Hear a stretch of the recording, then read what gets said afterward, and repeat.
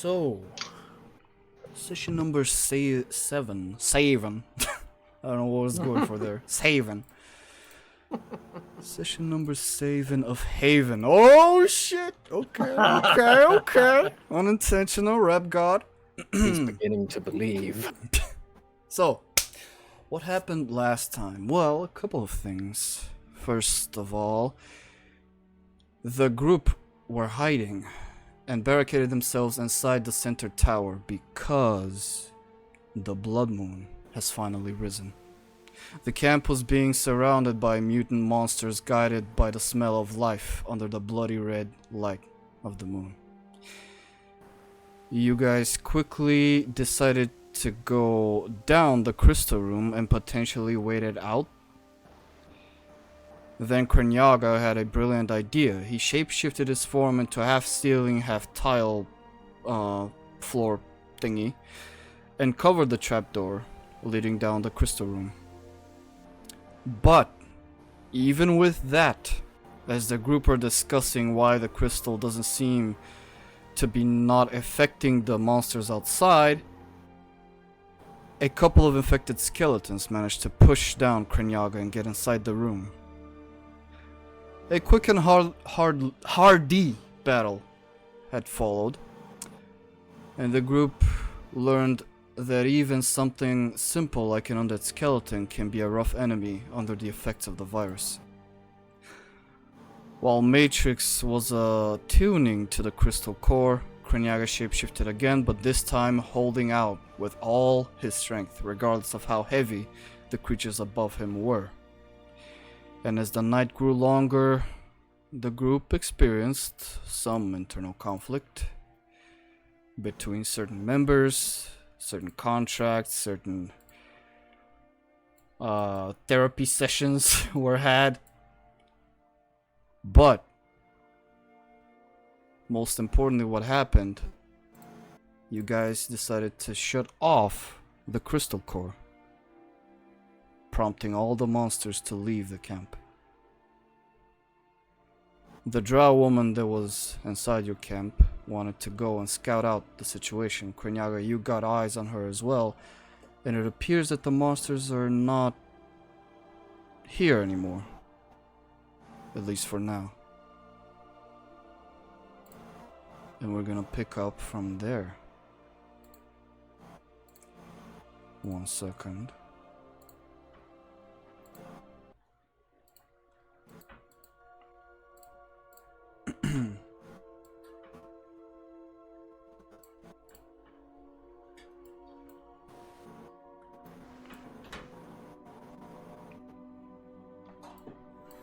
Down the crystal room.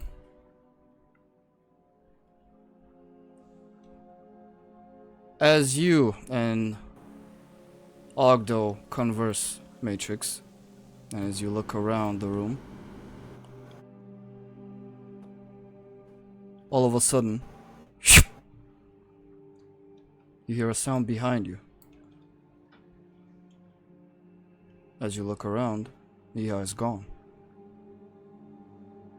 And a bag drops in the corner.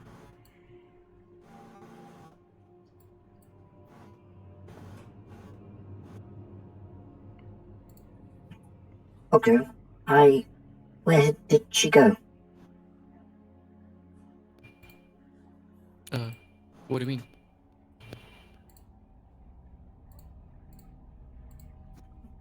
Yeah. Was she not? She was here a moment ago, no?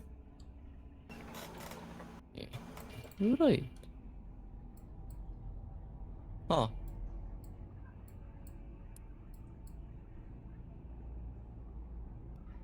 I go closer to the place and inspect the bag. As you inspect the bag, you find her stuff. You see leather armor, you see a short sword, you see 2 scrolls, and that's pretty much it. That's very strange. Those are all her stuff, I think, in this bag. She must have taken our moment of distraction to make her escape, I suppose. But that doesn't make sense. Why would she escape without her stuff? Perhaps her method didn't allow for bringing her things. I'm not sure.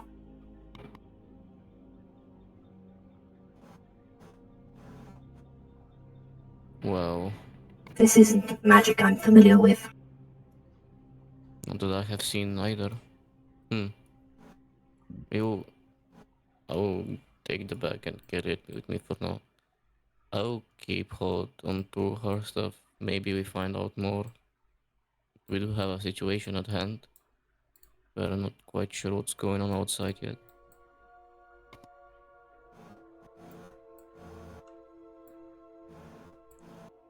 Quite. It will be a problem for the future, I suppose. For now, we should investigate. I would like for all of you to make me a perception check.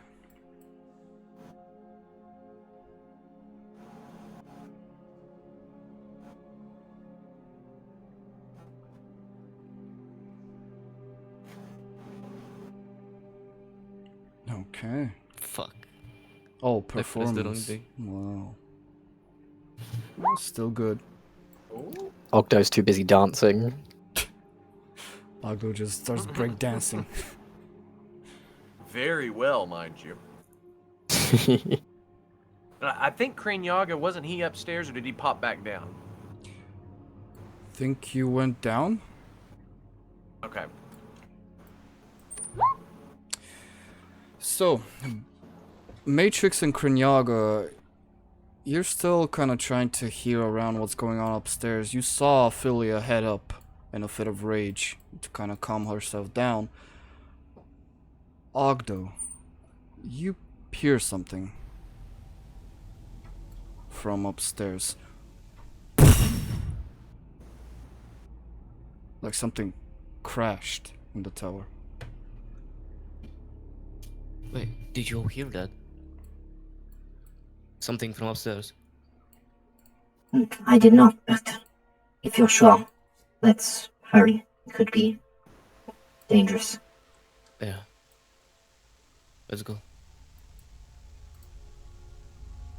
And I'll go climb up. As all three of you start climbing up, or the two of you, Aphelia, you have climbed up.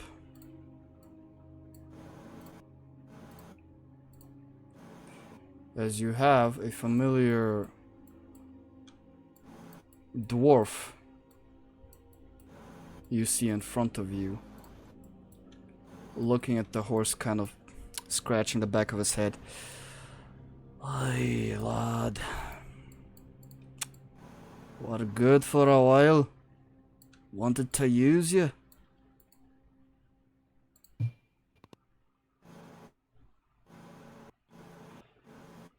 I lost. Hey, Ogddo. Seems like the horse didn't have the luck. Aye, apparently he didn't. That's a shame. Something rocks the tower from above you, Aphelia. What's that? I don't know. Aldo pulls out his hammer, starts looking around. I'm gonna hold my action. You hear footsteps shoot. from above. You're shooting what exactly? Chill touch. If I see a...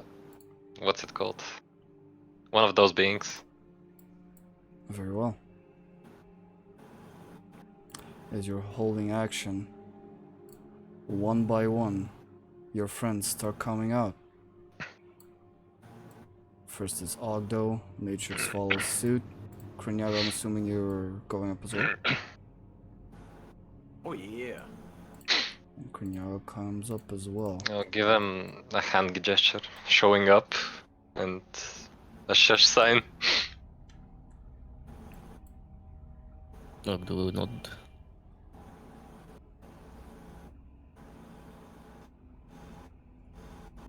unless he tries to roll a stealth, I guess. On this. With your heavy armor, sure. Yes. I'm perfectly still. Not gonna move. Very well, a 10. As the paladin tries to be sneaky as best as he can, he takes one step. And you hear from the roof above you.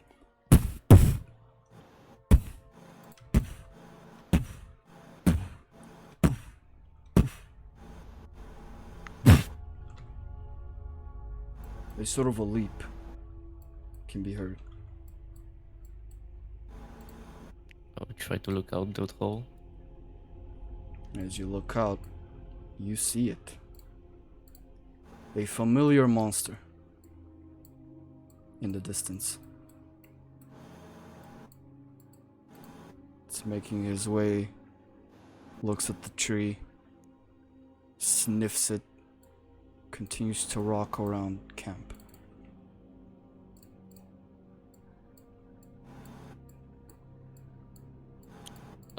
Pull away. Don't want I see it. Not to worry, you guys, but we do have this situation at hand. Our friend from earlier is here.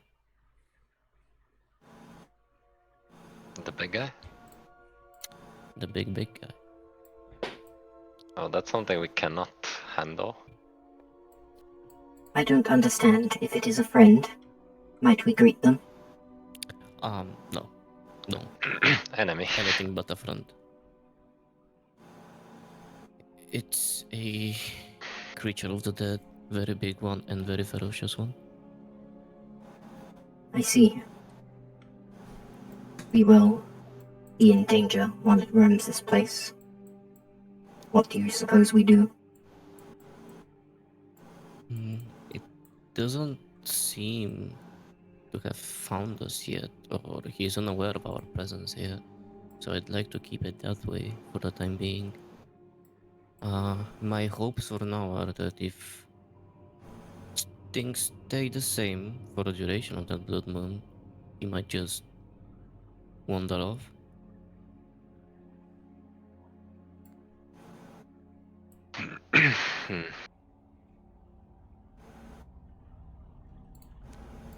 The rest of the creature seems to have been scared from it, so they run away.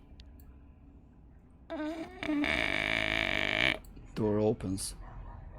Ever so slightly, but all of you see and hear it. I shoot and sword at the ready. I point at the door. I approach slowly. And you see a familiar face peek. Oh, All of you are up. Good. we have a few missing members, but yes. Missing members. Yes. I see. Well, doesn't matter Yeah. now. The entire place is overrun. I mean, not like before, but there are. Wait, where did my accent go? There it is. Okay. There are certain monsters that lurk in the bushes. The giant snakes are still here. Are you able to estimate a number? I saw 2 to the south, 1 to the west. Wolves are out and about as well.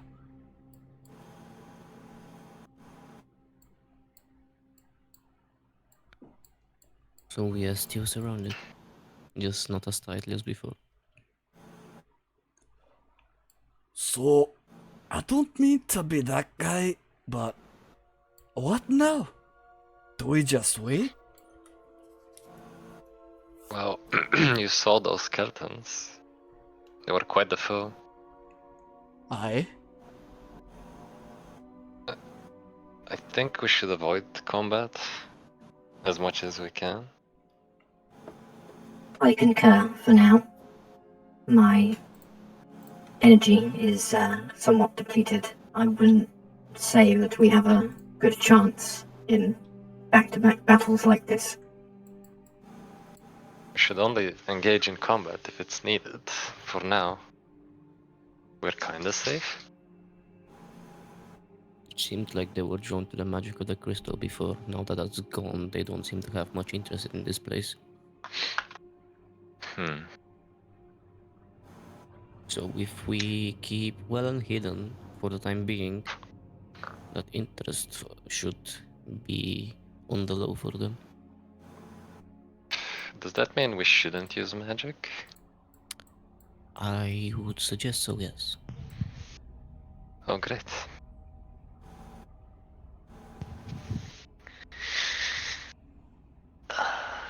As strange as it may sound, I think our best course of action right now is just going back to the basement and spending the rest of the night there.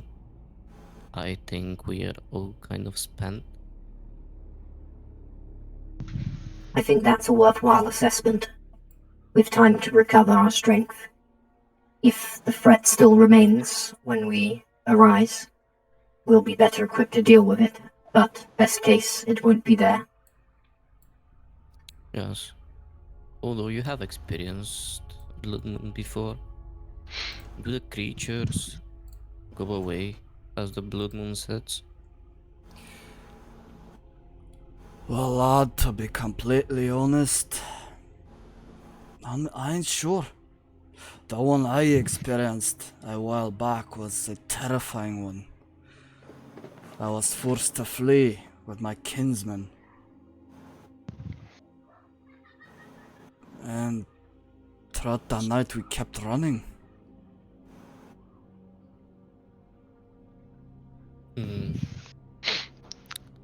Well, running is not an option for us, I think. Based on the girl's report for now, we are quite surrounded. Where's the moon currently? As you look up, Aphelia, the moon is still high above the night sky.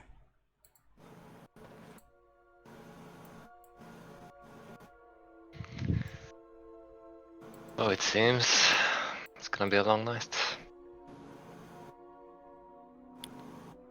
Well, if we all agree to spend the night here, we should appoint some lookout shifts. I do not like the idea of sleeping without anybody watching out. Additionally, I can prepare countermeasures, something that will awake us should we find ourselves under attack. Does it include magic? It does, although a very small amount.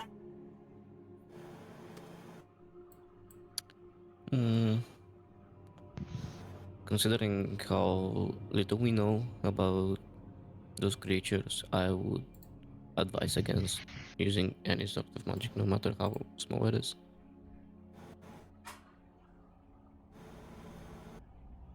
It could be that they were only drawn to the crystal's magic, but it also be just magic in general. We do not know that. So any use is a bit of a risk right now, until we know more.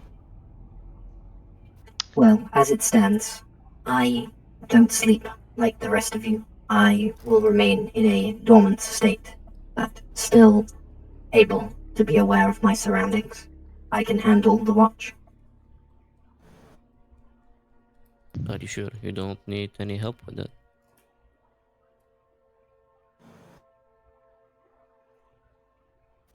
It will not affect my functioning.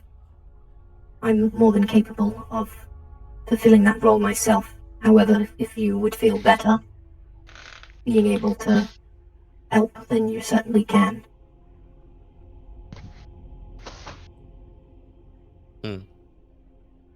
Yes, it would make me feel better to have at least 2 people up, so if everybody is okay with this, I'm okay with handling the first shift along with Matrix, and we can swap in and out as the night goes.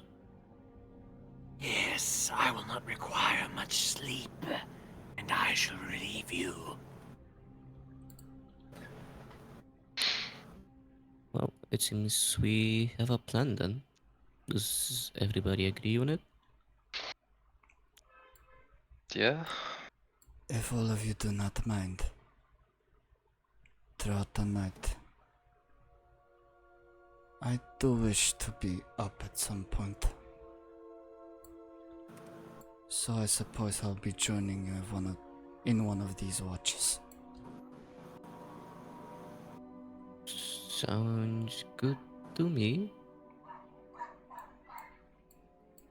Yes, take the second shift with me. Very well. Aye, alright, good. Now that we've established that, let's go down where there are no monsters, huh?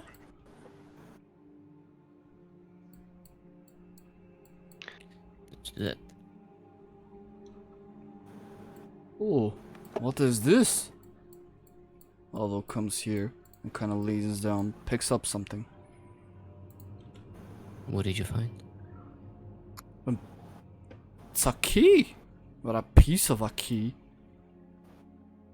Key? Piece Can of I a take a key. look at it? As Aldo shows the key to all of you, it is the key that, or the piece of the key that you found at the Ironborn ruins a while back. Oh, Why is it here? who took it last? I suppose that would be Daedalus. But why would he just leave it here? Oh, although that reminds me. I'm guessing this is, considering how close you two were, I think this is better left in you, and I'd hand him the bag with the house stuff. Alright. Ooh, a good leather armor. Where is she? We do not know. One moment she was there, next moment this is how that was left. Okay, that's strange. Well, I'm sure she'll pop up back sometime. I'd hope so. Aye. Well, anyway. Here you go. It's this key for ya. Do as you will.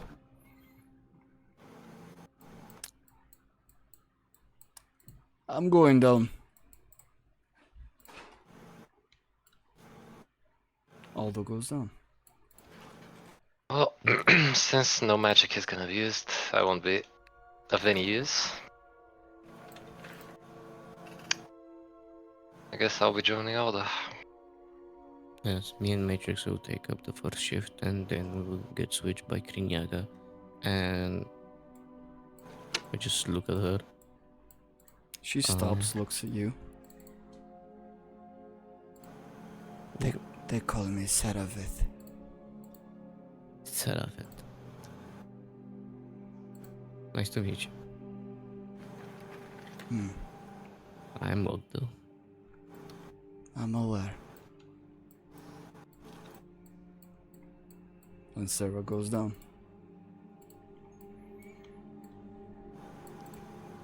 Well, good luck. Thank you.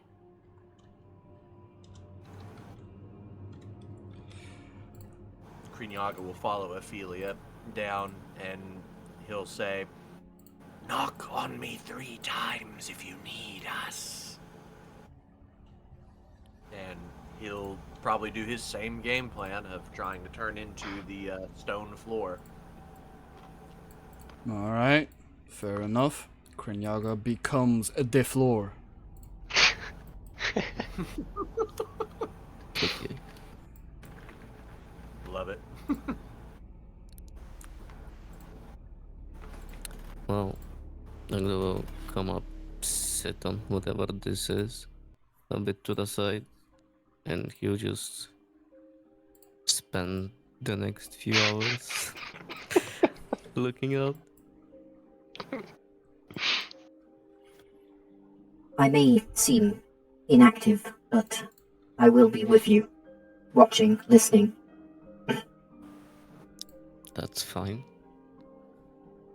Thank you. Nyctoss is just going to sort of slump down here, and you'll hear this sort of.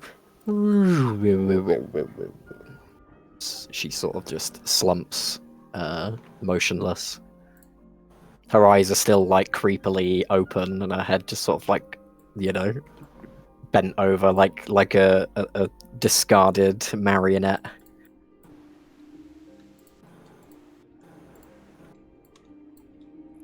And as Matrix does that, Ogddo will grab a hold on his amulet and he will just do a small prayer.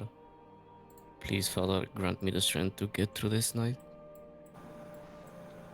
And he'll plump it down again and continue his watch. Very well. For the next 2 hours, Ogddo, I would like for you to make me a perception check. I'd say with advantage because of Matrix. 18. In the next 2 hours, Ogddo, you will hear a symphony of weird humming, booming, and crashing sounds all around you. In the distance, close by, everywhere. You will hear lightning in the distance as well, and as you peek with an 18, you will see strange reddish lightning coming from the south region. Very way out of camp, like very way out. Following that is an annoying dog that keeps barking up somewhere in camp. Oh shit. Food for later. Then you hear a very guttural as the dog is eaten by a giant snake. Oh, never mind. But for the next 2 hours, Ogddo, you and Matrix will be safe. Okay. Before you pass the 2 hours, Aphelia, you go down with the others. Mm-hmm. You see Sarah kind of go into the corner, take a sit with her back to the wall, close her eyes, and start to relax a bit. Not really sleep, but just relax. Ogddo will look at you. Alright. Think we should get some rest, lass, eh? Well, you do that. It seems that the blood moon is affecting me in certain ways. Oh. Unfortunate. Well,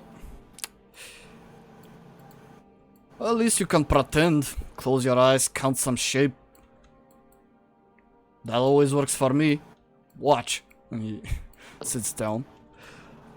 1, 2, 3. He's immediately fallen asleep. What about this too? You see Albert kind of making a makeshift pillow for his son. He lies him down, making him a bit more comfortable. He gets up, takes his water skin, takes a big old sip from it, looks at you. I'm not sure what's happening here, but at least I'm grateful for you people. It seems that things have calmed a bit. Yeah, If you're lucky enough, you'll survive the night. yes. Well, seeing as it is right now dark in this room and I'm holding a very real torch right now, I hope we can get through the night. I've never experienced blood moons. I like won't be this one. sleeping, so I'll keep the light.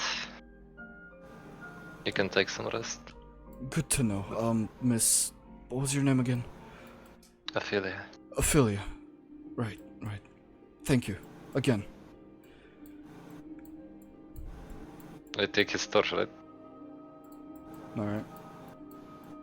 And I'll just sit by the crystal blade, looking towards the entrance. Very well. I'm gonna sit and wait. You will wait. 1 hour will pass, Aphelia, of this waiting, and at this point both Aldo and Albert are very sound asleep. I would like for you to make me a perception check. My favorite. With a 19, you hear behind you a strange language. Something you haven't really heard before. Something foreign to you. Coming from... Behind you. I slowly look back. As you look back, you see Seravith slumped down, looking onto the ground with her knees up to her chest and her arms below her knees, kind of muttering something. Can I hear it? Or should I go closer? You do, it's a very strange language. She's like,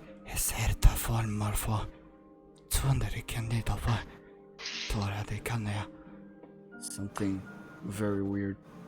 Sounds like praying to me. Like Ogddo does it. So that's what I'm assuming. I wouldn't really interrupt her. Very well. But if all of them fall asleep, I'll try to speak with you know who. Mm-hmm. And that's pretty much what the fit is gonna do. Very well. The second hour will pass by. Aphelia and the people upstairs. So, a successful shift. Ogddo. Ogddo will start feeling the weight on his eyes growing heavier. And so he'll stand up and knock 3 times on Kreenyaga.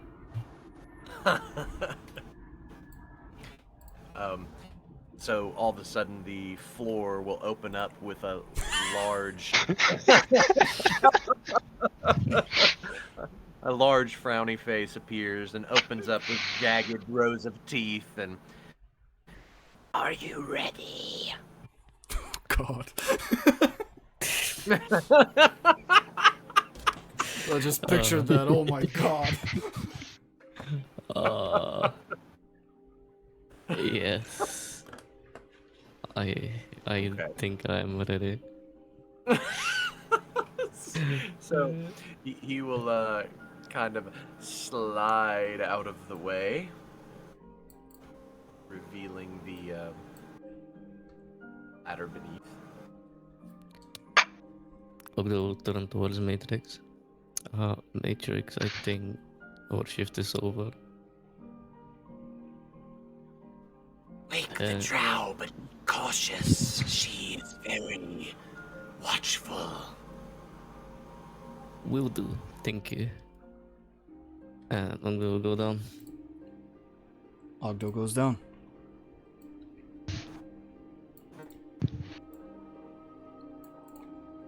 Matrix. Matrix remains. Very well. Well, Ogddo, you go down. At least. As you do go down the wooden stick, not really a ladder. You see Aphelia with a torch that's lighting up currently the room. You see to your immediate right the strong and reliable people sleeping. Yeah. To your left, you do have dark vision, I guess. You do see Seravith kind of slumped over, muttering something to herself. They'll go towards Ophelia. Why aren't you resting? Because I can't. Well, we should at least attempt to do so. Who knows what the next day will bring us? We need to be in top condition. I know, but I already told you. The moon. It affects me in ways that make me uneasy. I cannot. Well, let's just hope it's the blood moon then. And I will go next to Seraph and just kneel down and just call out for her name, Seraph. She will stop her muttering, slowly lift her head, slowly get up. Is it my turn? Yes. Very well.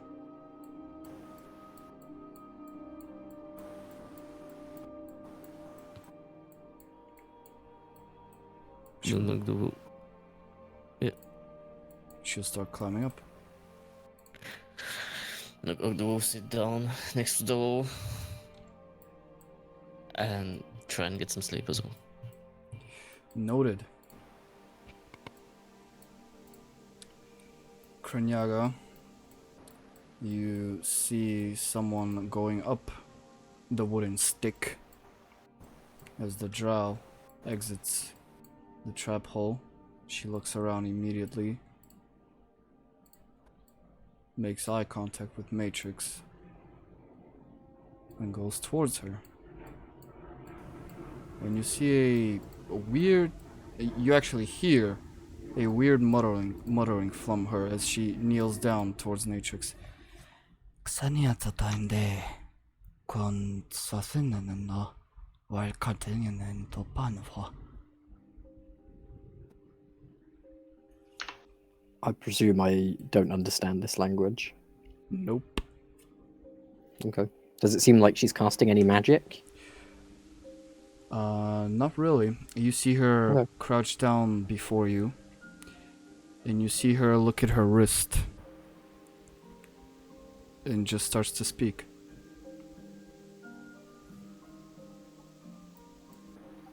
Do I see anything about her wrist?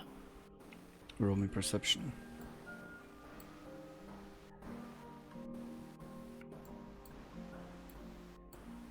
With an 8, not really Matrix, it's an awkward angle. Her robe is kind of covering most of her fist and arm. So no, not really. Okay. Yeah, Matrix isn't going to react. Just watch silently. She's going to get up, start walking around, pacing back and forth. For the next 15-ish minutes, both you and Kreenyaga will see her look out all the holes of the room. Kind of make some notes about it herself, just kind of surveying the area. She will then turn around, look at the floor, which is you, Kreenyaga, and say, "What type of creature are you?"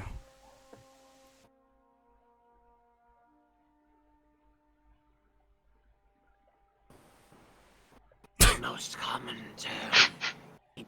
Mimic. A mimic. Yes, but I have not met another of my race. I was raised by the Heron-God. Never heard of it. Rabbit folk, you may call them. I see. She looks around. "Well, what brings you here, mimic?" I have wandered to survive. Food is scarce. My family missing. There is nowhere that is home, so the road is home. What of you? She turns around. Kind of in the same situation, I suppose. I tend to wander. Alone. Try to survive and do my job. What is this job you speak of? Employment is rare now.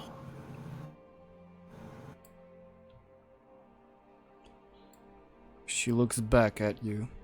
She pulls down her mask for a second. And smiles. I survive. That is my job. You seem to be quite adept at your profession. I like to think so.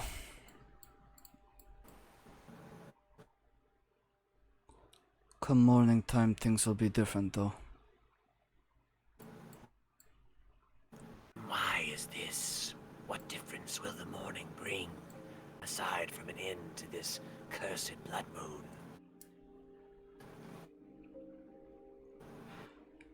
I suppose some things are better experienced than said. You shall see. If there is assistance or additional preparation that I need make, let me know.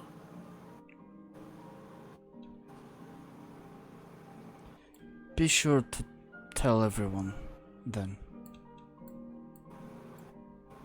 Tell them I apologize. Why would you apologize? She sits on the stool, takes out her water skin, drinks. Like I said, you will understand in the morning.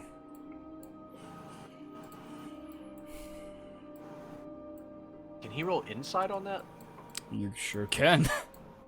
Okay. Well, Kreenyaga, all you hear is her voice. She's deliberately not making any eye contact with you or turning her face towards you. All you hear is her voice. It is not shaky, it is stern, with purpose. She tends to pick out her words very carefully. You're unsure of the message.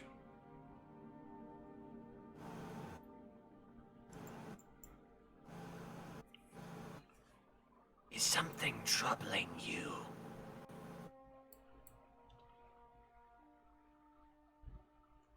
You see her just nod.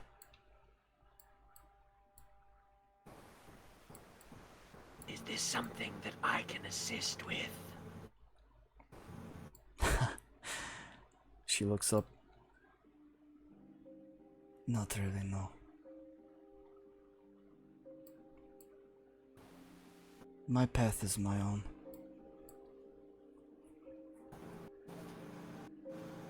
Remember, a lone wolf is never as strong as the pack.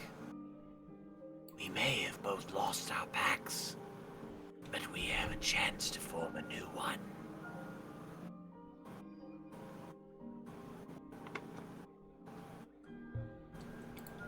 She looks at you.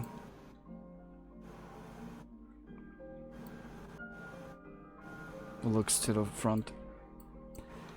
I feel we are talking to the floor.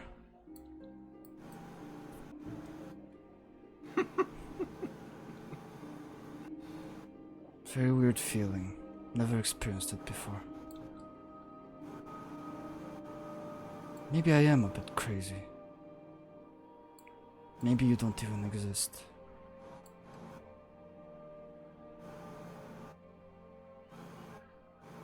Whatever. I'm going out for a bit. I need some air. Be safe. She goes out. And he smiles. Very well. I guess since Matrix is also in the room, Kreenyaga, you and Matrix can make me a perception check for the next 2 hours. Very well. Kreenyaga will direct attention toward Matrix. Were you able to discern anything from that conversation? She is quite cryptic.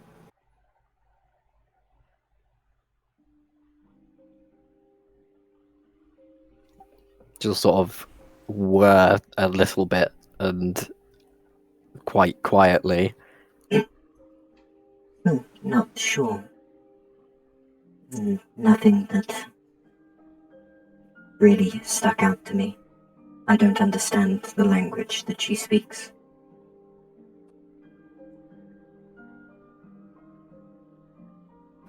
Her soul is troubled. It does seem that way, but without more information, hard to know what we can do. Indeed, and it may be nothing that we can do. But we shall do what we can. In time, perhaps, she will have more trust for us as a group. Then we can see what we can do for her.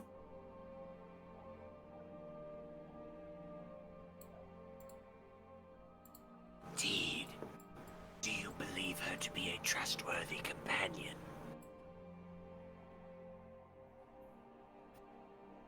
It's hard to say, but so far she has proven to be an ally at the least.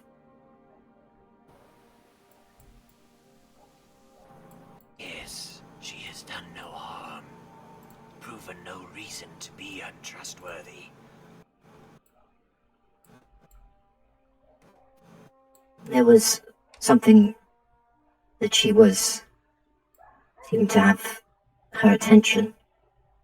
Something on her wrist. I didn't quite catch it, but could be something important, maybe of religious significance. It will probably be beyond my scope to understand or interpret. Same here. The religious acts are not something I'm too familiar with myself. Perhaps with time, we shall learn more in this broken world. Perhaps. I must say, though, I've never heard of a mimic as friendly as yourself. I had wondered what manner of creature you were.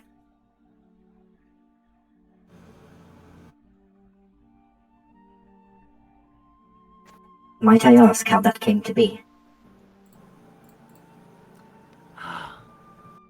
The rabbit folk rescued me, raised me as one of their own, but had to keep me hidden in the inn that they ran.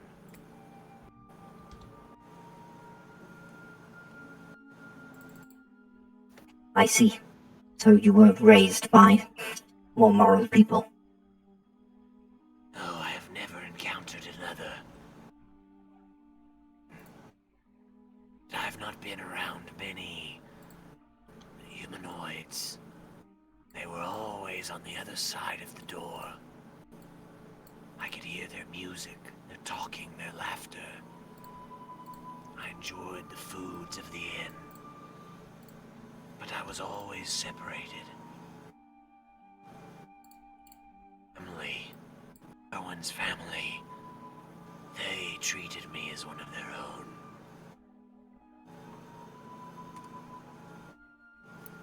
Fascinating. I must say that it is a tragedy that your kind was treated the way they were, given the potential that you proved to have.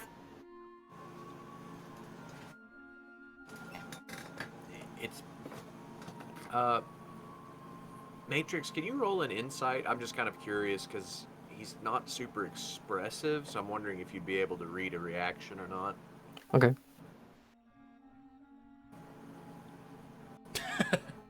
A no.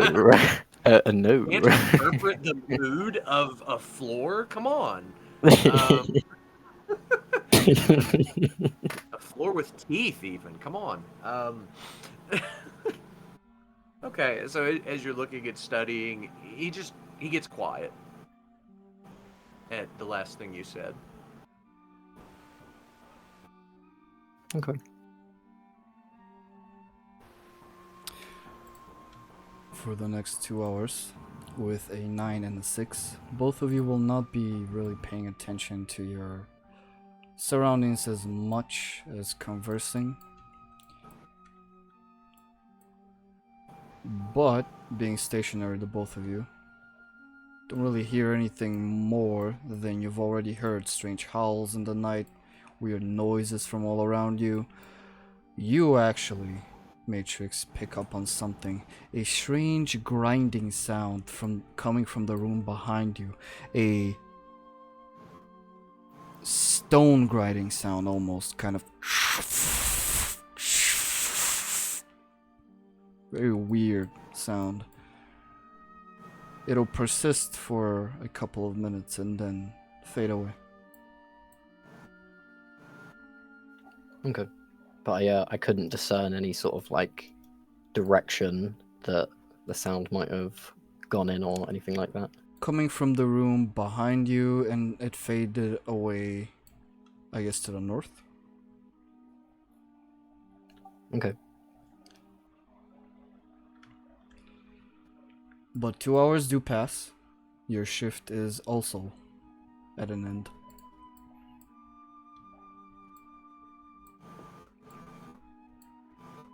Okay. Now, No sign of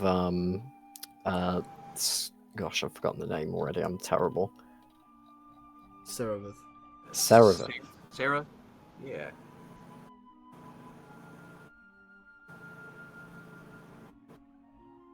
Yeah, so no sign of her.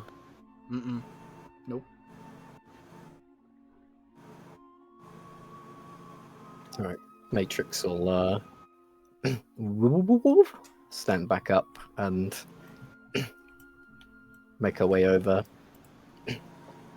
Kreenyaga, may I pass? I believe it is time for the others.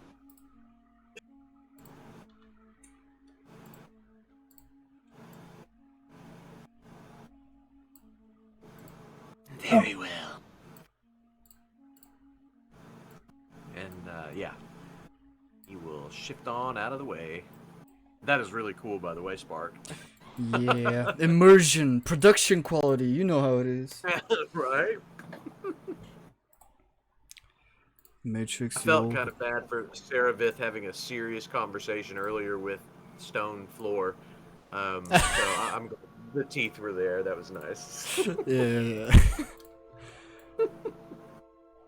Matrix, how much do you weigh? That's a really rude way of me asking, but you're heavy, right? A lot. A lot. 280 pounds plus 87 pounds. So 367 right now. Right, so you're going down a 30-foot tall wooden stick. Okay.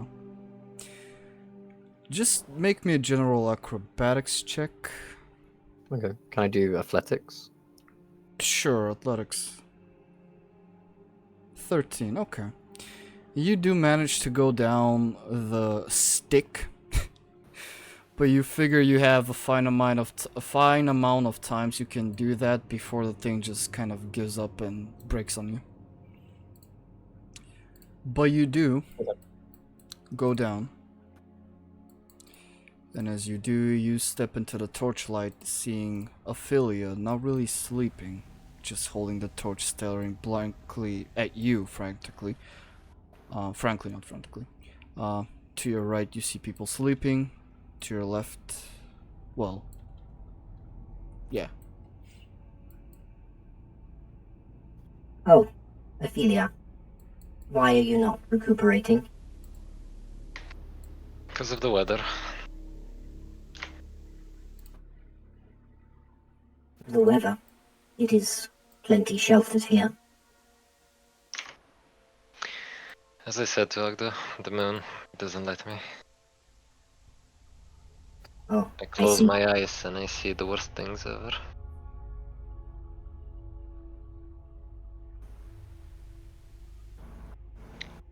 I'm keeping watch.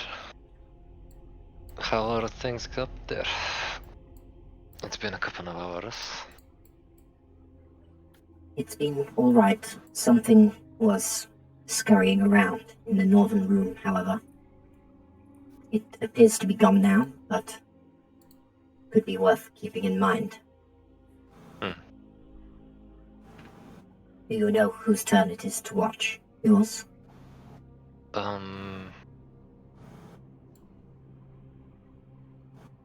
I believe I don't know. Is it Ogddo again? I don't think it wise that he take 2 shifts. He needs the rest. I guess I can take the shift.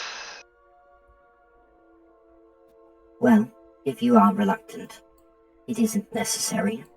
I believe that I should be more than capable on my own, but with Kreenyaga at my side as well, all the more so.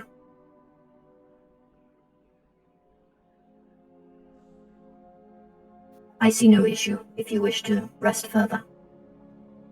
As I said, I cannot rest. Well, lack of movement is still at least something. You have a point there. Okay then. I'll keep watch for a while. I can take this torch, I guess. Not all can see in the darkness.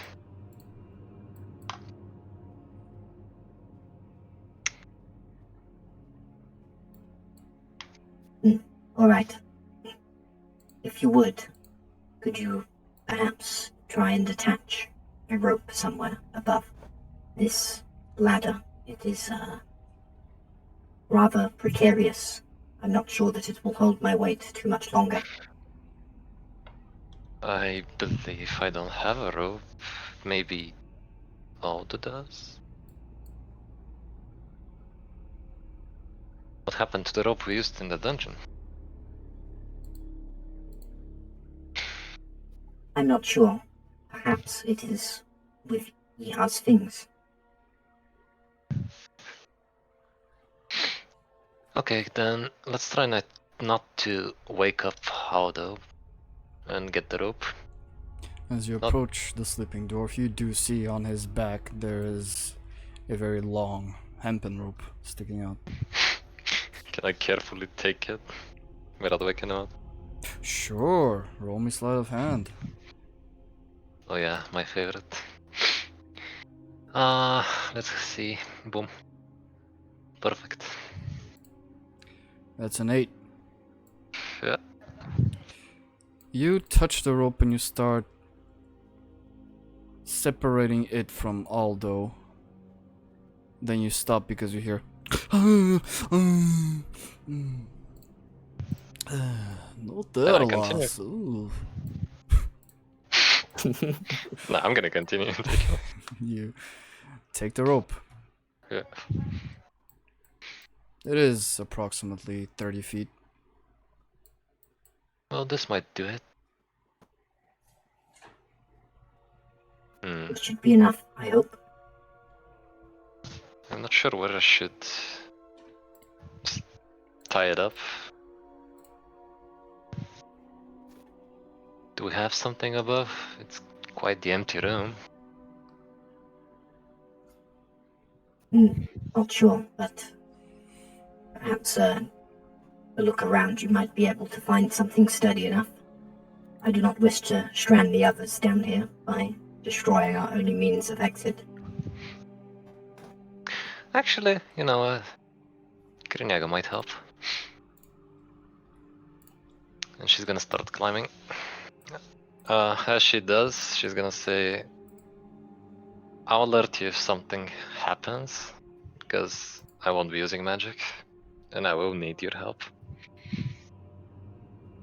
If something happens.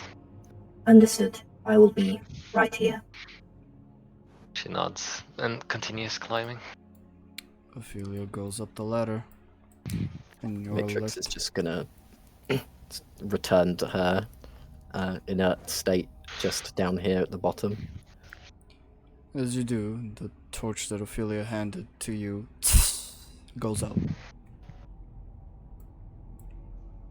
It is very dark here. Yeah, I suppose Matrix would have tried to prop it up somewhere first, if that's possible. Yeah. You prop it up. It stays semi straight and then fizzles out. Oh. They're looking to be out of fuel. Yeah. Torches don't typically burn for 4 hours. Yeah, So this is a super torch. I've used all the torches. Mm-hmm. Matrix is going on standby. As it happens, Aphelia, you climb up the stick. Oh yeah, I knocked 3 times, I forgot.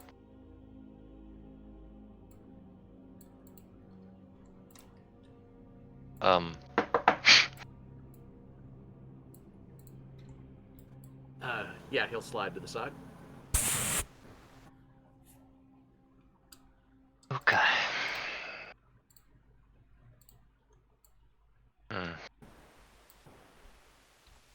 Just gonna start looking first for Is it you and I? Can you repeat? Is it you and I for the next shift? That appears to be the case.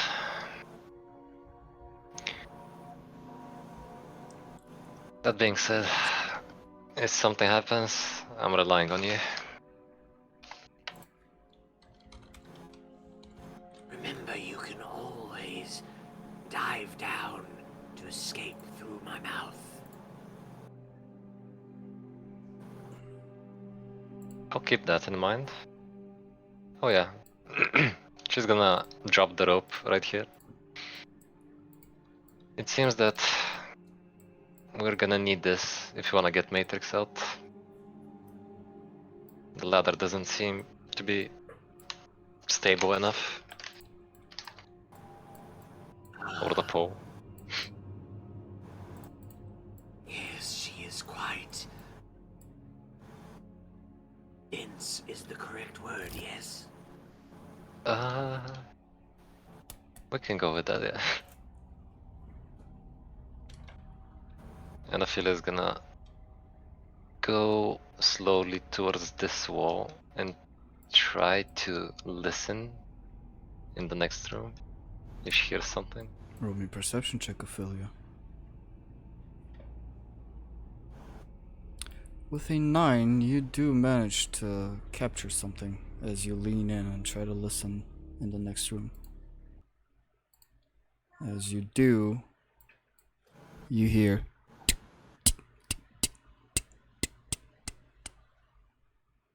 bit of padding.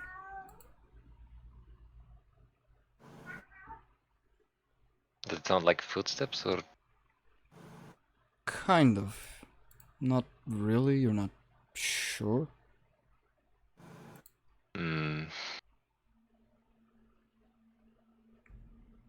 Then, Kreenyaga, you see something peeking inside the tower.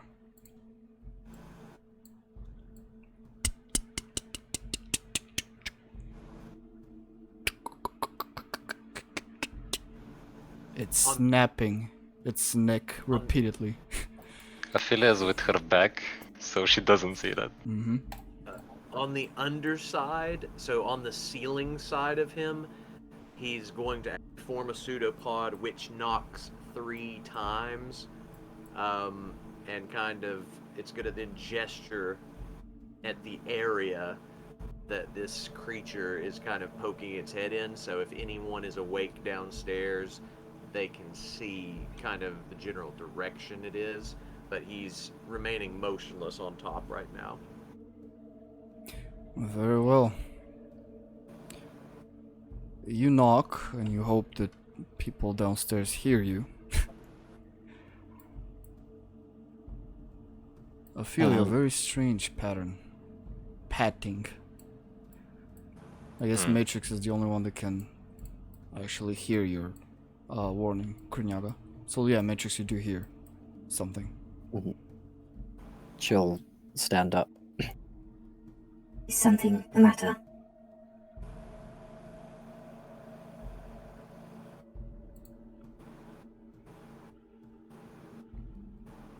No answer is given, Matrix.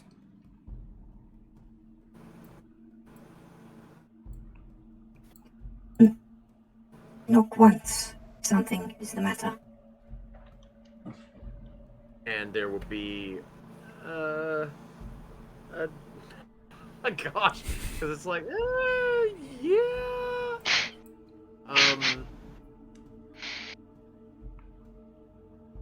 Gosh, I'm trying to think how to respond to that.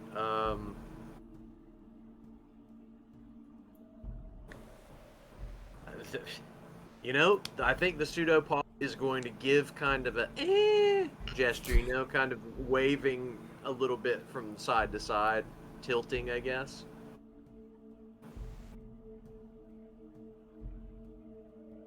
I do not understand this signal.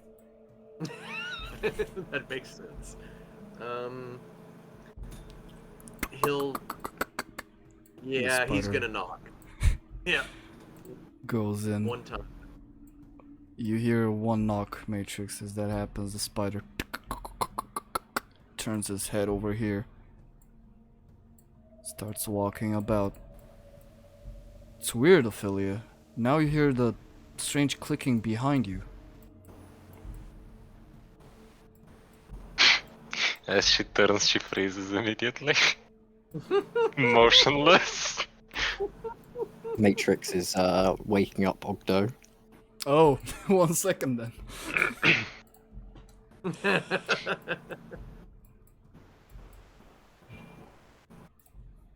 Ogddo. Something is happening above. Say that again. Emergency. Something above. I'm not sure what. Oh, Kreenyaga seemed unwanting to make too much noise, perhaps. Ogddo would jump immediately on his feet. Okay. Let's see. Give me that ale, boy. You don't deserve it. Yes.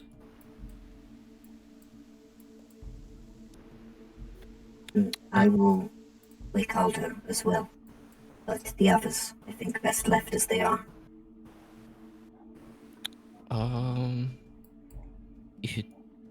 If you think Ogddo can help us, sure.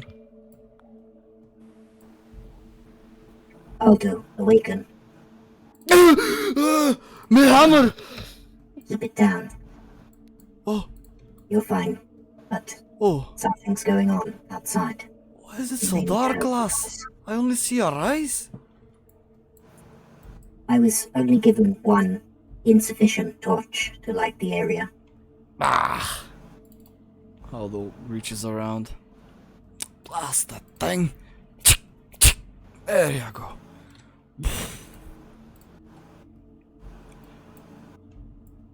Say again? What? Some sort of emergency. Kreenyaga gave me a signal. Oh, right. He gets his hammer. Gets up. Right. Ogddo needs to play the hero again. The best of us. I'll just leave that torch here. I'm fine. And Ogddo will be the first one to climb. Kreenyaga, you do see both Ogddo and Aldo start climbing. Well, you. Oh, I mean the fucking wooden thingy. As that happens though, Aphelia, both you and Kreenyaga see the spider slowly starts going inside. The spider's looking at this direction. It's very weird. You see the bony structure of the spider. His feet is bones. You see his eyes. They leak blood, and the blood is dropping on the ground. His thorax is weird and pulsating. It's disgusting to look at to you, Aphelia.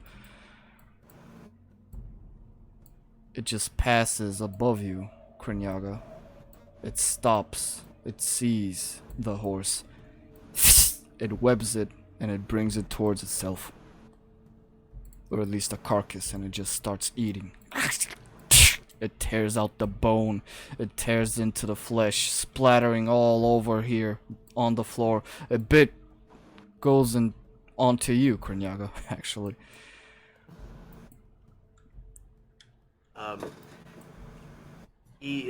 Kreenyaga is going to extend 2 pseudopods to the ones below. And so just kind of gently, very slowly wrapping around them with the intention to pull them upward when they're needed, if they're needed, kind of thing. Alright. Ogddo. Suddenly, Kreenyaga's weird long hand wraps around your body and just holds you there. Ogddo will be a bit weirded out by that, but he would think there is a reason for that, so he'll just stand by. You hear Aldo below you. What the? Lad, what? Huh? Oh no. The spider will stop eating.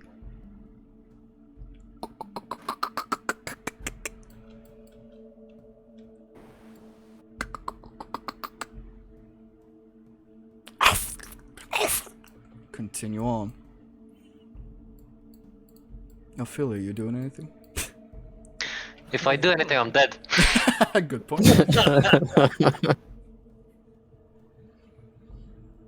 Just use camouflage, blend in with the wall. Okay. I am camouflaged. Well, remaining motionless is a viable option, Aphelia, but still, I'm going to need you to make me an adequate stealth check. An DC adequate is not big, still though.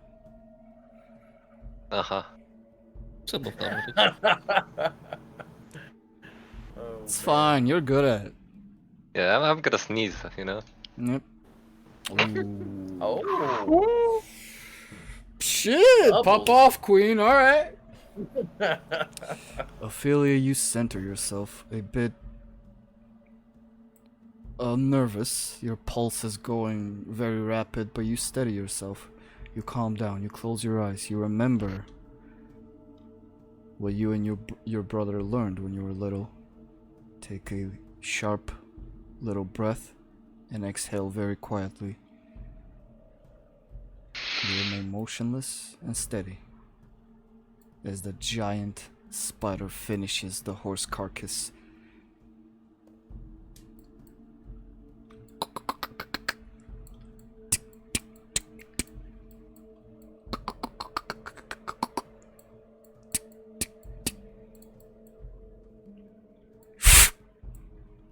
He turns around.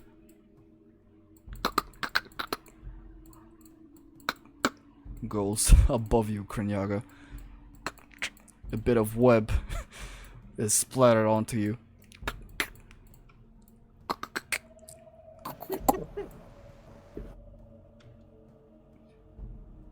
It webs something in the distance, and then leaves. So he's going to loosen up his pseudopods on them, and then knock 3 times to show that it's fine.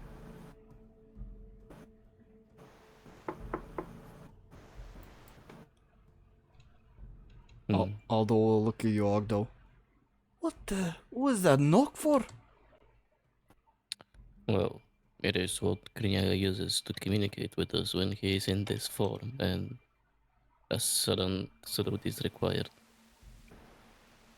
Right, So- okay. So it would seem there was a situation up above, but that situation might have passed for the time being. Oh. Right. Is that the case, Kreenyaga? I mean, is this the conversation going on beneath me, right? Yep. Yeah. It's like, gosh, you can't really nod. So he's gonna extend a pseudopod and pat encouragingly on the shoulder, as like, "Yep, that's it, buddy. You got it." I thought you were gonna head pat him for a second there. I mean, it was pretty close. Ogddo will feel a warm feeling of the feeling you get when you're correct at something you're not certain of. And yeah, he will be okay. It seems like we are no longer needed, so I would suggest continuing at our rest. Right. Wake the dwarf up. Just to climb a stick and then tell him to go down. Sure. Would you prefer it if there was actually a need of it?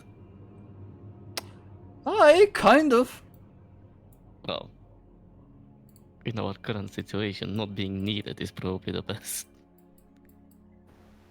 Okay, lad. I'm going down. You have fun up there. Ogddo goes down. If you wish it, next time we can leave you be, but your chances of survival will be lower.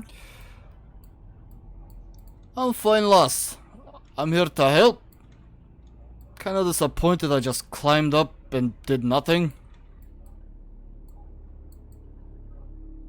I'm sure there will be plenty of opportunities for you to help. Oh, don't get me wrong. I don't want to face these things, but kinda want to try my hammer out.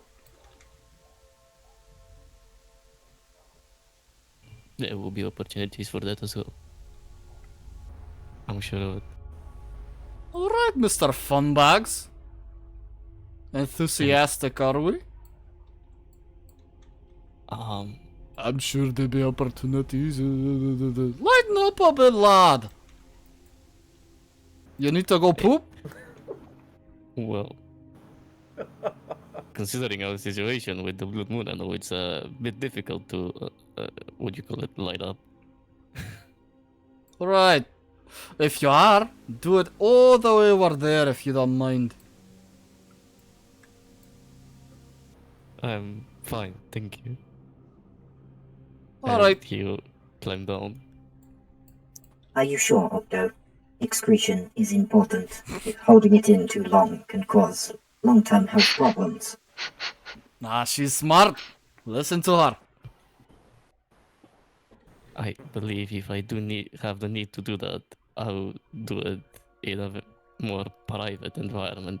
But I assure you, I do not have the need to do that currently. Nah, he's a bit shy, Matrix. It's fine, we'll look away. I would like to continue my rest, if you please. Aye. If you're sure. But no, there is no need to be shy.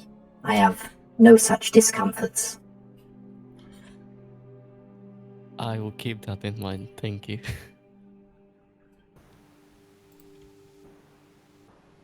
And Ogddo will climb down and sit down, this time next to the ladder so he can be quicker to act. You hear the behind lead. you. 1, 2, 3, 4.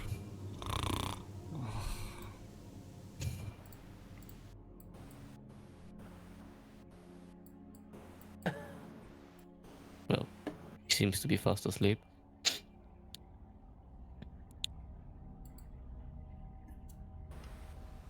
Right then. Kreenyaga, would you be able to lower down the rope? I'd like to return to the surface. So, on the surface, Kreenyaga's first going to kind of start wiping some of the gore and web off of his top section, and then try to grab the rope with a pseudopod and lower it through an opening in his mouth all the way down to the others. Yep. And the rope goes down, Matrix. You can climb up. Cool. And yeah, Matrix will do that, making sure to sort of displace some weight between the, the wooden pole and the rope to make sure that, she's putting as little strain on both as possible. Mm-hmm. You do so. You climb up without any problems because Kreenyaga is swole. He's strong. Strong boy.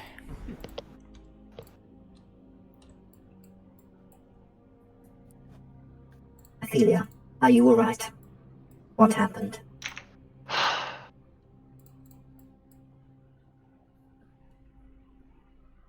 So I heard the noise you were warning me about, and then when I turned around, there was this main-legged creature, huge creature, a spider.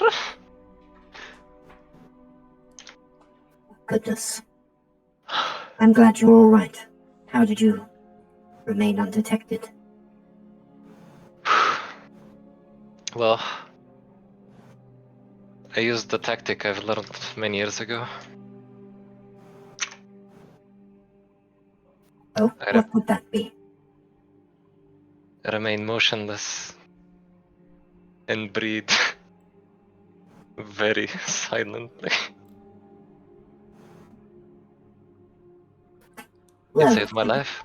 certainly glad that worked. I'm, sorry to leave you up here alone. Well, I suppose Kreenyaga was here, but still. I think it's gone, so we should be okay for now.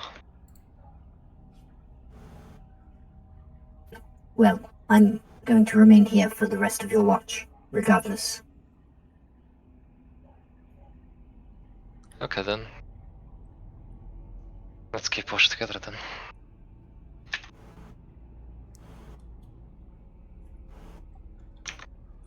Very well. I would like a last perception check from all three of you, Aphelia, Matrix, and Kreenyaga, for the last 2 hours of the watch. Looks like we're on high alert after that spider thing. Aphelia, you will slump down and you will enter a very weird state. Your head starts hurting a bit, exhaustion takes its toll. You start closing your eyes, then waking up. It is a very weird in-between of being asleep and not really.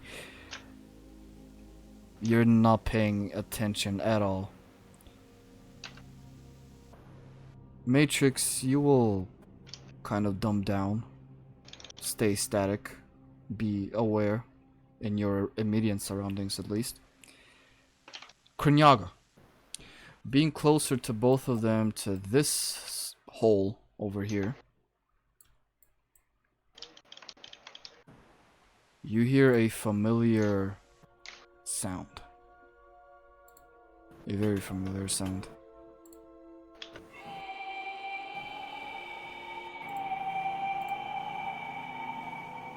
In the distance.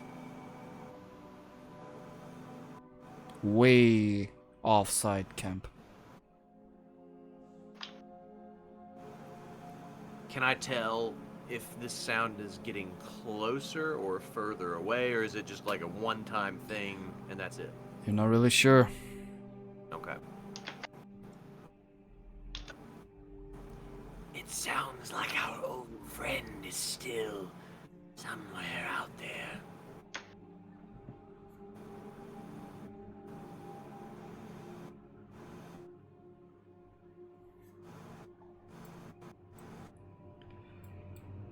And as you say that, the room goes quiet once again. For the next 2 hours, Aphelia, you will enter a very exhausted state. Mm-hmm. But, being that as it is, the 2 hours pass.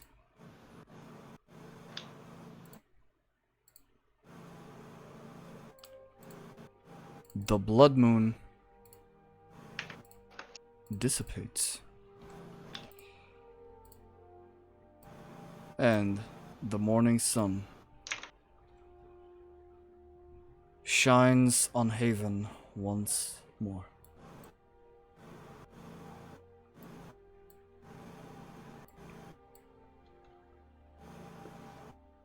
The sun rays are enough to be of a bother affiliate to you from the various holes in the tower, and they kind of signal you that it is morning. She's gonna go and peek through the big hole. You looking for something specific, or? Just look around, see if there's like any source of movement or anything. Make me a perception check. Just have the exhaustion, right? You do. With a 6 in your immediate surroundings, you do see an infected wolf still roaming about camp. And in the distance over here, you see a very familiar muddied up water. Hmm. Okay. She's gonna look if there's any fog. As you look,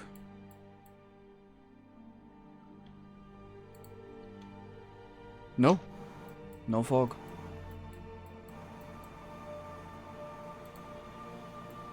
Then she'll go back.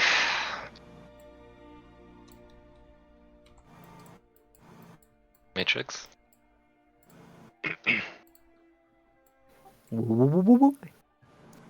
Yes, Aphelia. It seems we've passed the night. This nightmare Yes. is over. It would appear so. Did you see anything?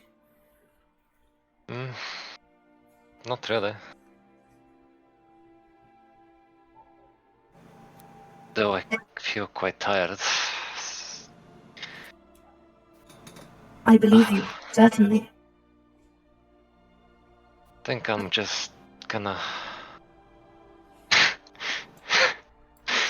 from exhaustion she's just gonna like fall on her knees and try to knock 3 times.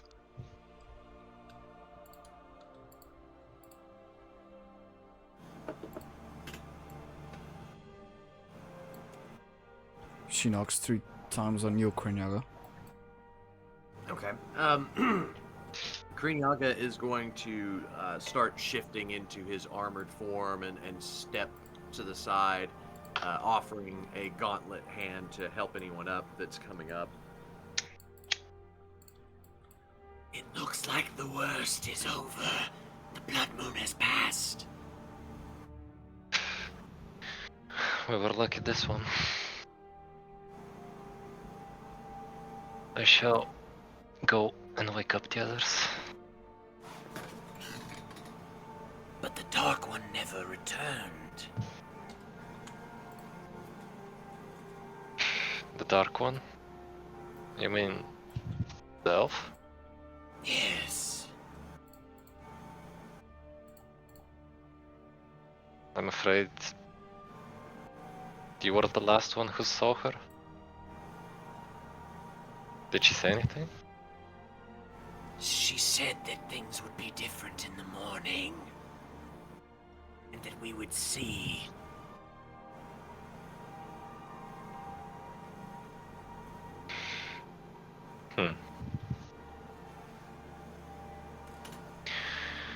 Well, she might have left. Judging by those words. Unfortunate. Her chances would have been better with us than alone, I'm sure of it. She did say she's a lone wolf, so you can't blame her. I recommended the strength of the pack, but it seems that much troubled her before she left.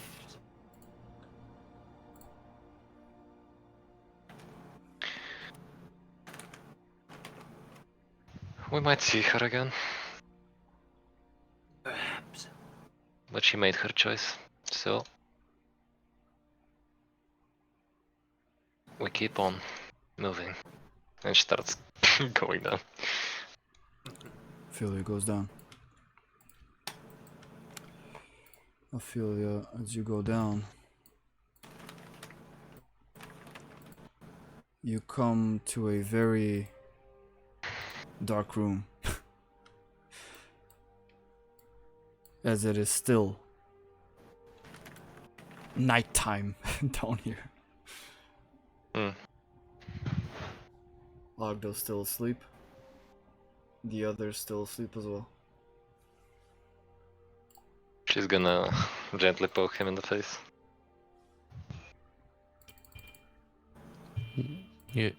Yes? It's over. Is it morning already? It is. Okay. Go stand up. Are there any immediate dangers? Anything of the sort? Have the monsters dissipated? Not yet. Since we stopped the crystal. They're still roaming around Haven. I believe we should activate it. I do believe so as well. Okay.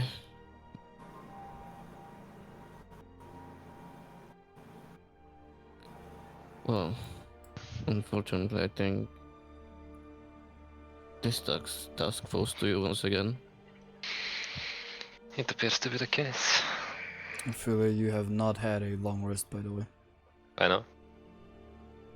But I still have one spell slot.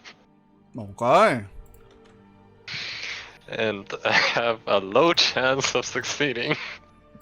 Okay. She's gonna attempt to activate the crystal. Well, you are going to pour your magic inside. Yeah. Make me a successful Arcana check, DC 11. Oh no. Oh no.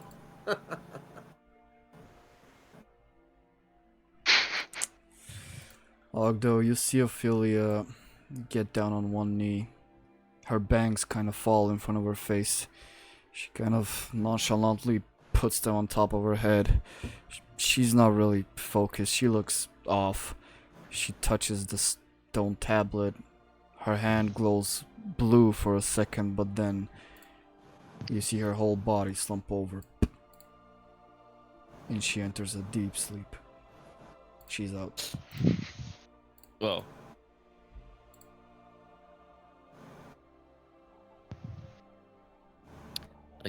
I guess that was a bit too much to ask. Ogddo pick her up.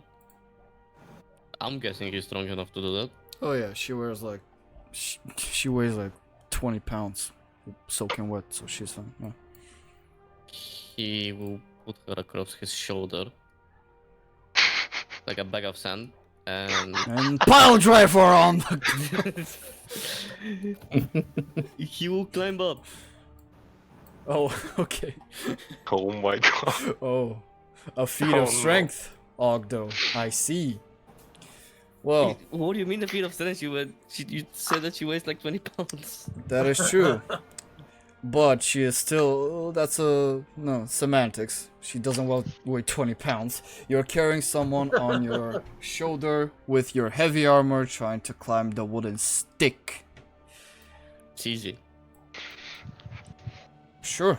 Oh, Make Kreenyaga me- will reach down for a free hand if he can. Ah, Kreenyaga saved your ass, boy. And mine. You're was going. perfectly capable of doing that on my own, okay? Roll me athletics check. I'm just interested in seeing. Okay. Rolling for integrity of the stick. Lucky Kreenyaga. You're going to start climbing up with Aphelia on your shoulder, and as you think to yourself, God, I'm the man. I'm just so cool right now. You start hearing. The wood starts to break, but Kreenyaga pulls out a hand and helps you up. Thank you. You are welcome.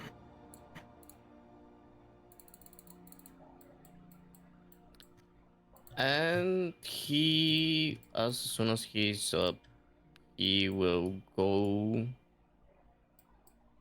to the door, open it up, enter, and I guess check the state of the bed. Bed is broken, has holes in it, a bit bloody, even. But if you regard all of that, It's good enough. yeah, He will go next to it and he will gently put her to lay down there. you do. She raises her chest and then it lowers, and it's weird, Ogddo. She is an elf. Not many elves tend to sleep, you know, the drow do sleep. Others not so much.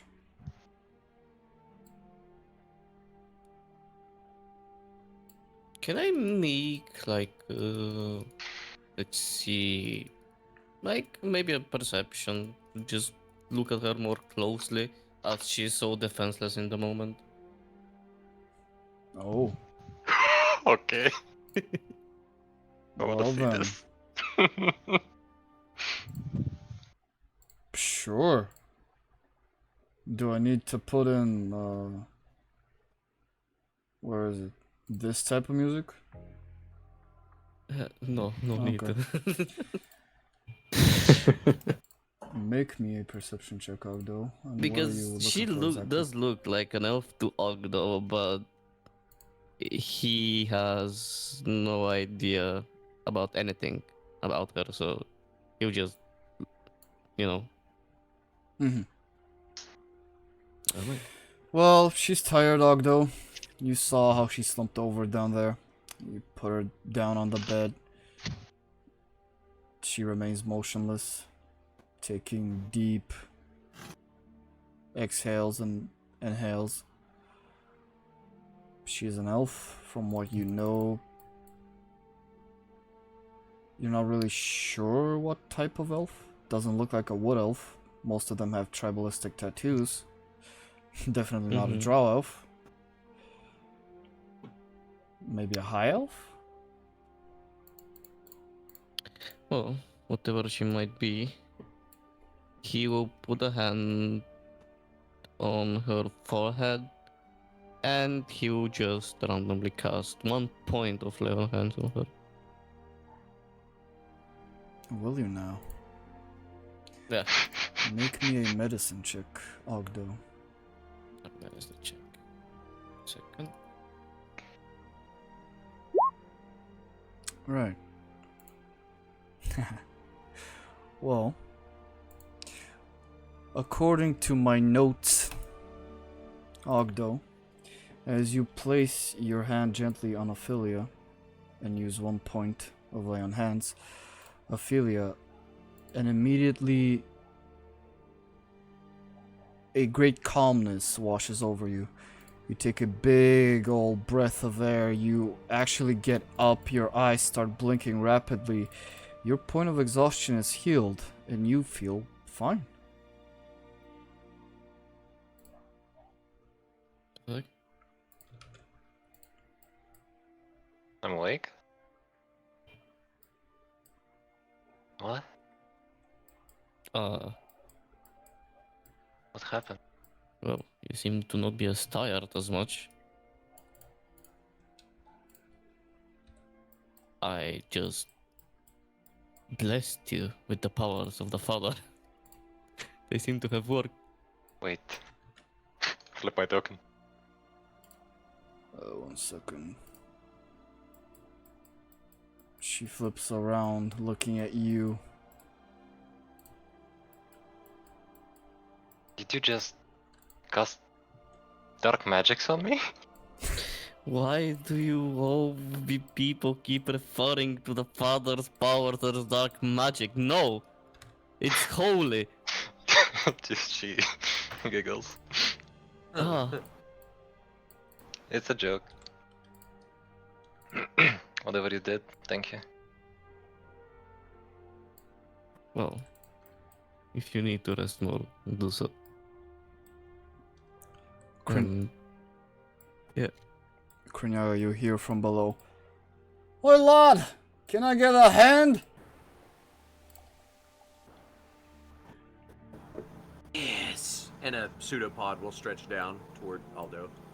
Thanks. Wrap Oh. all about. Whoop, there you go. Nice. Can you help them as well? Yes. And he'll continue reaching it down. You help up Albert and Nick, and you see the little boy. He's feeling a bit better as he makes eye contact with you, Kreenyaga. His eyes light up. Whoa. He looks at his dad. Cool. Yes, very cool. Do you require warmth? No, thank you. I'm fine.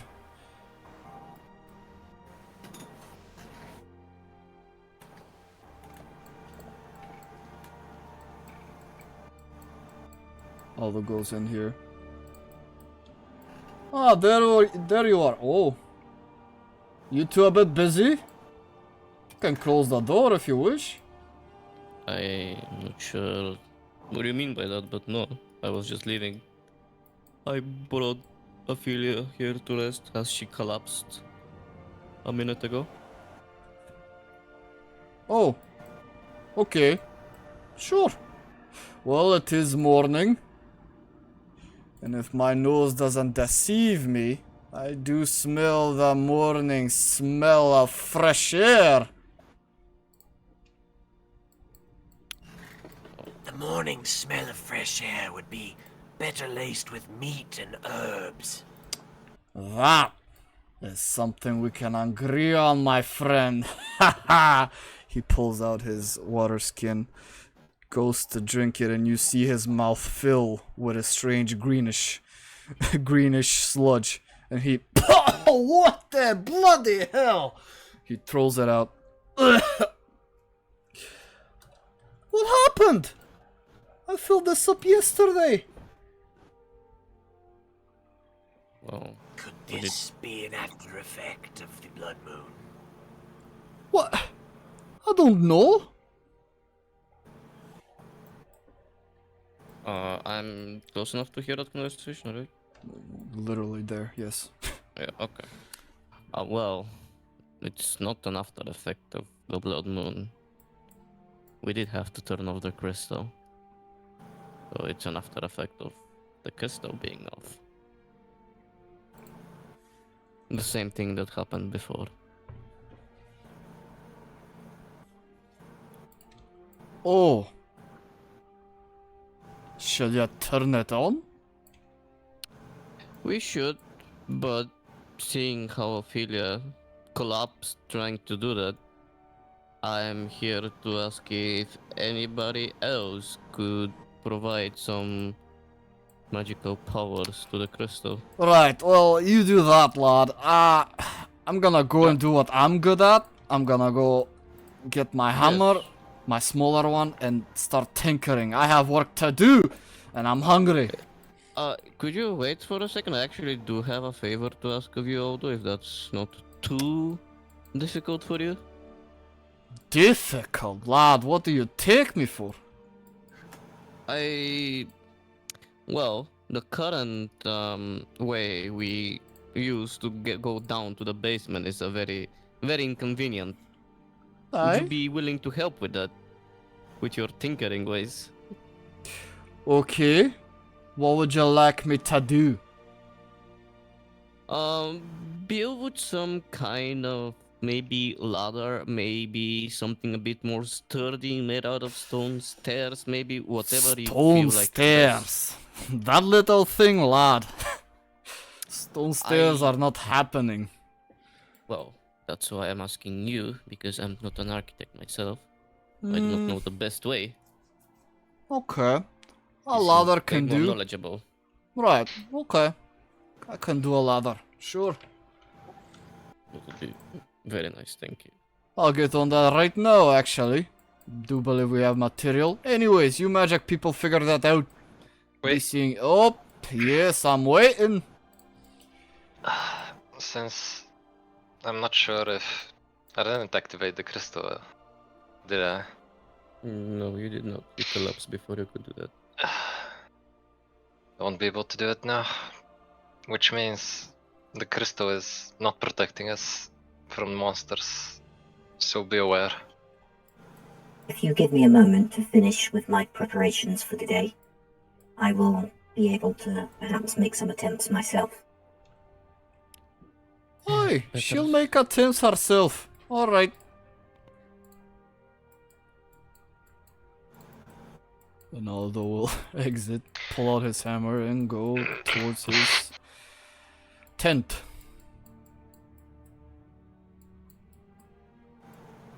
Damn, he's sliding. Yeah. Albert will look at both of you. Do we... can we be of assistance in any way?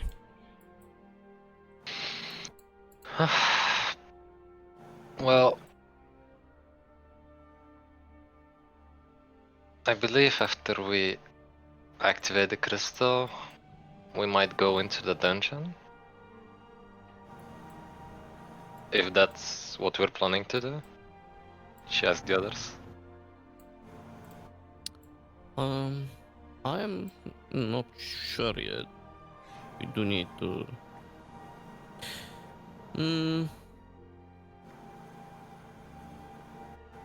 Yeah, maybe we can discuss this after we activate the crystal. The discussion would certainly be pertinent. I myself am very interested in those ruins you found me in. Well, for now, the consensus seems to be that it might be a good idea to go back there and explore the things we left unexplored.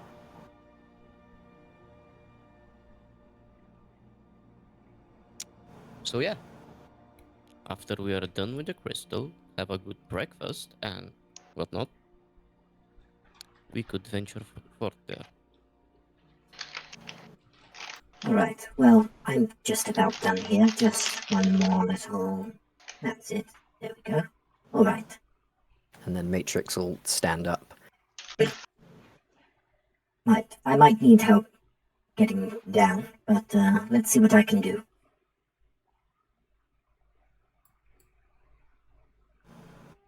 Right. Well, we will go and wait next to Aldo, I suppose. Good luck with that. Nick looks at you, Matrix. Wow. Cool. Come on, son. stay safe. Be sure to call us if you need something. We will, thank you. I believe they are too shy to ask for additional clothing. They kept talking about being cold. Can we don't provide such a thing? I'm not much of a tailor, but maybe something can be scavenged from some of these fabrics strewn about. I'm sure Ogddo will take care of them.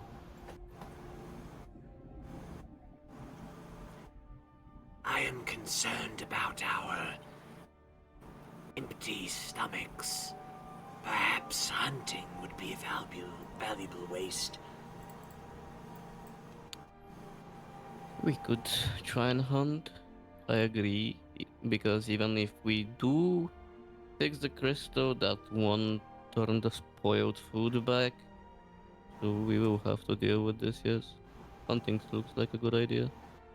I might be able to try something on the spoiled food, but I'm uncertain if it will work against this anomaly. As for myself, I've been kind of tentative to bring it up. It might be a problem. I require different form of sustenance. I need metal. Some sort of iron ingot should do, perhaps the ones we found earlier. We gave them all to Ogddo, so you might have to talk with him. Understood. I'll see if I can retrieve one from him. Otherwise, maybe I can scavenge some billets and pins from this furniture. Maybe that will be enough.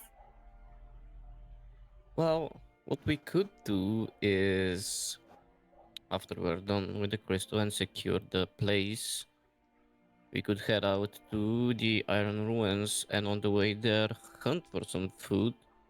Maybe set up a small camp to eat and cook it real quick. Then go in there. And so far, this was the only place we found actual ingots and anything of the sort. But there might be something for you there that we have left unchecked. That could work, although I feel I am on a time limit now. Not much time left before I will begin to degrade. Well,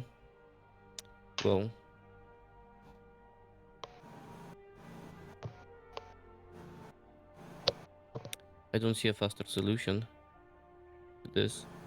It's But we fine. could- I will see what I can do about it after we've seen to the crystal. Sure thing.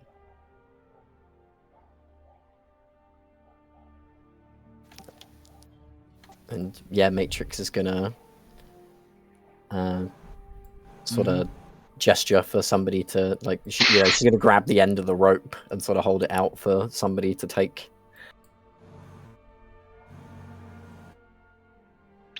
Well, she's gonna try to help you, but she's gonna look at Kreenyaga as well. Might you assist, Kreenyaga? Sorry, I was distracted looking for prey. He'll come and help out. Alright, are you ready? Yes? Yes, And yep, Matrix will climb down the same sort of awkward displacement of weight as before. Very well. You go down, Matrix, and immediately, Aphelia, you get a bit of rope burn. As you're not really... As you're surprised of how much Matrix weighs, Kreenyaga's already done this, he's prepared, he's keeping it steady, and you successfully go down, Matrix.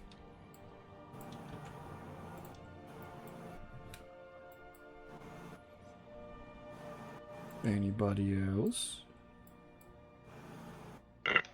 I don't have spell slots, so And you're the only one that knows how to actually cast a true. shield before. I'm going down. Thank you. Aphelia goes down. I'll go wait above. Okay. Ogddo and Kreenyaga will wait above. Both of you go down, and you see the inactive crystal with the very dark room.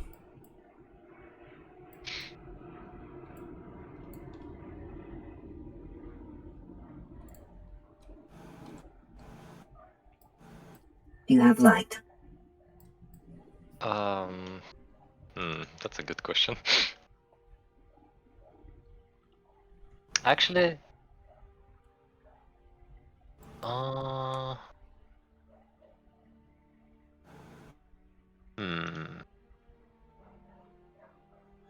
don't think illusions provide light, do they?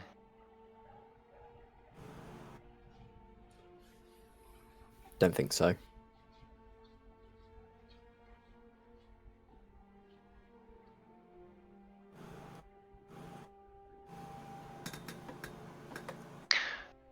Well, that might be a bit difficult, but I can guide you. Alright, that should suffice. Just make sure I don't bump into it. I don't want to cause any more damage. It's okay. I can see. Kreenyaga actually has some torches and tinder boxes if he needs to light one and hold one down there. I'm just gonna guide Matrix hand towards the crystal gently. Okay.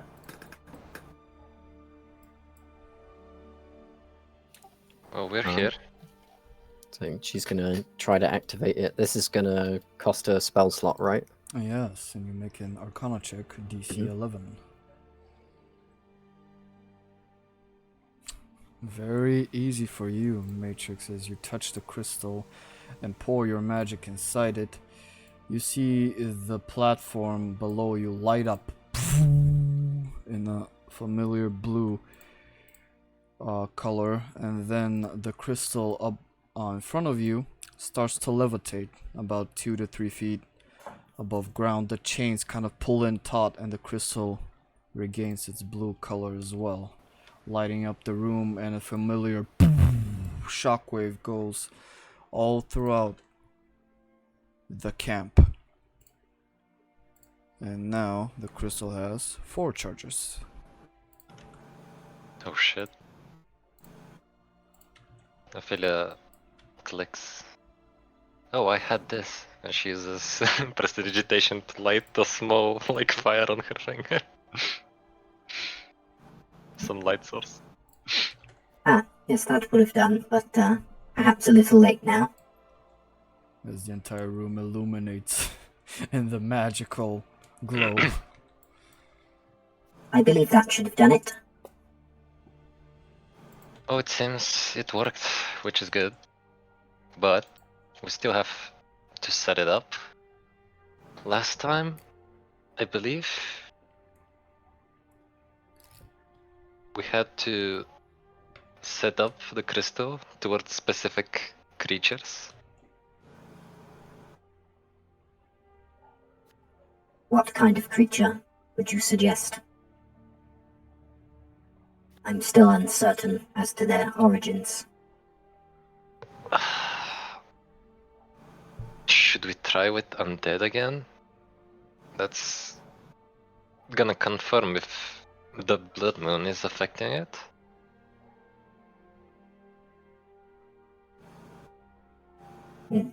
That is perhaps a good idea. If it still doesn't work, then we at least know that they must be a different kind of creature. A good Exactly. experiment. Okay. I guess I'll touch the crystal and try to set it up to undead creatures. As you do, another small shockwave billows out from the crystal, and you feel, Aphelia, that the crystal is attuned to undead now. Again. Good. And I believe we should use 1 charge. Actually, it was 2 charges to sustain land. We need our resources back. Indeed. I think that would be a wise decision. Okay. I'm using 2 charges. 2 charges are used to sustain the land. As that happens, a third shockwave, this time a bit more vibrant and pulsating, goes throughout the entire camp. Even you, Ogddo, and Kreenyaga see it as the camp begins to be more greenish. The nature returning.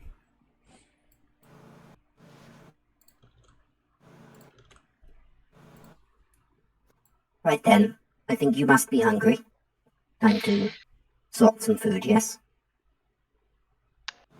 Sounds like a plan. We need to do some hunting though.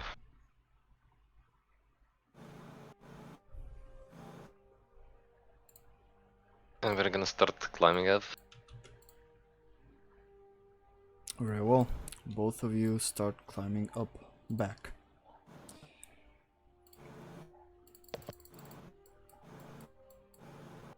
Both Aphelia and Matrix spend a couple minutes down and then they climb back out.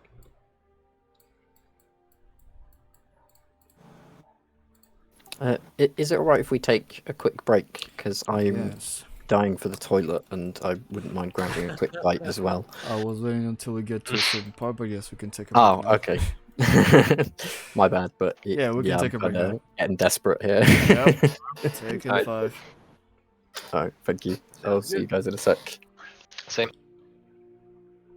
So, the crystal is activated once again. As you climb up, you see the moss in the tower get a bit more vibrant green. A familiar cold breeze goes through the holes of the tower. And all of you have your day ahead of you. What would you like to do?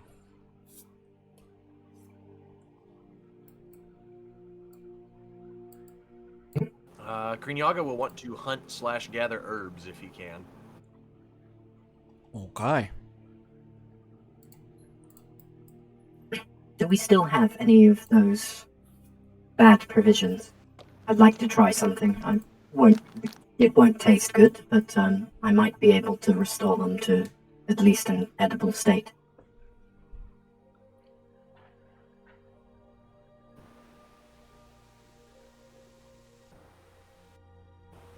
I have no idea. I think that the stuff that Kreenyaga had, we pretty much consumed the good portions of that horse that we could. I don't.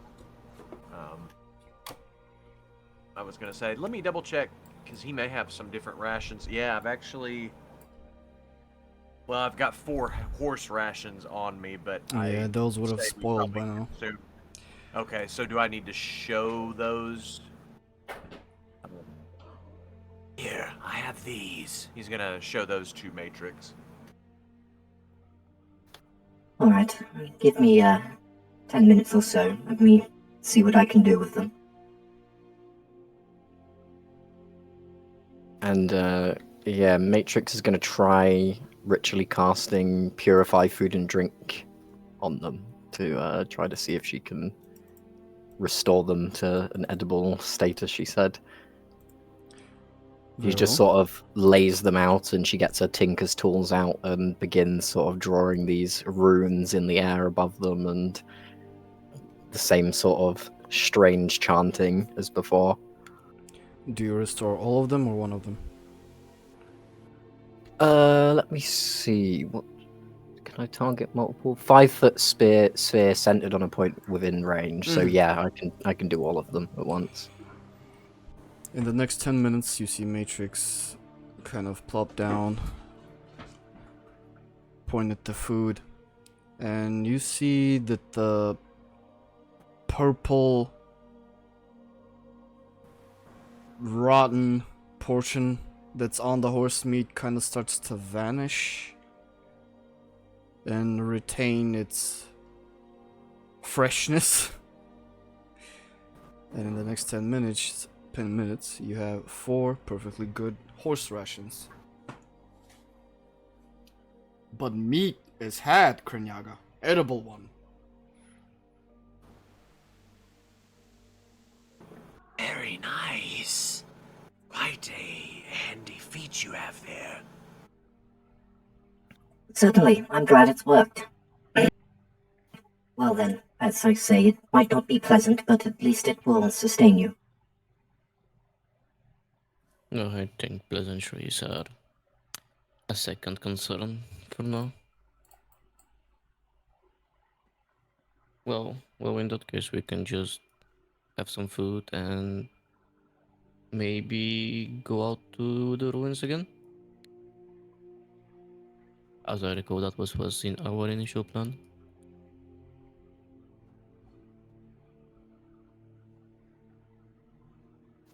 Sounds good to me.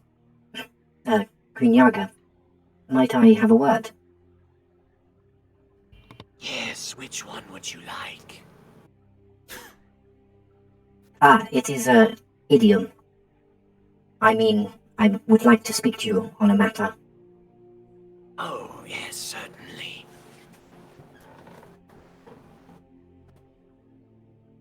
Matrix is gonna like come over here and gesture for you to sit down on this stool.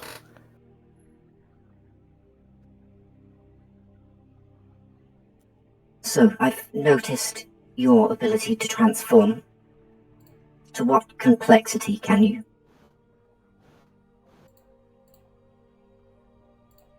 Only inanimate objects. Not animals, not living beings. What about wheels? I suppose I have never tried such a thing. I'm wondering, like, in terms of multiple objects, unless I'm also like the base of something, I wouldn't imagine I could do that. I would feel like I could change into one wheel, unless it was the base and 4 attached wheels. Then maybe, I don't know, that may be a DM thing or a roll or. You can turn into one wheel, Kreenyaga, you feel like. Not multiple though. Okay. He'll go ahead and try it, not really knowing what to expect, but he transforms into a wagon wheel right there. A big ol' wooden wagon wheel plumps in front of you, Matrix. Not quite what I was going for.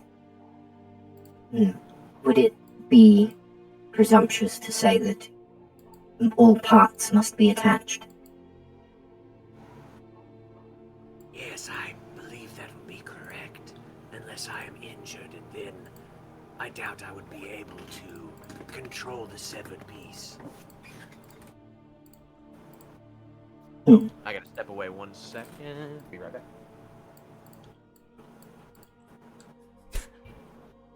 Talking to a wagon wheel.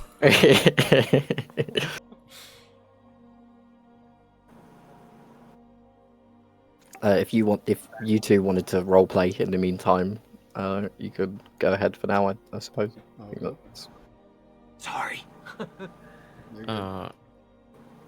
Ogddo will.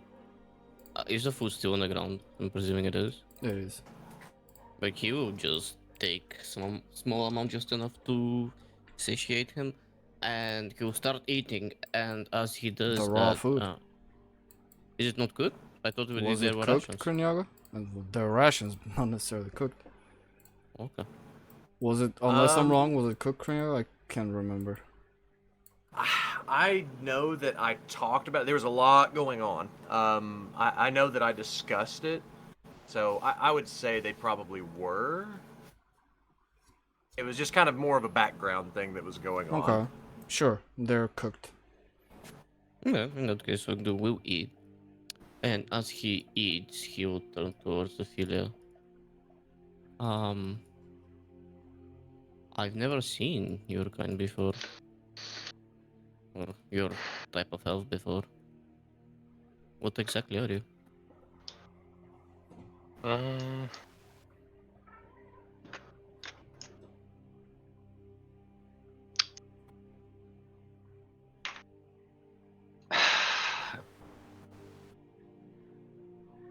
It's something I shouldn't talk about.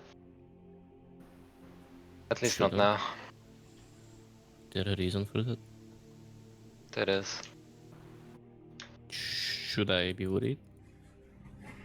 No. But it's something that not many should know about. That's a bit strange to hear, but as long as it doesn't bring us any kind of troubles, I guess I should be fine. It won't affect you in any way. Sure hope so.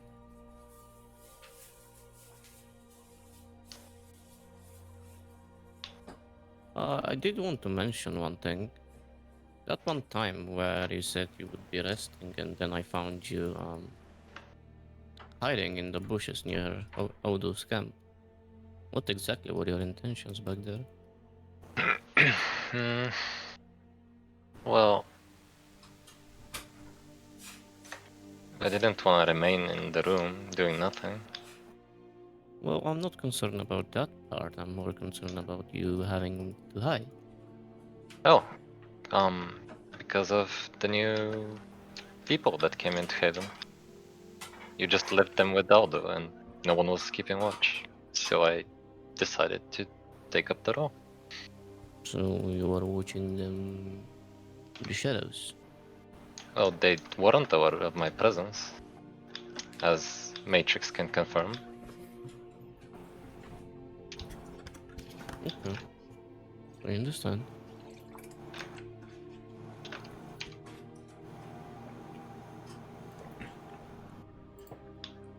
You should eat as well. Hmm? You should eat as well. Oh. Sorry. She's gonna... Who had the food? It's on the ground currently in Oh. front of us. Yeah, she's gonna pick up a ration and start eating. Aphelia eats as well. Two of you enjoy some cooked horse as Matrix continues to speak with the wagon wheel that's perfectly balanced on the chair right now.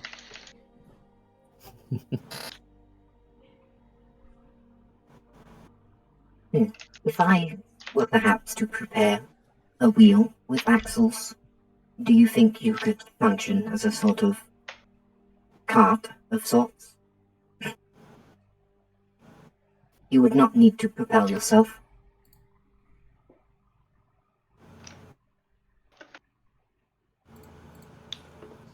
So, sorry, you're asking if he formed into a cart? Is that... Yeah, she's asking if she were to prepare a wheel with an axle, would you be able to form around it and essentially become a cart? Okay. But on a wheel that she builds or something like that? Yeah, so you wouldn't have to become the wheel or the axles, you'd only have to become the rest. I don't think that part would be a problem at all. I do not see much difference. So he can attempt to transform it into a cart right now, just to kind of show the size, dimensions, and all that kind of stuff that he could be capable of. Well, Because it is a medium size. medium-sized cart. You see Yeah. Kreenyaga kind of contort and shift into something of this caliber. Big enough to hold one person. But still a cart nonetheless. I think that should do nicely. Alright. I ask because I think the means of travel we used before were very inefficient. I have better arrangements for us, I think. Ogddo, Aphelia, Yes. do you think we will have use for that cart from before? We don't have a horse anymore, correct? Well, We we do not. Yeah, we lost the horse. In that case, do you see any problem with me converting it? I mean, this cart belongs to those people, so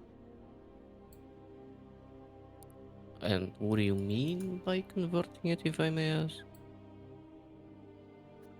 Well, if you remember, I mentioned before, I believe I can configure myself into a transportation vehicle, but for this whole group, it might not be enough. I do have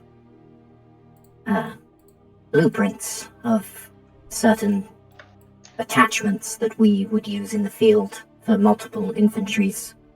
I could create something of similar design. I feel Kreenyaga would be able to make up the missing parts. Well, I do not understand much of these things, but if you are able to help with our transportation, I don't see a reason to stop you. Alright, but you wish that I ask those civilians? I mean, it's probably the right thing to do. We did save them, so I don't see a problem with them allowing us to do this. Alright, well, I will ask them when I'm attempting to retrieve an ingot from Ogddo then. Sounds good. Sounds good. In the distance, all of you hear, "Damn it!" That doesn't sound good. Maybe we should hurry up. Kreenyaga, are you staying like this? Matrix is gonna rush over here and look out and see if she can see something. As you peer this angle, Matrix, you see Aldo with his back turned to you. Then he looks at Albert and his son. It appears he's saying something and they look very concerned.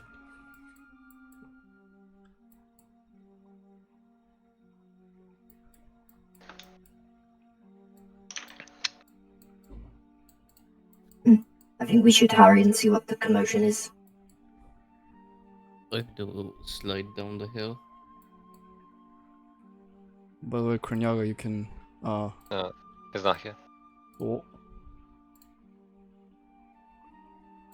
Oh, he died again. Okay.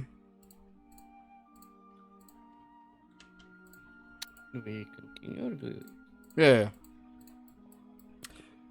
All of you slide down and you see Kreenyaga kind of roll because he's a cart now. Well, he's a cart with no wheels, isn't he? If he's sliding. Yeah, he's sliding. Damn. Can you drag me? Sure. Thank you. Preserving energy is important. Yes. I like how creepy this math is. You see Aldo with the community chest opened. You see his hammer actually here on the ground.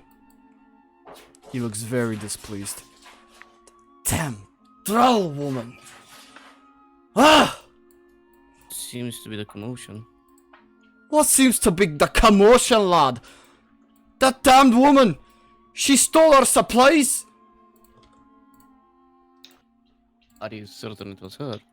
Now who else would have been? I mean, I do not know, but I'm not the one to jump to conclusions so easily. So that's what she meant by being sorry. Being sorry? Do you know anything, Aphelia? Well, Kreenyaga was the last person to talk with her. She had mentioned something about us understanding in the morning what her job is. I'm unsure, but perhaps she doesn't work alone. Could be that she has taken our things for a different party. Or perhaps she is a fool. I don't care one bit. Once I see her, she's dead. I'm driving my hammer straight through her fucking face. So everything's missing? All of it's missing, Lass.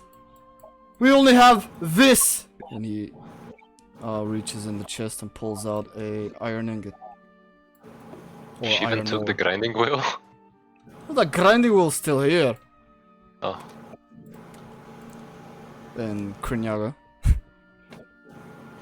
Yes. just to catch you up, a commotion was had in Aldo's tent. All of you went there, and Aldo thought that the drow woman stole everything in the community chest. Ah. And you're currently a card. I see that. Very cool. You can control it, by the way, as well. Oh. Woo! It's not. Or is it not grouped? Okay. That's cool. Kreenyaga is, I guess, curious. Are there any tracks or evidence of anyone who may have pilfered it? Tracks, no. But there's nothing here as an empty chest, lad. And from what I understand, she was the only one who went outside and didn't come back. And apparently, she told you a lot, that she was sorry for whatever reason. Oh, There may be more to this, and also she was not the only one to disappear from camp. That is true, but the others left their belongings, which makes no sense.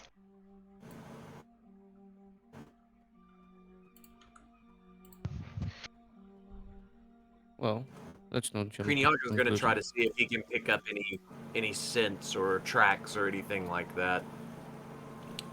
Well, make me a perception check, Kreenyaga.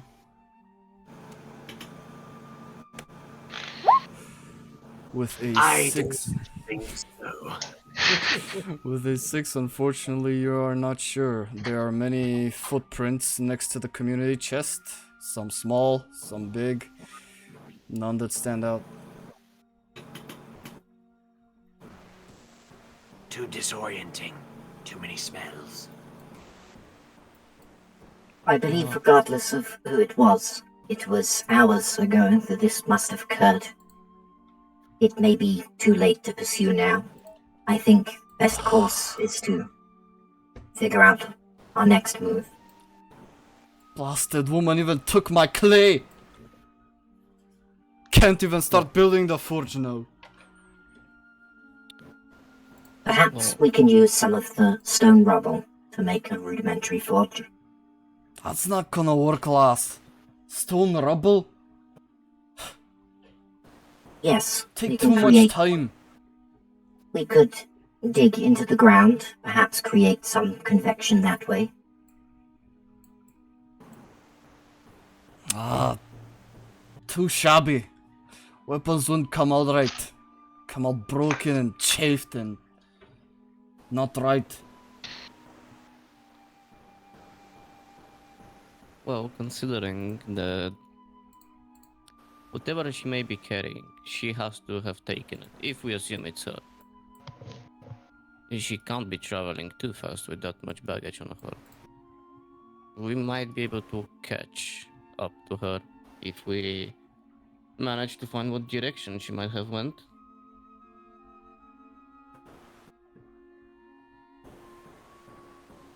And I do believe it's wise to pursue, considering how much resources we had and how much we needed them. Granted, clay we could probably gather again, but the rest of it is not that easy to gather. If we can discern an accurate direction, then that transport means that I was mentioning before would certainly catch up to her. Transport? What sort of transport? We don't have a horse. I can provide it. However, I will save a demonstration for the purpose. I don't want to waste resources. Especially since we find ourselves dwindling on them.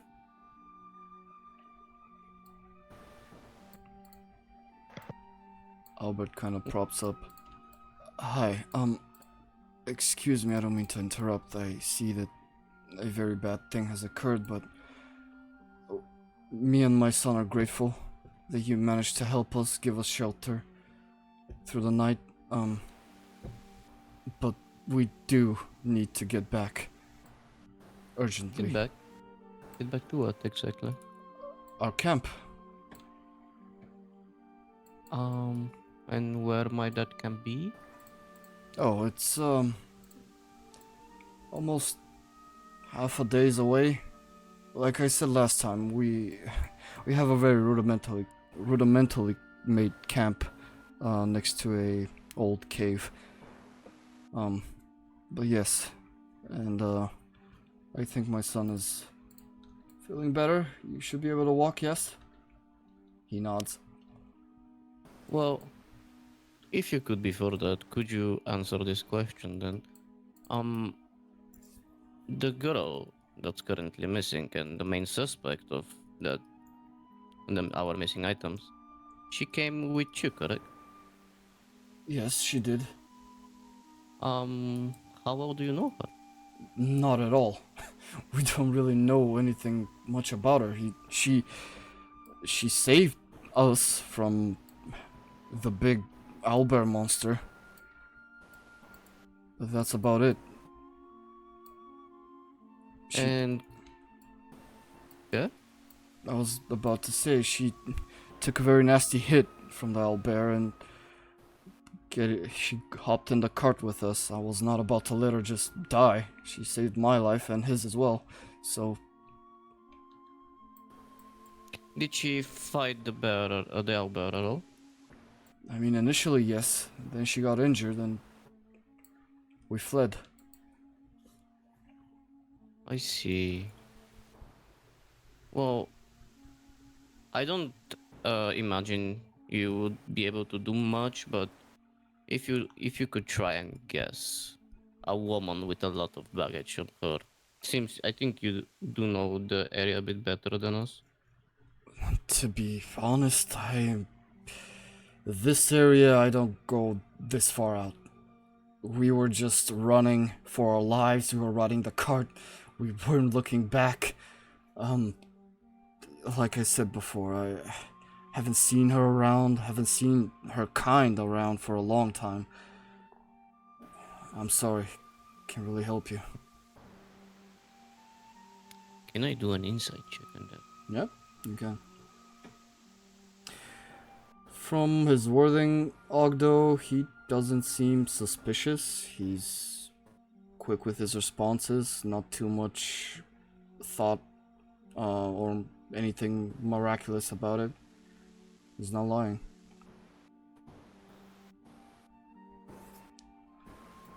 Although, if you do need resources like metals and stuff like that, the cave that my camp is close by, sometimes I do find iron ore when I expand it.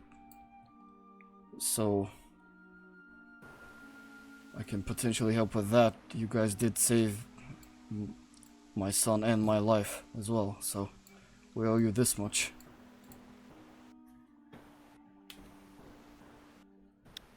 I mean, I would like to see your camp as well, if that's something the rest would like to do. I think it's also an adequate course of action. Who knows? She might have gone there as well. That wouldn't be possible. Why do you think that? Well, it would be a low chance. Like I said, I've never seen her around before. I mean, she seemed to know her ways around quite a bit. She seemed capable of finding whatever she is searching for. Right, I guess you're right. All the more reason not to stay here much. Well, in that case, I think you taking us to your camp and showing us your cave would be beneficial to both of us. Right, well, we don't have a horse anymore, and the carriage is too big to physically carry, and it will only just slow us down, so I believe on foot it would take us about half a day northward.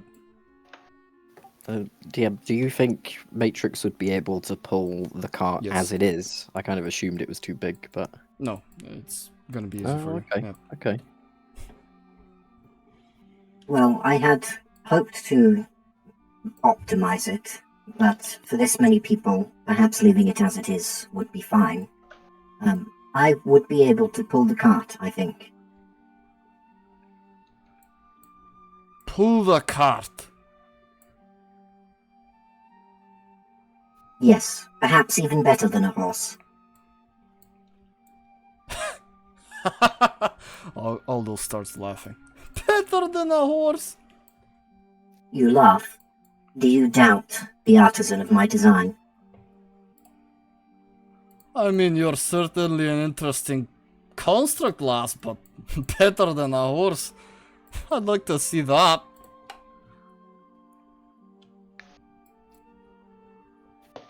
Matrix kind of, like, looks a little bit frustrated. Are we ready to leave? Yes, we are ready at least. Then bask upon my form, dwarf, and be amazed by my incredible designs. And Matrix is gonna pull out a coin.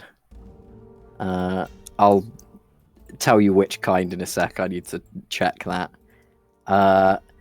You see, she sort of configures her mouth, and like a strange sort of slot appears that she inserts. And as it does, she sort of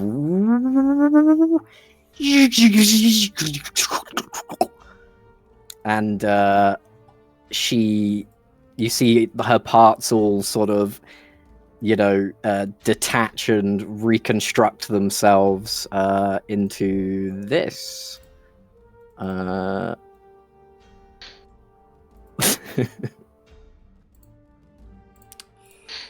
You see this. Wow. Oh my god. She's a bit bigger as well. She's about this size. Would you say she's more than meets the eye? Ba-dum-bum. Now do you doubt me, dwarf? You see him with just his jaw dropped. What? Huh? What? What in the nine hells? Nick hops on the wood here. Cool! What's this? What does it do? Well, I've seen a lot of things in my life, but that's a first. This is my personal vehicular travel form.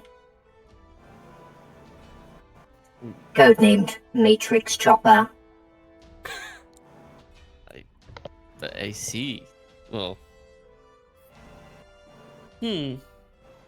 And you are confident you can carry us wherever we need to go in that form? Yes, I believe so. Ophelia plops down on your saddle, Matrix. So how do you move with this? Well, like this. She's Just gonna do like a few. oh, she's just gonna do some little like loopies around, sort of thing. Matrix starts spinning, Oh my doing god. willies.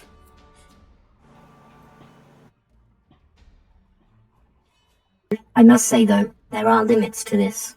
I must use coins. Yeah, it's a small amount of metal required, but it is a limit nonetheless. How much coins do you have? Currently 16 gold, 4 silver.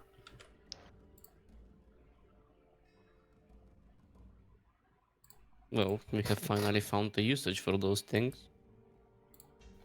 It should be enough for around 16 hours in this form, but not much longer.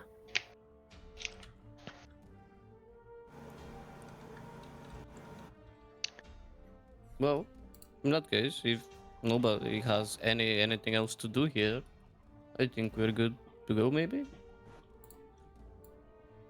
Right. Well, okay.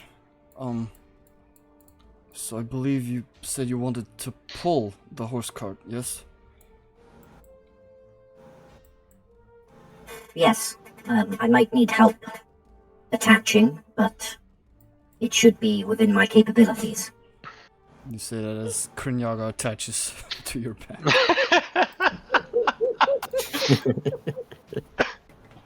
Let's go! Also, you did say you are confident you are stronger than a single horse, but how many horses would you be as strong as? Jeez. Okay. Oh gosh, I don't know bike horsepowers.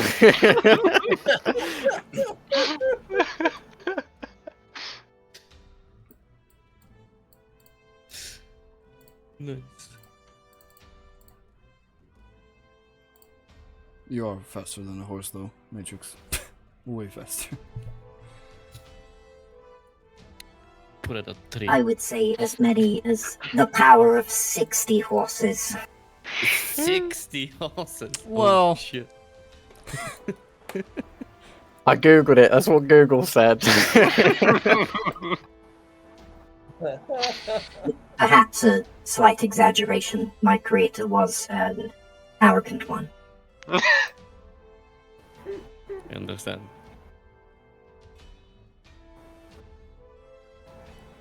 Well, again, if nobody has anything else left to do here, I suggest we get going. Aye, lots! Can't wait to see how fast you can do.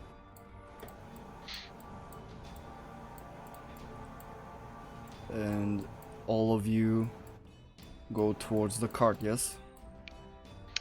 Oh, there you Ophelia go. is gonna suggest we refill our water skins before we go.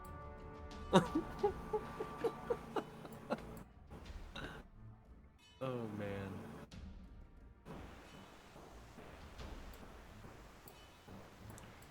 Ophelia suggests the water skin refill. We can stop by the lake before we go, I guess. Yeah. The pond, not the lake. The lake. Ogddo, as you go over to the cart, you do see that it has sustained a lot of damage in the initial attack that they experienced. You check the wheels. Still looking good, potentially. Roll me investigation. Mm-hmm. The right wheel, though. Now that you take a look at it, it is busted. We might have a slight issue over here. This wheel does not seem in condition. I point at it.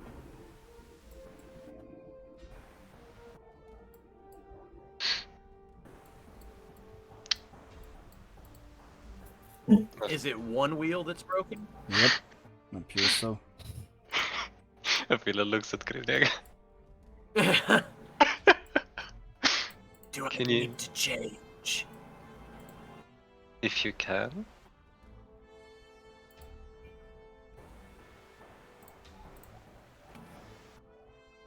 I guess he'll pop over there and turn into the wheel, I guess kind of wrenching off the old one and then replacing it. Kreenyaga turns into the wheel. And then Oh my god, this part. replaces the old one. That is a functioning cart right now. Place the old wheel in the cart. It might be a good idea to attempt repairs on the other side. Will do. And Alright, I will take it. we need to get that thing out of the shrubbery first, lad. Oi, Oh. pretty boy, come help me. But Aye, grab the cart and pull. okay. I grab the cart and pull. As you do, the three of you pull the cart out of the bushes onto the road.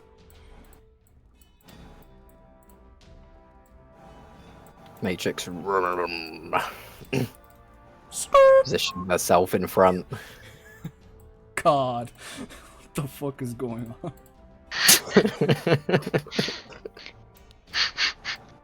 We seem to have quite the versatile party. Right, well, I'm not sure how fast you can go, but if you claim to be faster than a horse, then maybe it will take us about 10 minutes to get to my camp. Sounds good. Nick is helped up. Albert climbs up to the front. Nick helps Aldo, because Nick is taller than Aldo. There is room for 2 passengers on myself. Perhaps the little one would like to help guide me towards the camp. Nick looks at the dad. Please? Sure. No, I want him Jumped. sitting in front of me. And sits in front of you, Aphelia. Actually, he's gonna sit. Yeah, exactly. Hold tight, little guy. Yeah. What do I do? Get! Get- I'll do all the work, you just enjoy. Okay, Well- okay. Do give me directions, though. Forward!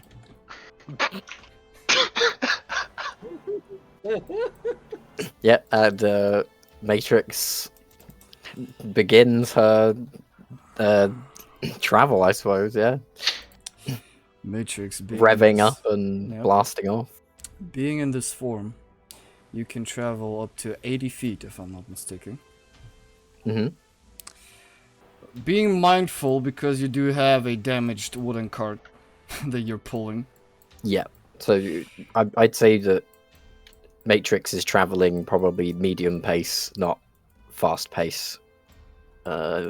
So, yeah, I'm not sure how fast that would be, but yeah. That is going to be enough to be fast. Especially the cart that you're pulling. You get onto the road, Matrix, and you do stay away from the little holes and crevices that you encounter, and for the next 10 minutes you are going to ride pulling the cart with everyone inside. Ogddo, it's a weird thing. You've never seen this type of transport before, but it does seem more efficient than a horse. So, that's a very strange metal horse. Metal horse, lad. She's a construct. Looks like a horse to me. Aye. Sure. With the help of Nick and his father, because Nick just wants to point at everywhere, you, Matrix, are going to arrive at your destination. One moment. While I fix tokens, you can RP meanwhile. Hey. Oh, I was about to ask where is Kreenyaga, and then I remembered.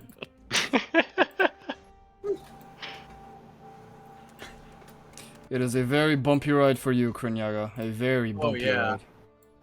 Oh yeah.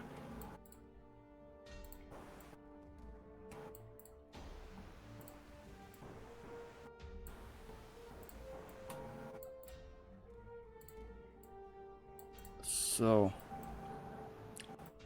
all of you arrive to this location.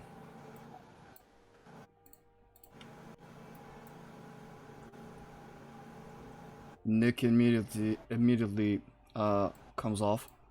We're home, we're home! Nicholas, don't run off. Jeez. This is our camp, yes. Or at least what's left of it.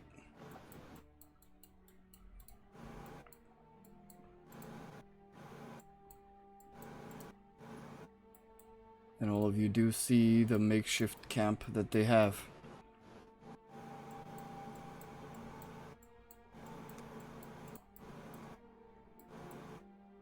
That's way bigger than I expected. I'm not too shabby. Have a bit of defense here, okay, okay. Quick question. Do I retain like the remaining time, or is it lost if I transform back? Good question.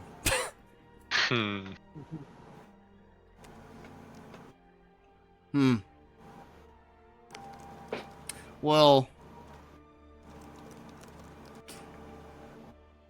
I'd say since you're not really using the form,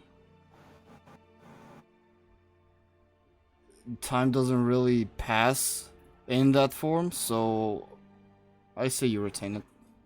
Okay. So how long did it take us to Kind of get like here? a gasoline or something. Yeah. So initially from camp to this camp, the travel time was about 15-ish minutes. Okay. So 45 minutes in the bank, basically. Mm-hmm. Okay. Kreenyaga, from what you can see with your awkward angle of being a wheel, you only see the father and the son currently.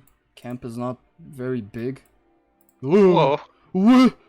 Matrix, please. Matrix just grows into this beast. Matrix bites her hand. She turns into a titan. Kreenyaga.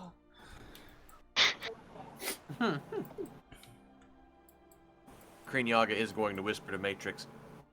Are there other survivors in their camp? They may not be so receptive of my kind.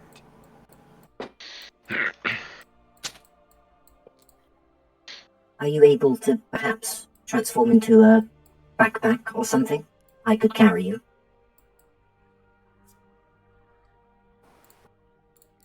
Yes, I can do that.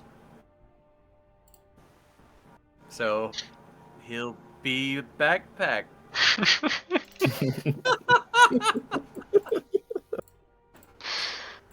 Oh my god. I love this group.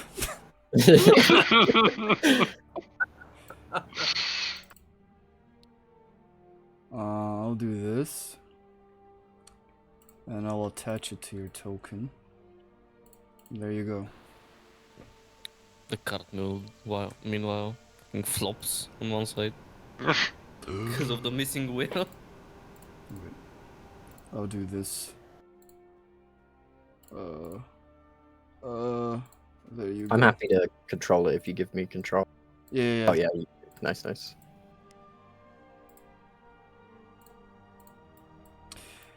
As all of you come closer, you do see the sun immediately plop on the chair, pull out a secret water skin and start drinking. You hear Albert. Good. He wipes the sweat off his forehead. Everything's here. It appears that she didn't discover our camp, at least. Our supplies are still here. But yes, welcome. This is our little hole. This is where me and my son have spent our days for the past half a year, almost. Half a year. Yes, it took me a while before I got this tunnel looking the way it did. A lot of effort. But yeah, Did you dig it out yourself? I did. With my one remaining pickaxe.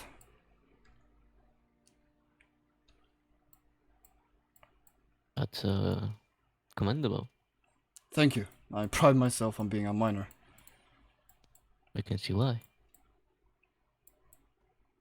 But yes, any of you hungry? We do have some rations to spare. Oh, Do you have perhaps any spare metal?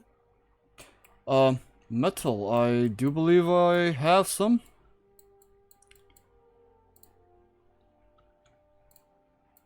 Yes, have a couple of iron ore.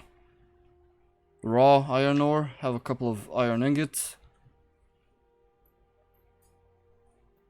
A single ingot should do. That would be more than helpful. Okay. Hope it helps you with something. And he hands you over the ingot. Thank you. And Matrix kind of like that same sort of opening that was a coin slot before opens up larger, and she just kind of slots it in, and you can hear this as it's like grinded down by something inside and disappears into her.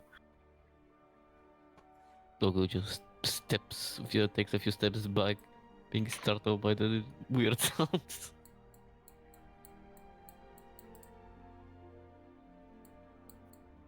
No need to be alarmed. Everything is fine. I mean, you say so. Cool. Can I do that? Sure. He pulls out a rabbit ration and places it in front of him. Go ahead, do it. And he starts imitating your sounds.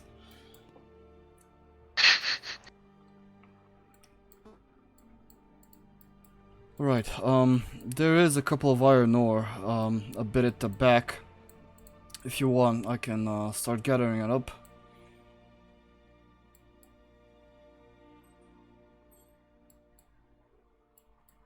Sounds good. Very well. Do you require help?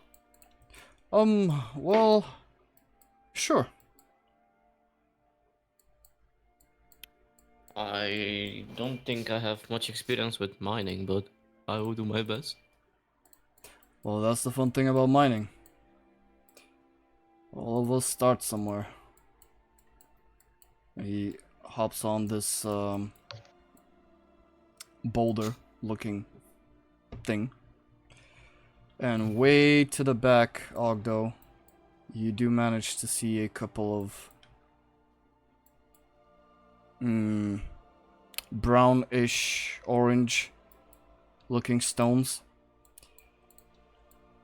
He gets out his pickaxe and starts sharpening it with a stone he has in his pocket. While I'm at like more of this heart of the camp, I guess, I would like to cast a Divine Sense. I would like to check my immediate surroundings. Very well. As you cast Divine Sense, 60 feet around you, yeah? Nothing alarming. Good. Okay, and I'll ask, well, how can I help you? Okay, well, you look a bit, sturdier than me, so take the pickaxe. I grab it. Aim over here and try to hit around the ore. We don't want to break the ore, obviously. We want to extract it, so try to make an indent around it in 4 different points of the stone. Try not to swing too hard or it will damage the ore even further. Just swing at an angle. Okay, I will try to follow his instructions as close as possible. Make me an athletics check. Oh god. All of you see the paladin lift up the pickaxe. A glimmer in his eye. He sees the ore, he sees the prize, and with a mighty swing, Ogddo, you hit close to the boulder, but you underestimate your own strength. The boulder collapses.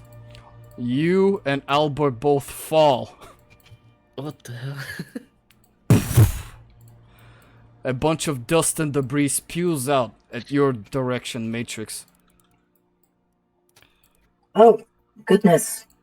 Are you alright in there? Yeah. I think I swung a bit too hard.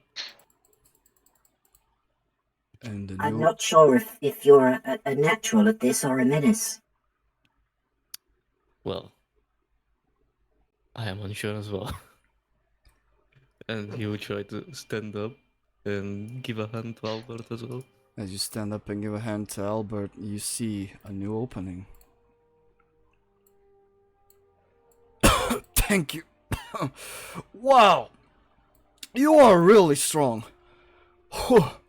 What? The hand of the Father guides me and has opened a new entrance for us. What is all this? But it's always been here. No? As you go inside, Ogddo, more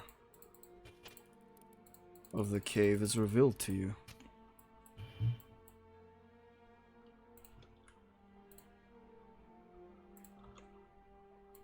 Well, we might as well explore them. We might find some more resources. 1 second.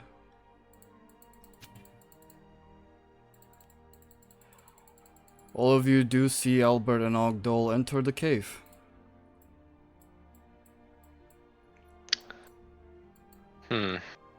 Nick plops up from the chair. Whoa, a cave! And goes inside as well. I believe we should join them. Aye! Indeed.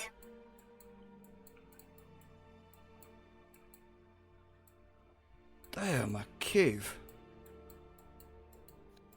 I believe it's safe, Kreenyaga. You should be fine to stand on your own 2 feet if you'd like.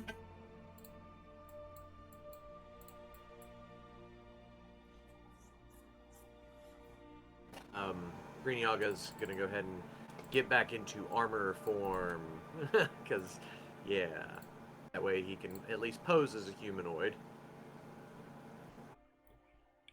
You do that, Kreenyaga. You form around the backpack, it dissipates, and the armored Kreenyaga stands once again.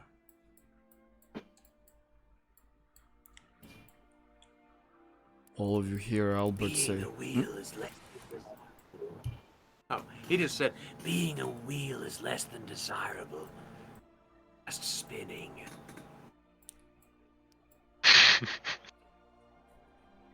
Yes, I'm sorry that you had to go through that. Hopefully, we can repair the other wheel and save you the burden on the way back. That would be preferred. Albert looks around as all of you enter a cave that is approximately 20 feet high and with semi-narrow tunnels. The air here is heavy, but a bit of sunlight does peek through the top of the ceiling as some holes are big enough to reach the sun. Albert seems surprised and in awe that this was here the entire time, and Ogddo, you make eye contact with something immediately. Uh-oh.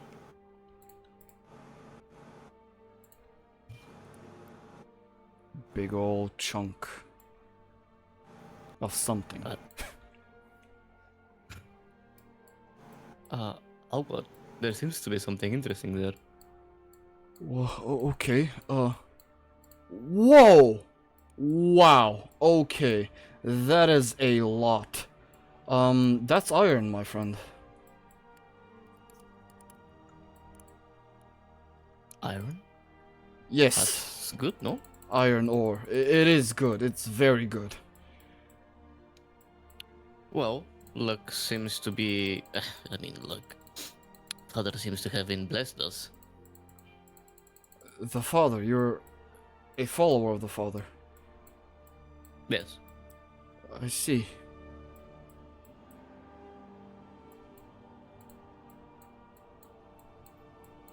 He does protect us, after all.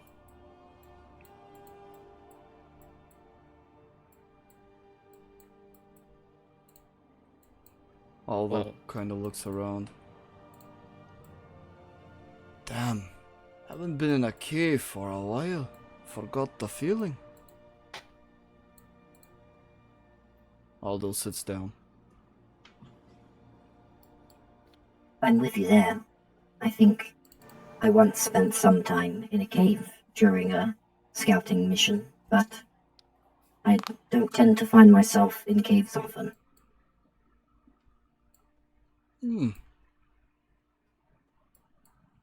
Well, if we can get some vital resources, can start working on not only equipment, but weapons as well.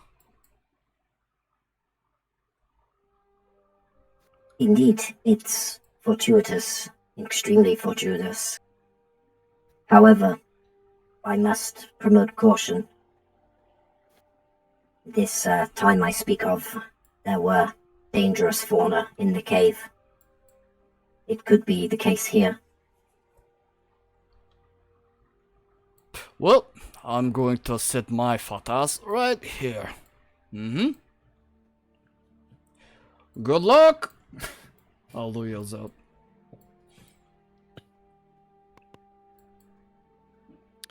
Well, Albert, if you want, you could start on that iron. And I do want to make sure the cave doesn't hide anything dangerous in it. Yes, okay, sure.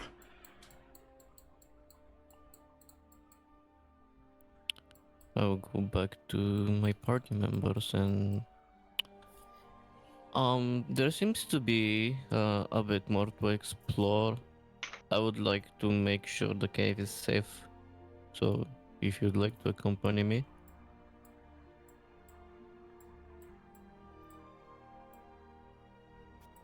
Of Let's course. go then. Okay. And Ogddo will venture further to the cave. Is it dark? The cave is dark, but to those of you with dark vision, it is not. Well,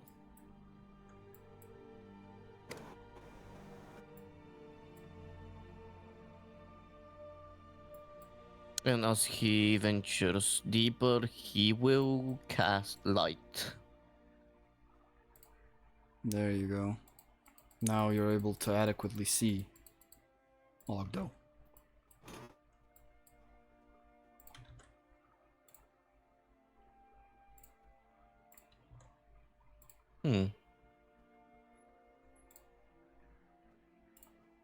And like as he walks down, I'm guessing he casts light on himself, like his armor. So Sure. he's kind of like the source of light. He will inspect the walls mainly, the ceiling and stuff. Where would you like to inspect? Well, let's start with this roof. Okay, looking for anything in particular, or? Any signs of life, maybe small holes, maybe some water sources, maybe anything that seems uncommon. Well, Such a roll place. me investigation. Signs of life with a 20 Ogddo. You do see a couple of spiders, a couple of bats that are hanging out above you. No water. And not much interest in this sector. Anybody else doing something?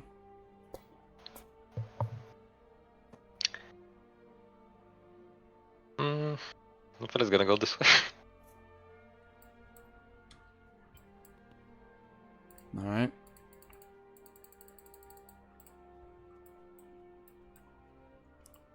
Kreenyaga, Matrix. Matrix is just kind of keeping an eye on everybody and watching everyone's back. That sounds very similar. Kind of making sure to be in lunging distance if something happens. Very well. Both of you roll me perception. Okay.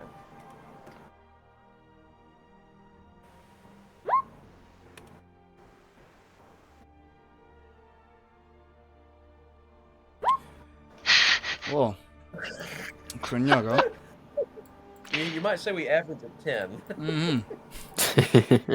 Kreenyaga, as you and Matrix kind of keep eyes on the area around you, you do manage to spot something in two places, Kreenyaga. As you ventured over here, you see a familiar ore chunk.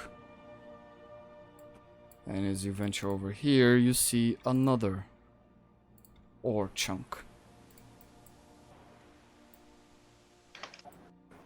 I see familiar ore chunks.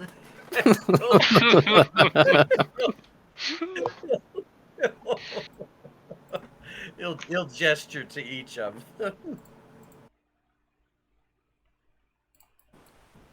Albert, do you think you could prospect these? Right. Oh, by the way, that's not iron. I'm not sure what that is.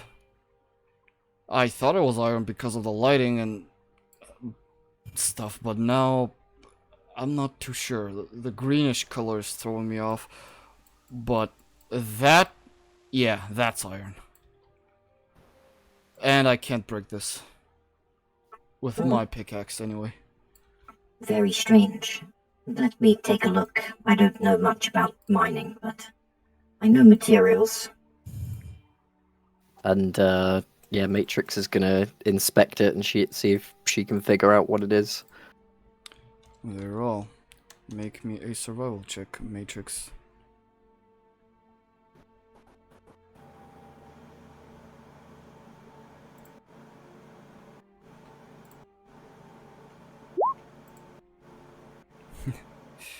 Well, Matrix, you're not really sure? You've never really seen ore like this before? Greenish color? You've seen certain gems that have this greenish hue, jades and stuff, but not really this one. I'm not sure. Strange. I don't really recognize this. Perhaps it's the raw form of something that I've never seen, well, in its raw form.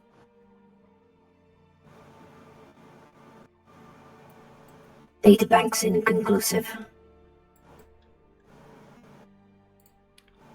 As you go down here, Aphelia, the bigger part of the cave reveals itself to you, and you remain sneaky. You see a giant crater in front of you, and a big opening.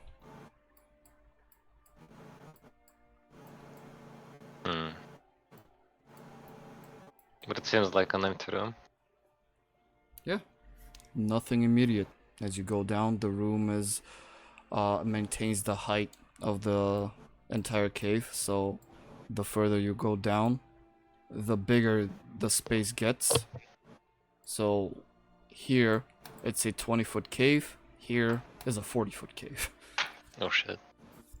Okay, I wanna check the ceiling Okay. for movement in the darkness. Bless. You do see a couple of stalagmites, I believe, were the ceiling ones. I have no clue. It's either stalagmites or stalactites, whatever. The pointy things from the cave. Yeah. As you look up, you do see them and a couple of bats currently being in the cave.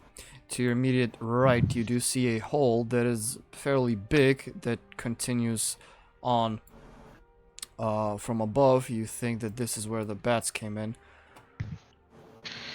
But besides the bats, roll me perception.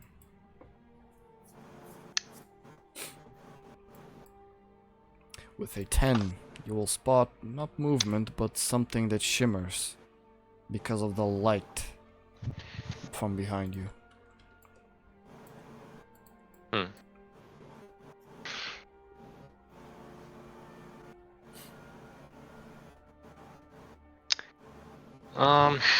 Ophelia's not gonna go closer to that because this hole right here is very suspicious. Does it look like it's like As you look into the hole, it's not a part, it's not a tunnel that continues forward, it's a hole that continues upward. It's very narrow, has multiple Upward. holes. Yeah.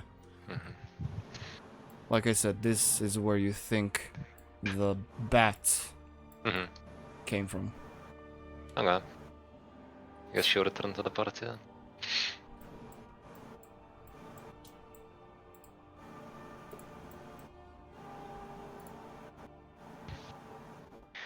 Seems like the other area is clear as well.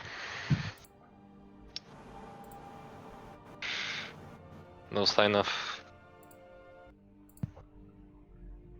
I guess, only bats. But there's no threat. Well, that's good. You didn't see any bones or feces or anything like that? Actually, there were like 2 big holes. One in the ground, I believe.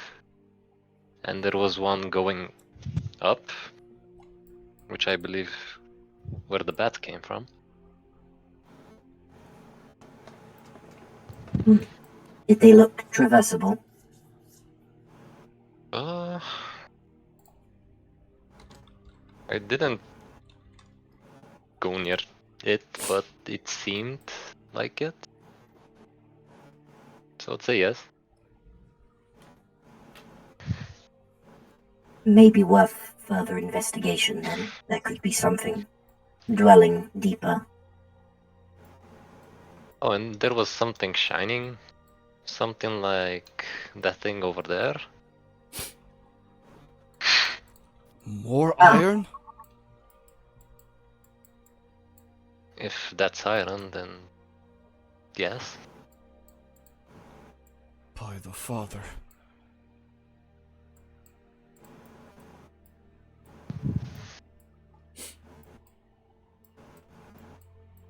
You're gonna say something, Matrix?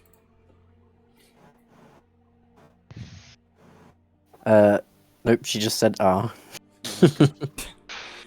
Ogddo, as you come over here, you do see a tunnel of sorts that continues on for about 5 feet and then drastically drops below.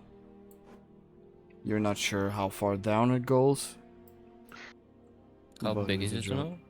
now? Enough for a medium creature to fit, so like 5 to 6 feet wide and 4 to 5 feet tall.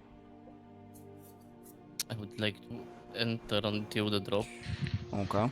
As you do, make me a perception check.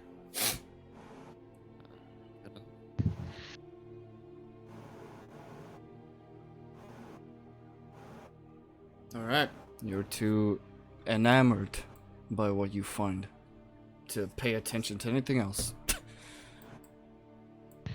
When I reach the drop, I'll try and peek down. You peek down, it is very dark. You imagine that even with your glowing self as you are, and not even seeing the bottom, this drop is above 30 feet. I would like to drop a rock down. Okay. You drop a rock down. Do I hear the sound of it dropping? Not yet.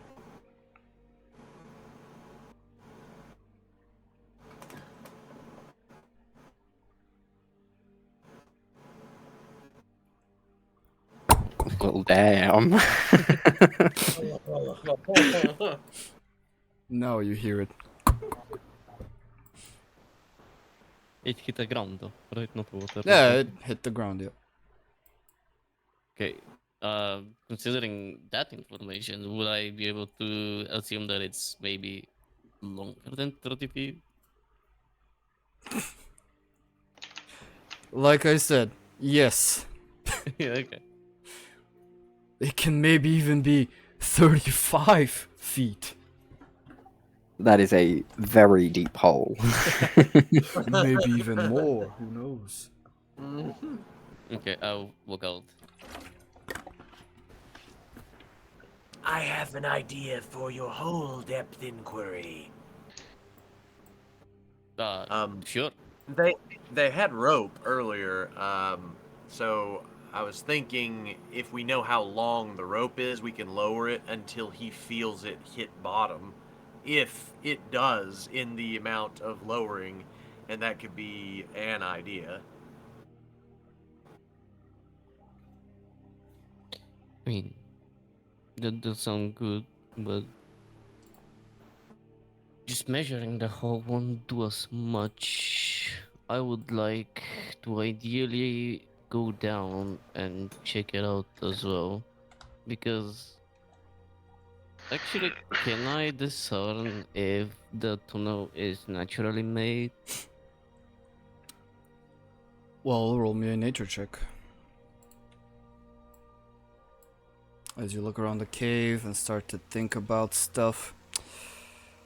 Man, it's a cave. I mean, maybe. Don't know. Not There's a cave elf. There's a bigger hole. Even though I'm a draw.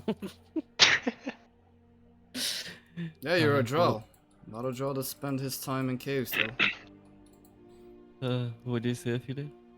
There's a bigger hole in the other room. Even bigger? Oh. Show me. This way.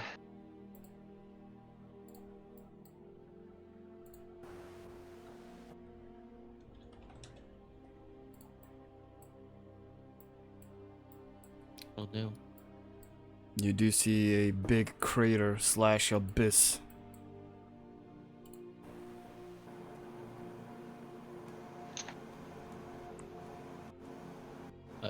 Look down. Does it stare back at me?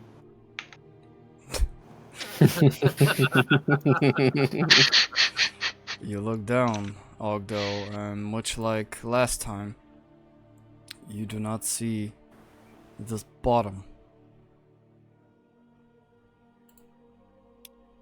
Oh, those some deep holes.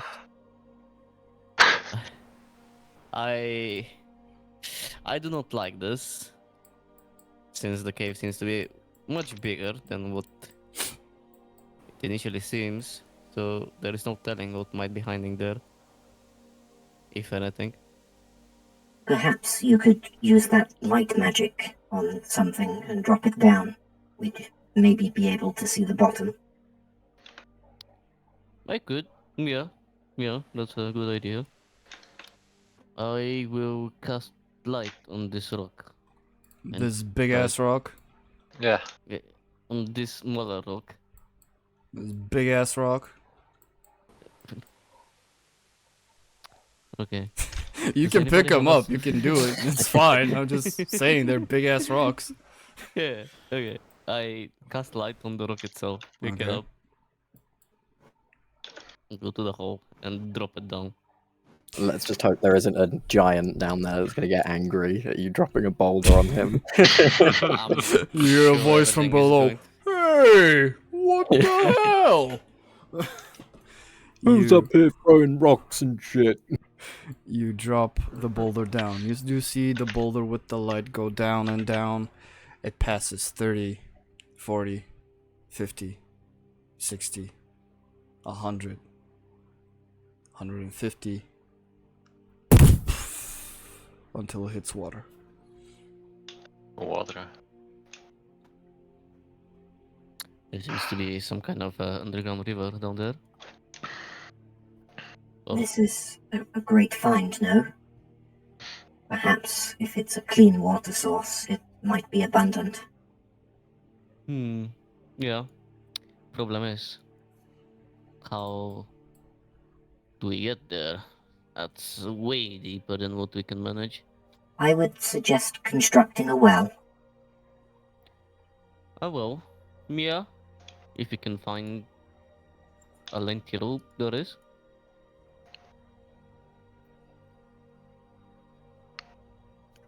Yes, I'm not sure we quite have enough for that yet.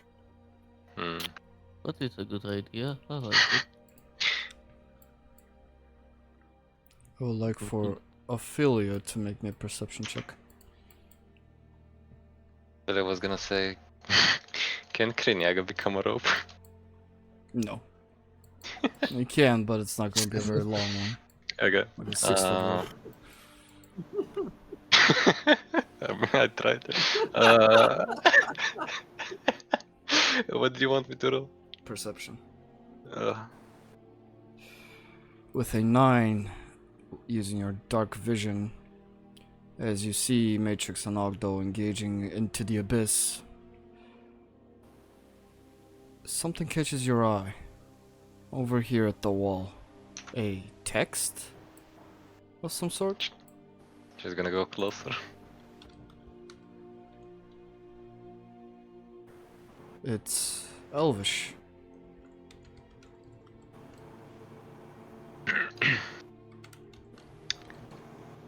I guess she'll try to read it.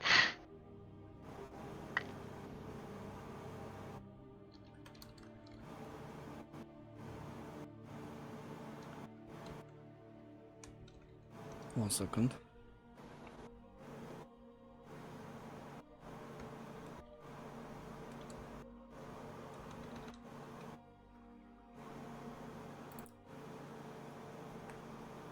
You read the text, Aphelia.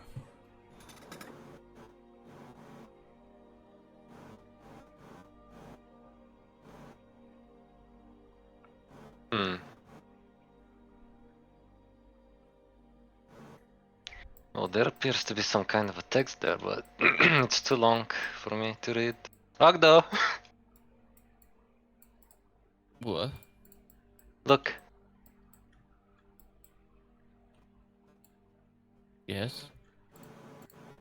I'm looking. Can you read it? I get try to get closer. Ogddo, is light a concentration spell? Let me check. And for how long does it remain? It should be concentration, but it is not. It's 1 hour. Okay. So yes, you do Text see is the close. text. Yeah. You do see the text. It is elvish in nature.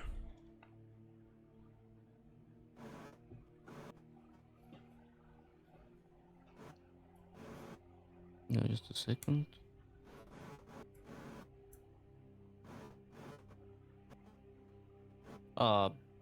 I should not be in light right now because I cast it on the rock, and then when I cast it again, the previous defect disappears. That's why I asked.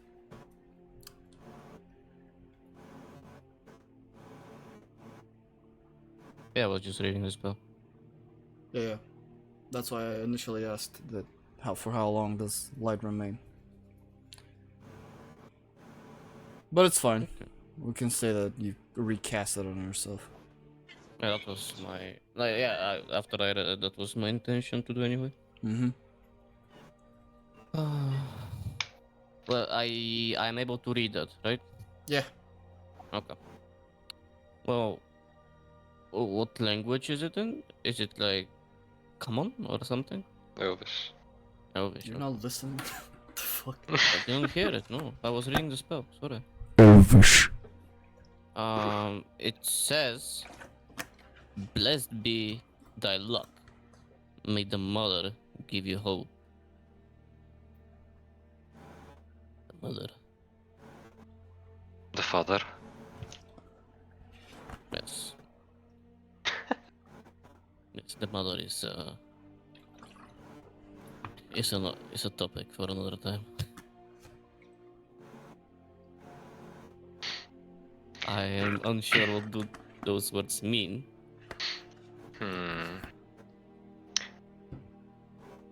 Maybe if you're a follower of the mother, you can jump down and be safe. That seems like a very stupid idea. You do hear mining.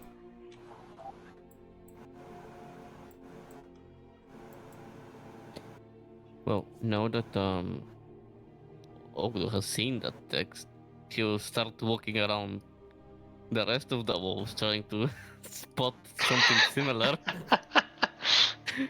Well, roll me investigation, Ogddo. While that's happening, anybody else doing something? Yeah, can Matrix do a history check to see if she knows any rumors or anything surrounding the mother and luck and that sort of thing? Yes, make me history, Matrix. Oh my god, I have a dumb idea.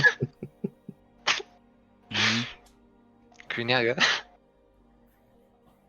Yes.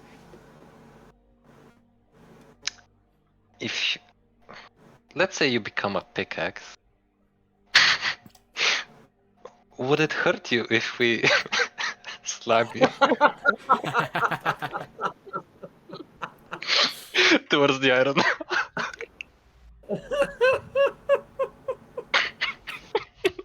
Okay.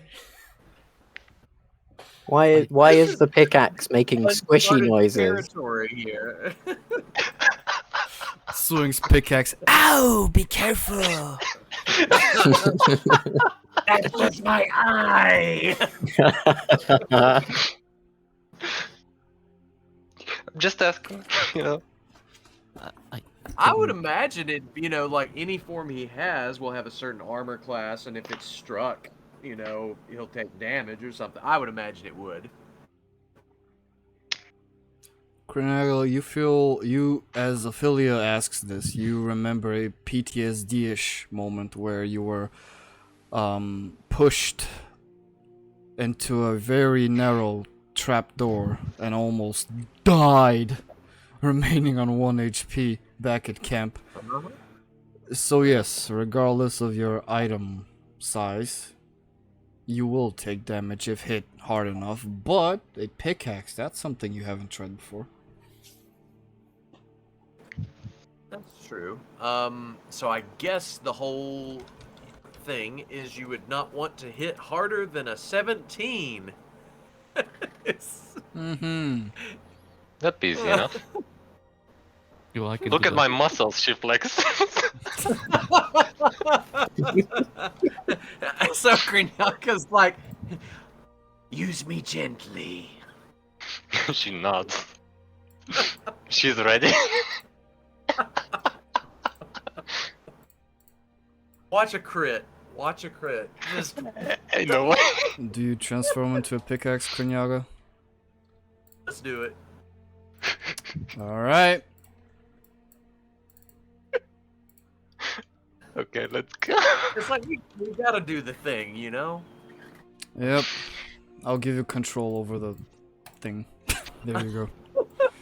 You can be a walking pickaxe. We got a reposition.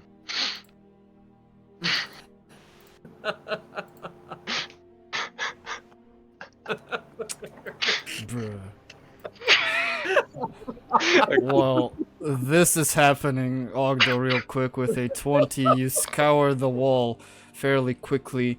No sign of any other scripture, text, or anything of the sort. You do manage to see a familiar tunnel looking hole over here. Although, unlike the other one, this one goes straight up and then it splits off into multiple very, very narrow, small, almost tiny-like tunnels. And you do see a couple of bats here.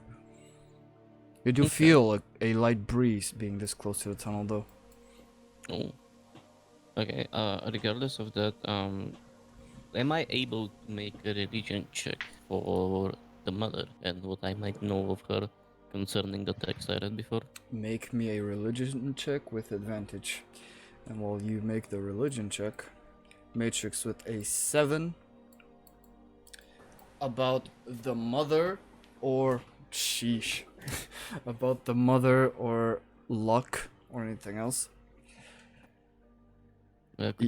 You have no data, Matrix, about the mother, the father. Luck is subjective to you, but Well, I all meant luck in connection to them, so... Yeah, this is the first time you're hearing about a mother, and for the first time you heard about the father a couple of days back, so you're not really sure. Okie doke. With a 23 Ogddo, the mother is the quote-unquote rival religion. Your teachings and the way you grew up, they teach you that the father is in the right. He is the creator. He's the one who sheds light, the one who blesses everyone, the one who works hard and protects the family. The mother is the caregiver, one who gives life, one who, if the father looks towards the sun, the mother looks towards the moon. She is called the weaver, but some heretics, some fanatics would say that the mother is also one who tends to look towards the dead and necromancy. She's a bit looked down upon as a religion by those that you follow, by your peers and fellow acolytes. But the one thing that is said that every follower of the mother gets, if their belief is strong enough, they get a third eye in the middle of their forehead. Or at least that's the stories, legends, and rumors that you've heard growing up. And by Ogddo's upbringing, he would, as a follower of the father, he would be like a bit reluctant towards mother, I guess. You would have your reservations. Okay. As that happens, you do see Aphelia pick up Pickaxe Yaga and... Okay, let's see where this goes. Strength check, I guess. Strength check, yes. But before that, I wanna ask. Kreenyaga right now is an object, right? He is an object, yes. Okay, I'm gonna cast Prestidigitation and make him look like a diamond pickaxe. Oh, Just change the color. I see, okay. Clever. You will not get the Minecraft bonus here, but clever. I don't care. The rock now has to roll insight check or be tricked into believing the pickaxe is harder, right? Yeah. Yeah, definitely. Okay, Richie. Strength check. Oh, I wish I was this in I exhaustion I right have now. the perfect music for this.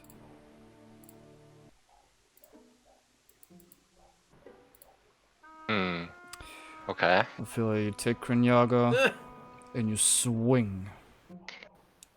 Bonk.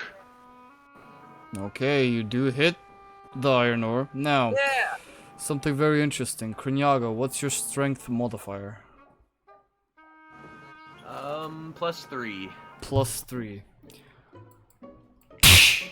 A big chunk of the iron ore falls out.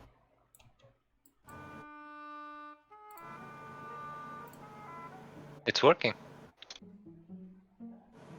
Yes, hit it about that hard. That's perfect. Damn, this is exciting. She swings. Again, another big rock comes out.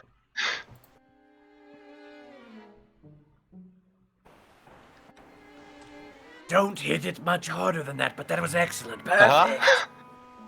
She swings. See, now Aphelia is getting a bit too No, too comfortable. As she swings at an angle, Kreenyaga, she misses and hits the ground. You feel that one. 1 bludgeoning damage. You can use your token over here to take damage. Oops.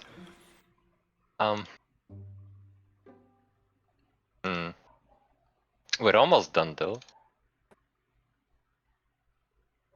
Then she's gonna swing again. Yes, just shake that one off.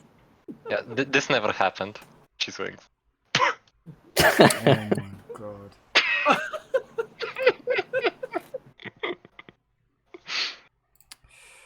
Well, okay. With a 20,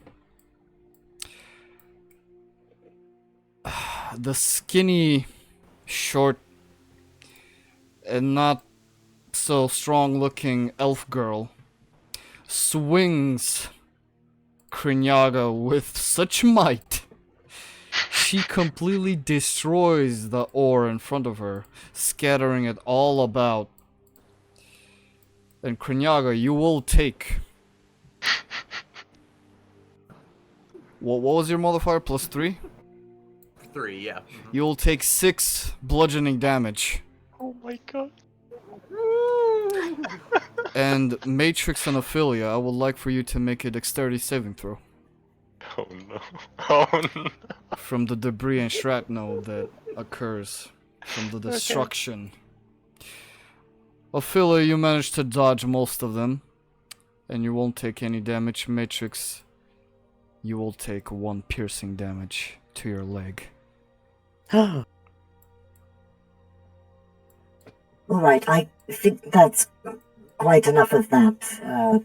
Careful, you're chipping my paintwork. Oh, I'm sorry. I didn't know I had the strength to do this.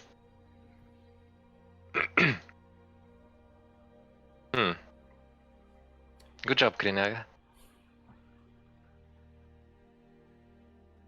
Hello? Yes, the last one was not. Yes, the last hit was not pleasant. But Oh, we achieved our goal. I'm sorry, I got excited a bit. There is currently over 15 pieces of iron ore on the ground.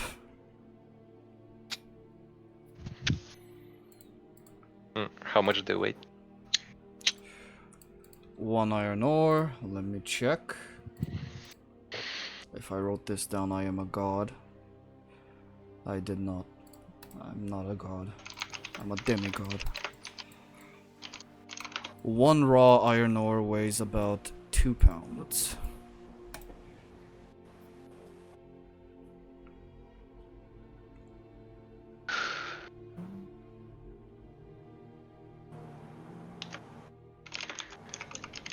Okay. Actually, can I carry all of those? Phil is gonna get 5 of them. Okay.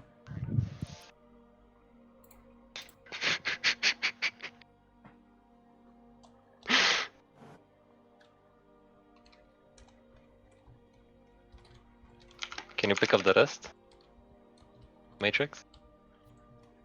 Yes, I should be able to do that just fine.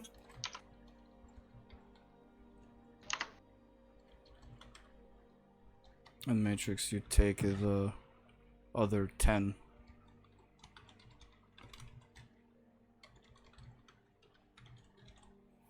Very well. You've gathered an adequate amount of iron ore. With a couple of strikes. Good job. Ogddo, as you're looking towards the cave, a piece of...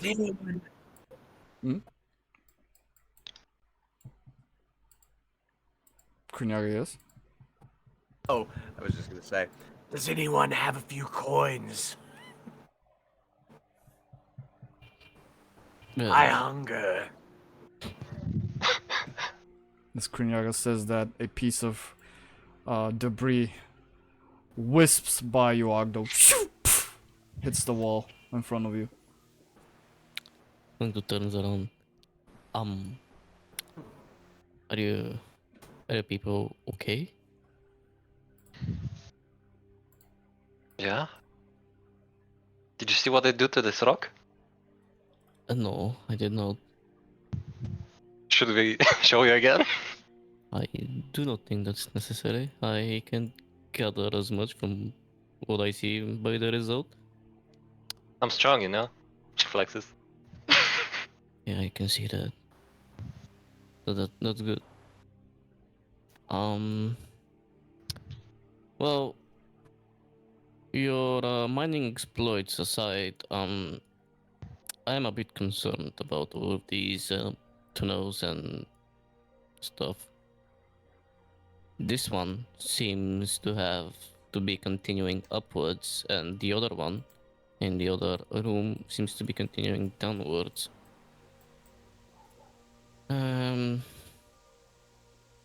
I am unsure what to think of it. And this writing concerning the mother, which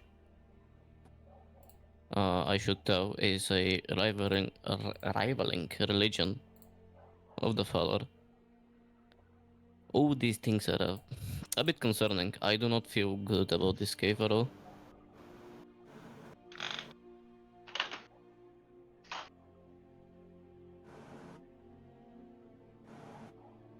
So you're saying we should leave? I am saying we should be very careful.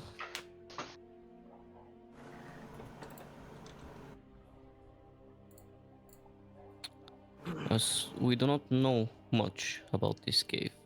I would like to change that, but I'm unsure how we would do that.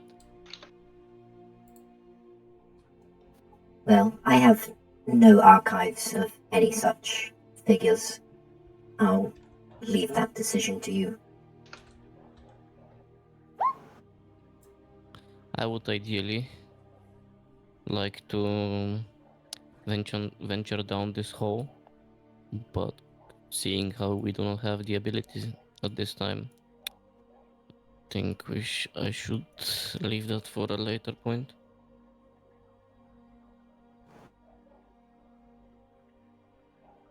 Jesus, 40 copper pieces. Well, there you go, Kreenyaga. Happy birthday. Happy birthday! I will be glad to be a pickaxe much more often. Oh, you say that? Let's go!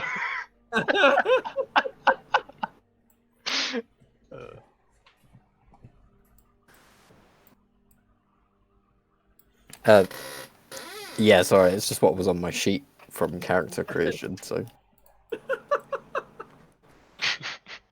Yep.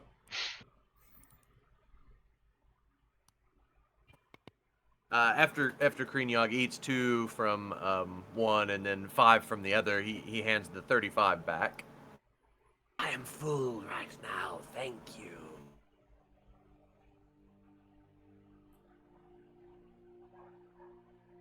Alright, let me know if you need more. You have my gratitude. You hear footsteps behind you all. There you are! What in the bloody... Oh. Well then.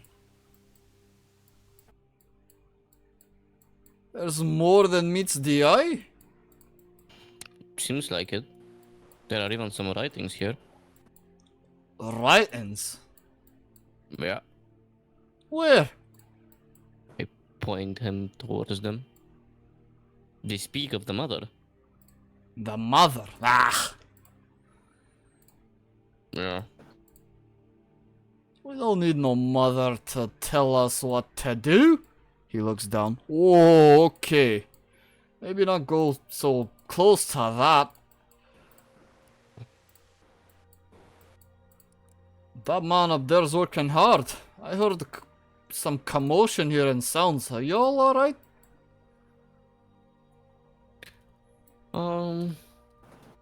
Yes, I think so. Okay. Good. But, Ogddo, Aye. have you seen tunnels like these before? Tunnels? Let me check. Oh. Ah, he picks and looks up. Aye. These tunnels, I believe they're formed through natural means. Have you heard of irrigation? Water irrigation. Specifically, when a stream of water, it can erode stone even to the point of, you know, it degrades and makes different holes and stuff. It's a thing that happens.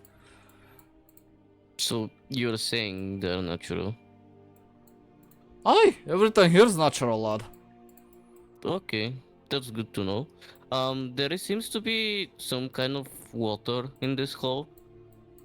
I'm unsure if it's just a pond or maybe a river, maybe something big, but there is a water at the bottom of this. And Matrix suggested we could probably make a well here. Hey, well, over that thing. Why not? Potentially? I fail to see the point. Just to have a well in the cave. Just because? If the water is drinkable and if it's a river down there, it should be a quite the big source of clean water. Aye. Oxidization does exist though. And if this water is a bit far off ground, could be very well poisonous, especially if it's has access to this cave and If it is, I should be able to purify it.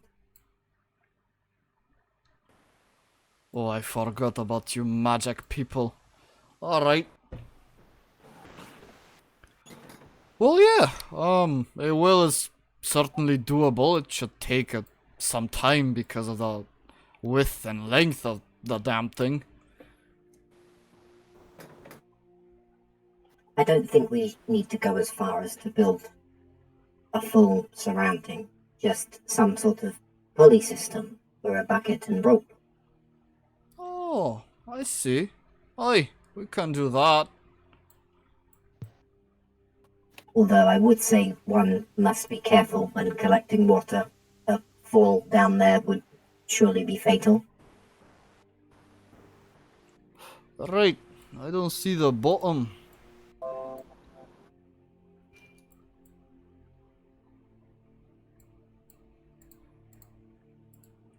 Well, regardless of that, you found anything else here except tunnels and stone and Iron. iron? Hmm? Now that's a find, lass. I believe we have 15 pieces. 15 raw iron! She nods. Sheesh! Alright. I can work with that.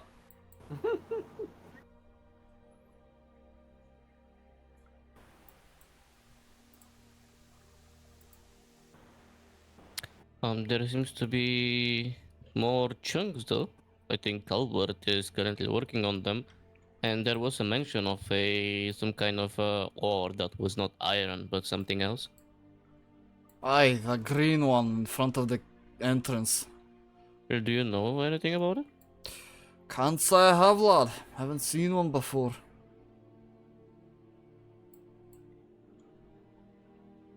Well, if we manage to mine it, we might figure out more about it. Me? Mine it?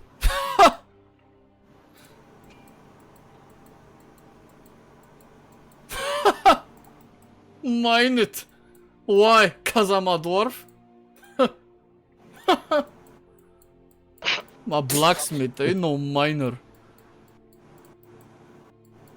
Oh, that seems to have offended him.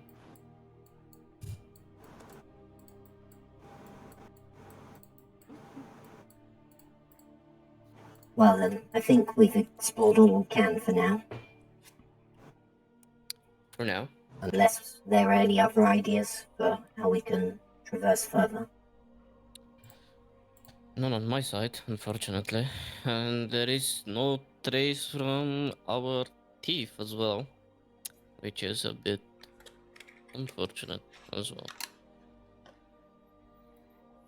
But yeah. I think this is all we can do here, unless anybody else has any ideas.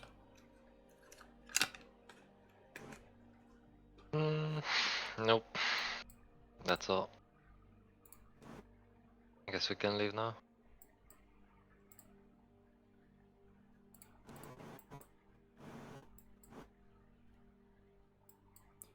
And all four of you make your way back towards the center part of the cave. As you go up, you hear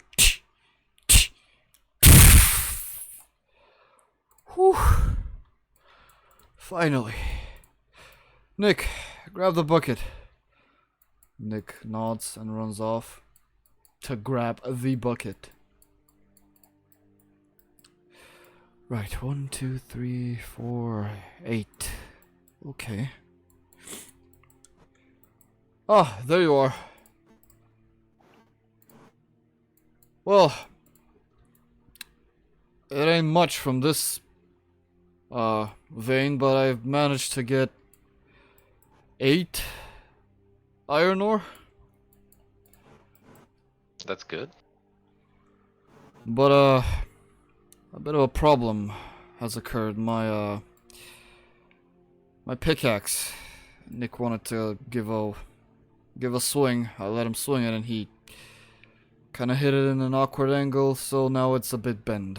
And yeah. And there's more ore to collect? I mean, I've seen over there, there's one more big piece. Say no more.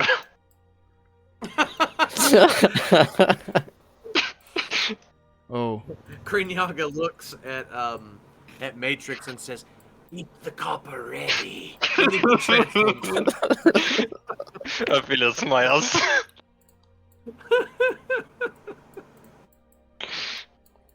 Let's go. What in the father's name? Albert is in awe.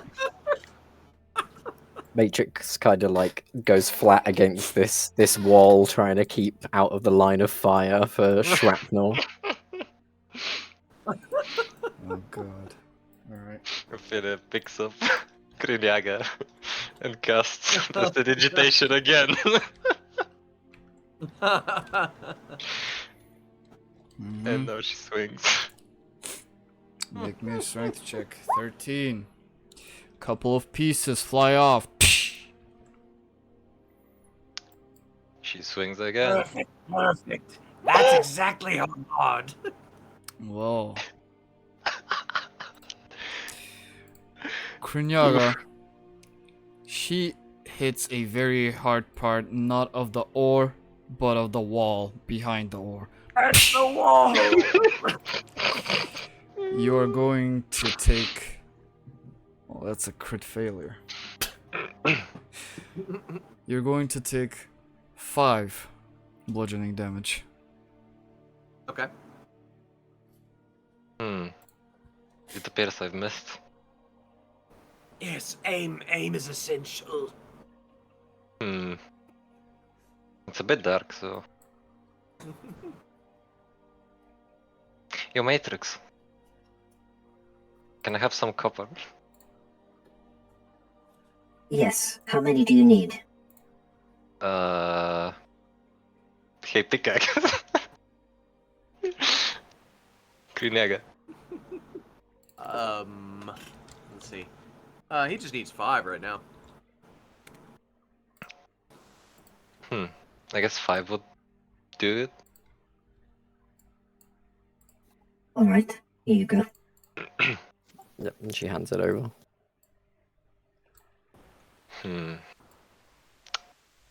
She sticks the coin on the metal side. I mean, the diamond part. Do you have a mouth? Okay, let's go. Yeah. Yep. So, And gulp. she drops all the coins. You are healed for 5 HP, Kreenyaga.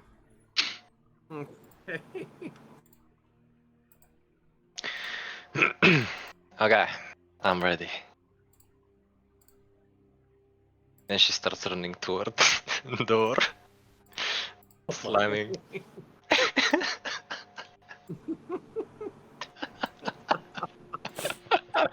That is a 5. The wall again.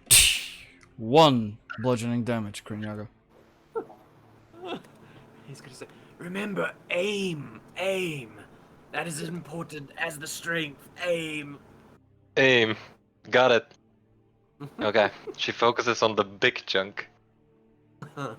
Aim.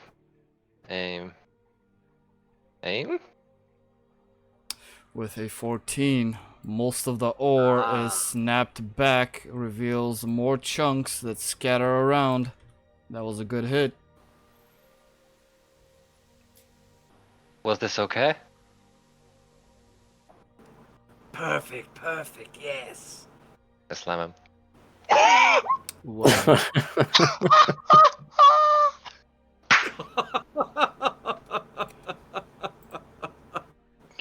Strongest bitch in the cave.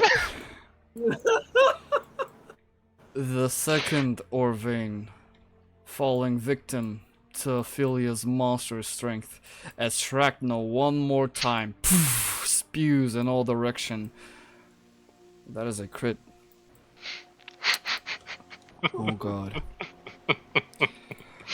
So here's the thing, Aphelia did the swing, but Kreenyaga is technically the pickaxe, so this roll is on Kreenyaga. Kreenyaga, make me a survival check. Oh my.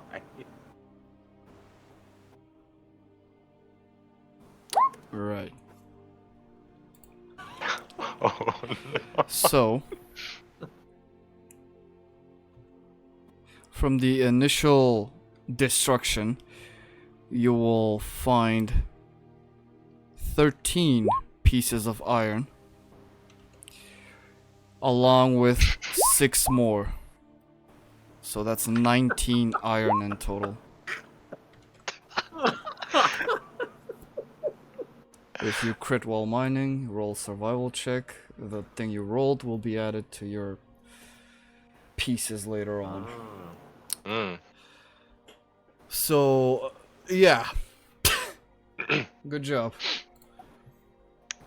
Now the bad part. Aphelia currently holds the world record for mining. Nice. Wait, there's no like splatter of shards and everything. I said there were. Shrapnel all around you. So they don't hit me? Oh yeah, I forgot about that. Dexterity saving Yeah. throw. Thank you. Okay. Easy. Yeah. Also, how's Kreenyaga's skull? We're about to find out. That is a crit. Kreenyaga, make me a Constitution saving throw Okay. to see if you remain conscious or not. Okay. Despite the orcish strength of the elf,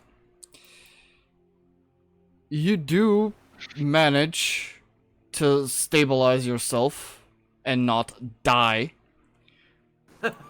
But because of the crit, you will sustain major damage and take, well, remain on 1 HP because of the Constitution saving throw. Woohoo! We did it.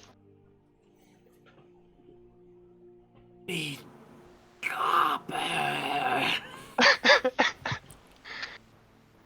I think the pickaxe is hungry.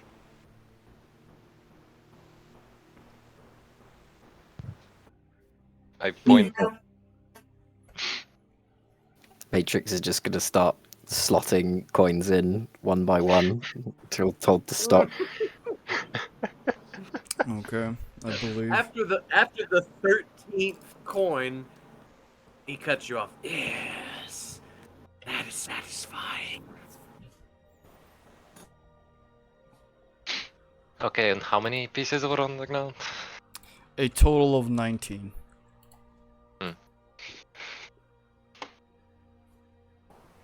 I think it's more than that. I'm down to 17. Oh, never mind. You're talking about the ores. Not The coins. ores, yeah. Right, right. Mhm. And I pick up Kreenyaga on my shoulder and slowly walk towards Albert. And that's how you do it. She flexes. He's completely baffled. Nick gets behind his father. Hey, Dad! Why don't you ever swing a pickaxe like her? What? Son, that's not a pickaxe. Well, what do you mean? It is a pickaxe. Sure, it has a mouth, but... Do you wanna try it? I give it to Nick. Yeah. Gimme. Let me check something, actually. Oh no. It's a diamond pickaxe. Oh, God. He looks at it. Oh! I can get the gold!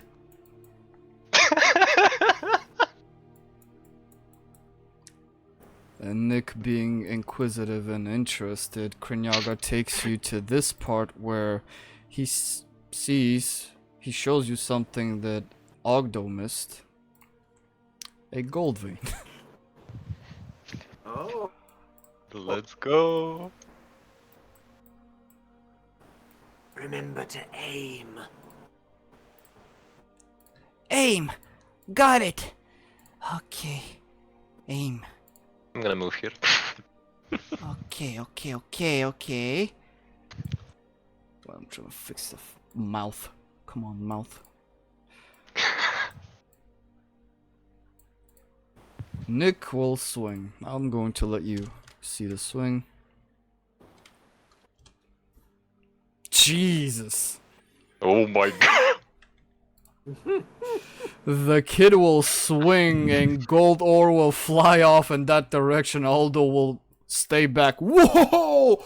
Oi, lad, be careful with that. Make your father proud. He will swing once again.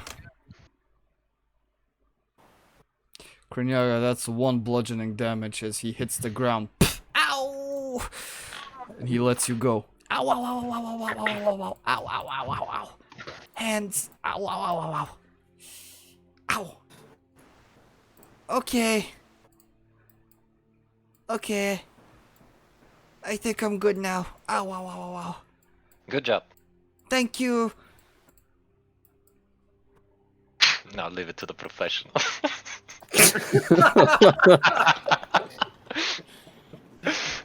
Aphelia over there kind of giving Nick the side eye, like, that's my pickaxe.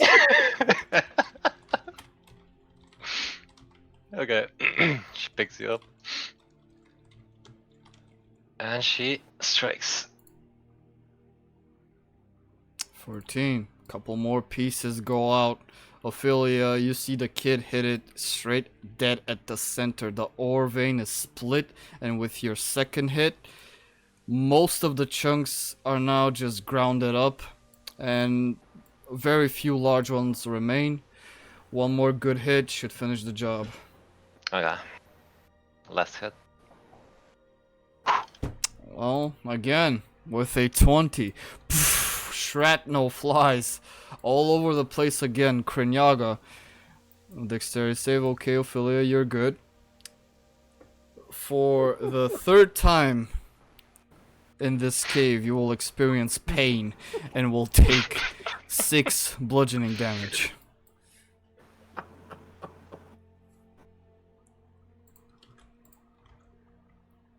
But a big amount of gold is on the ground.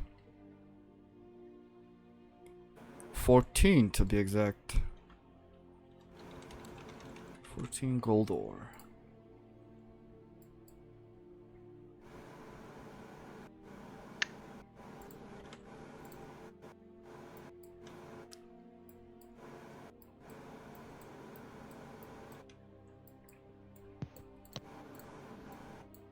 Ah.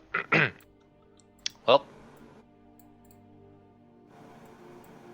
we should probably gather this. Hey, I believe I can take that.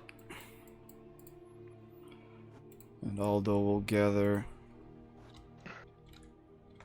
the gold ore. Just a heads up, who's taking the iron ore? 19 iron ore over here? I can't carry anymore.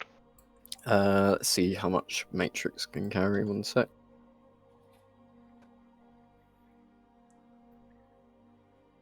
Yeah, Matrix can carry all that as well. Alright. Pop off, Matrix. Very well. Oh, I just realised the sandbags that she's definitely not still carrying around were still in her inventory. So actually, she's really fine. Mm-hmm. Alright. Kreenyaga, from all the damage that you've taken, you're kind of forced out of your pickaxe form into your armor form, and you feel a bit dizzy at this point. Need more coins? Yes. And he'll wind up taking 7 more if he can.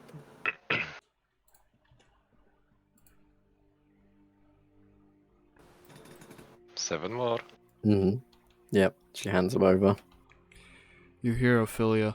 Wow, she's super strong, Dad. I mean, she's okay, alright? She's alright. You wanna test the pickaxe? No, I think I'm That's what I good. thought. Mm-hmm. She gives the 7 coins to Kreenyaga.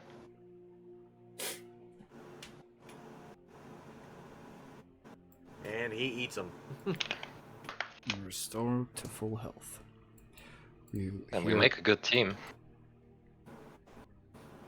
Yes, I'm not used to using my head that much, though.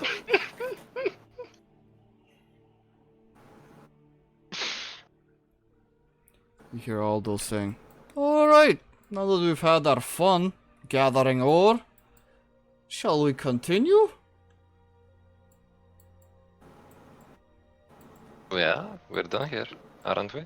Aye, then let's go back.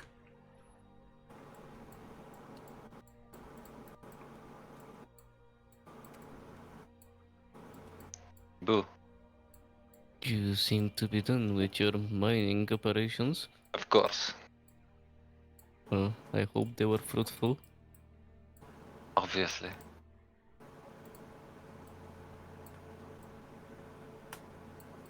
What about that? I would not advise that. Albert had said that it was too hard for him to break. I don't like Kreenyaga's chances there. Hmm. Well, we don't want to risk Kreenyaga's life anymore. Thankfully, it is just a rock. It won't be walking around anywhere. Are we sure though? Shit touches the rock. It's very hard.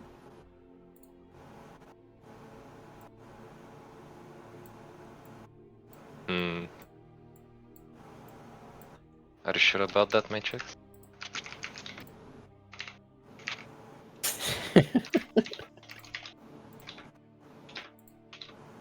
It's not typically common for rocks to grow legs and walk around. I guess you're right. Well It'll then, still be here if we want to investigate it further. All of a sudden, Nice. Matrix, the rock actually grows hands and feet. it And gets starts walking around. Nice. it gets up and starts walking around. Hell yeah. Like actually, this Well, happens. actually, Yes. it actually is happening. Mhm. Oh my gosh. What? I is- suppose I was wrong. um, Ogddo, Kreenyaga, Albert. I'll get them. Okay. Okay, we move.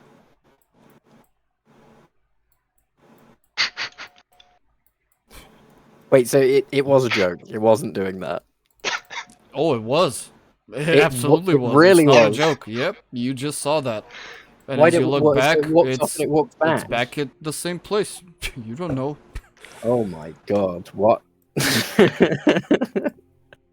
Can make Nope. me an insight check or a con check. Yeah, we're gonna go for Arcana on that one. Mm-hmm. You don't know what's going on, Matrix. Oh my god. I can't believe this is happening to me.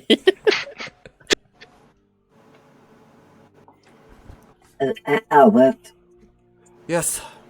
do you know of rocks that grow legs and start walking around? Excuse me? I only ask because that one did. It's as if it wanted to taunt me. What grew legs? You know, that strange rock that we couldn't identify. What? Where? He kind of goes in. Huh? Grew legs? Yes, certainly. He kneels down, inspects it, taps on it. This is a joke, right? No, not at all. I promise. I don't see legs. Are we gonna go? Go where? No, she's talking to Albert and Matrix. How are you not perturbed by this? You saw it too, right? Yeah, but it came back, so Wait, it actually grew legs? yeah. What? I mean, I've seen weirder stuff, but it's a piece of stone. Yeah, look, behind you. What? He looks behind him. The rock. Oh. Okay. Well, I don't see. Huh? It grows legs, Matrix again. What? And it starts running. Hey, come back. Oh no. It Oh stops. no. Oh no. Matrix like drops all of the ore like as she's running. She's gonna try to grab it and pick it up if she can Oh. catch up to it. Oh no. Make me an athletics grapple check, Matrix. No. As the ore stops, looks down, then looks back at you. As you go to grapple the ore, the illusion fades.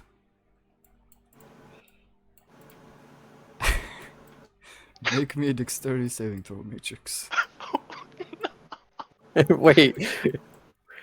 Why? She's not jumping down the hole. I know. Okay. Okay. Ain't no way.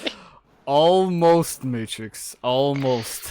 As you go in for the grapple, your your body passes through the illusion, and you stop yourself inches away from plummeting down the abyss.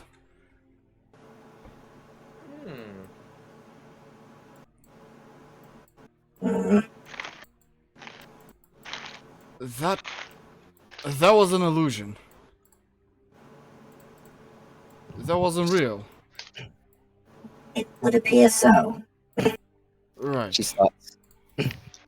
Hold on.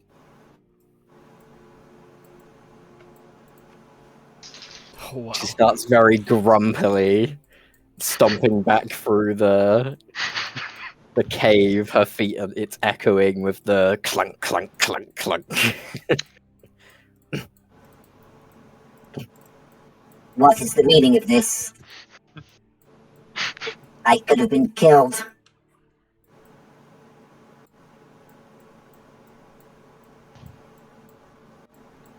Aphelia, What? What happened? there's only one reason you wouldn't be surprised by that. Which is? You made some sort of illusion.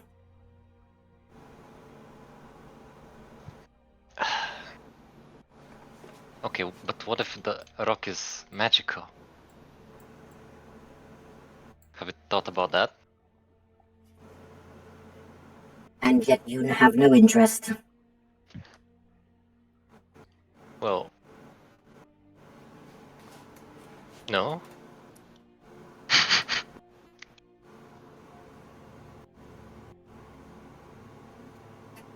Did you or did you not?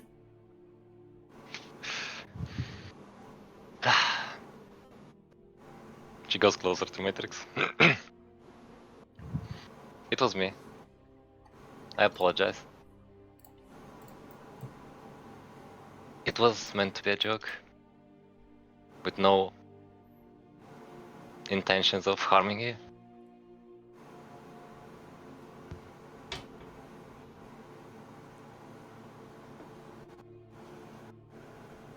So, I see. Well, please refrain from that kind of joke in future. It was nearly disastrous. I apologize again. Won't happen. All right.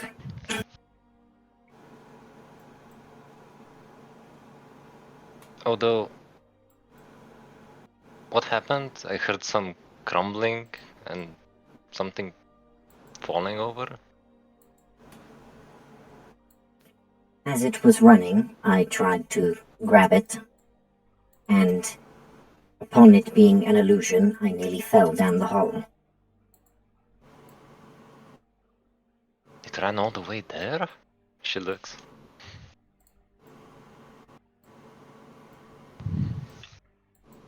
That's an interesting detail, Aphelia.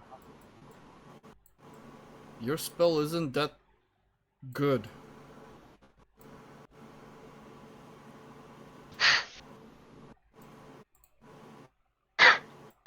Well, now I'm interested in the rock.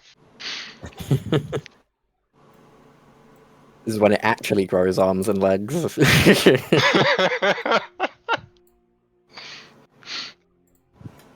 Quick question. Hmm. Did Matrix build iron and stuff? Just to catch up? Or was it detail I didn't get? Yeah, Matrix was gonna go back and grab it. Yeah.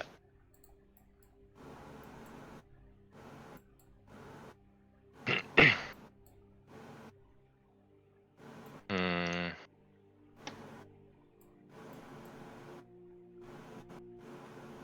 Okay. I am going to attempt to... I don't know if this is gonna work, but attack the rock. Attack it. Yeah. Okay.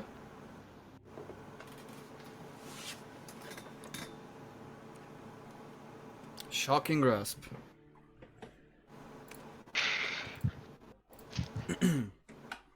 Matrix, you see Aphelia with her hand out, and she will cast Shocking Grasp, or a type of magic, onto the stone. You see the stone start to glow a bright green color as the magic impacts within it. Aphelia, make me a charisma saving throw. Charisma.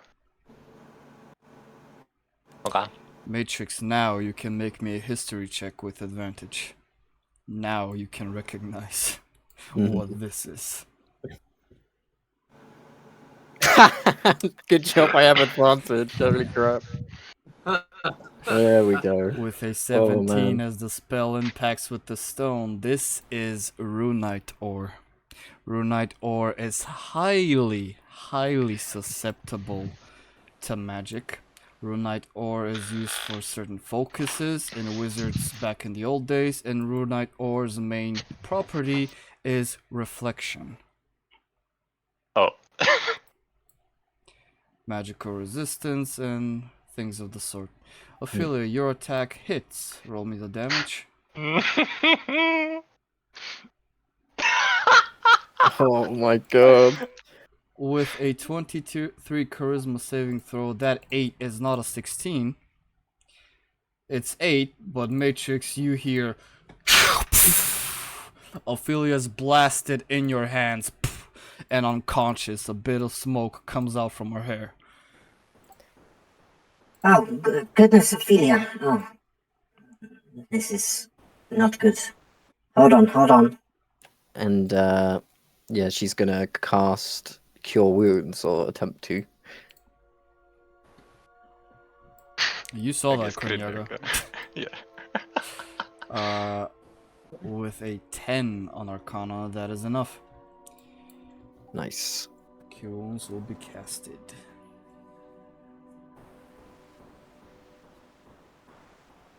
You heal for 9 full HP.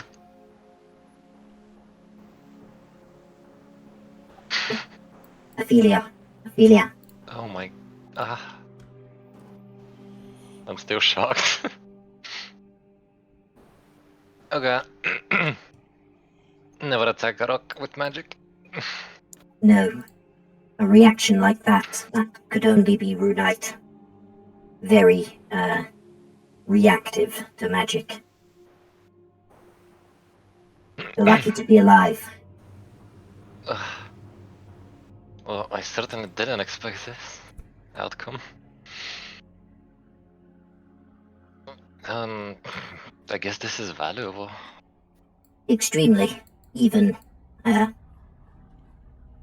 before, I fell asleep, I suppose. It, was highly sought after and rare. Should we...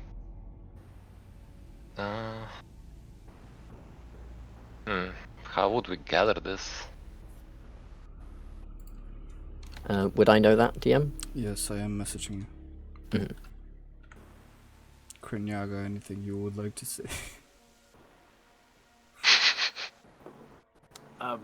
He's just kind of staring with judgment, kind of like she is obsessed with mining and rocks. He's just kind of staring at the whole situation.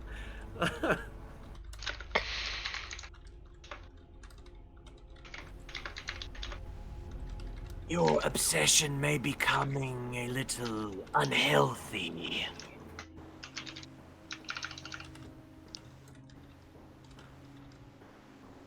Well, this thing is magical, so I'm more interested now. Oh my.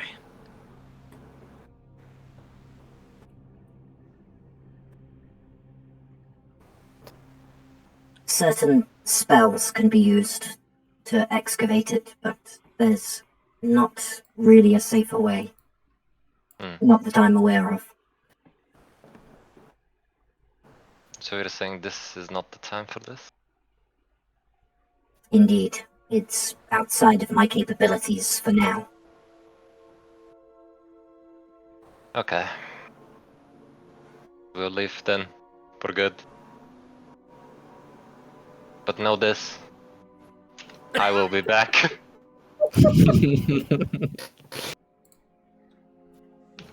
We will have our revenge, strange running around rock.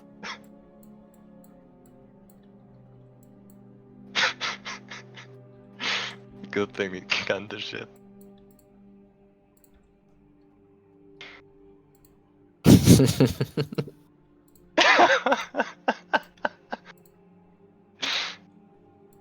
Let's carry on.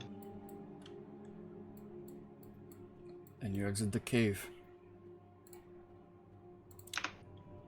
As you do, you hear Aldo's voice. Alright, so believe we gathered some valuable ore. I myself are carrying quite a bit of pieces of gold I'll be smithing down. How much iron did we gather?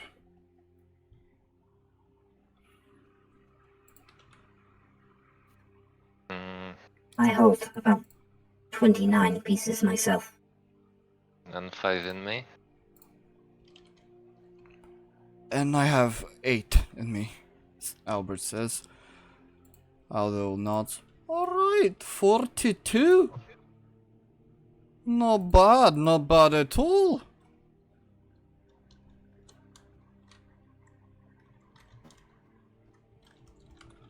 So, are we done here? For now. But we'll be back. Okay, hope you enjoy. Please, anytime, you're welcome to visit.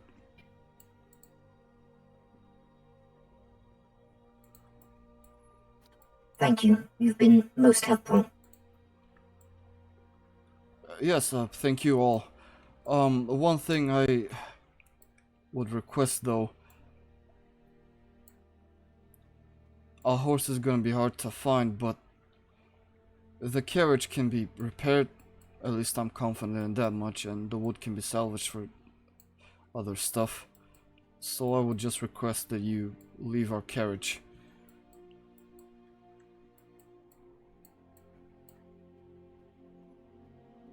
We would need something to transport the ore, though. Well, I believe that your construct can transform herself. And between her and your armored friend, I believe you can manage. Matrix Kreenyaga, is that okay with you? It would take at least 2 trips, but it's doable.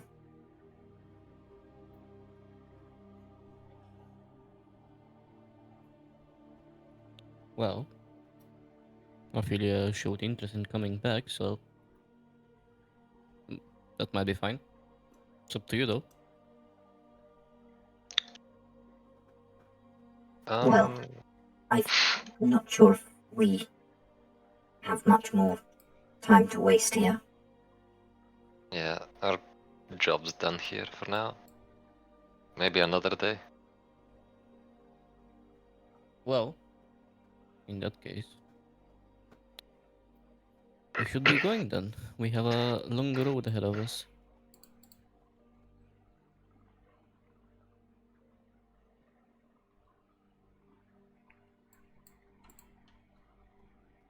Very well, be careful and thank you again.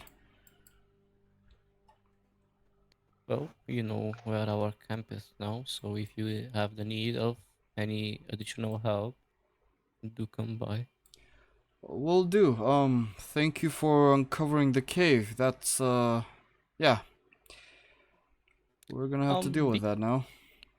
Be careful when venturing in it. There's some deep holes in it. Yeah. Oh yeah, I saw. Don't worry about it. Bye, strong lady! She waves.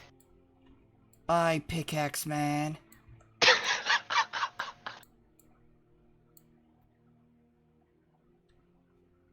Yes, farewell, little one, he said.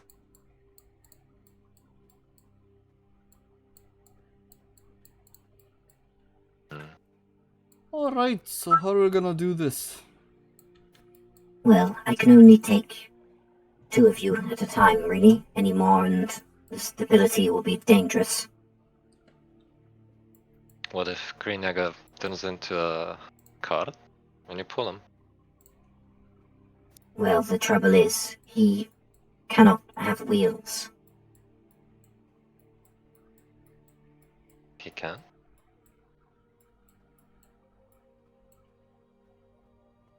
Was that not what we determined before?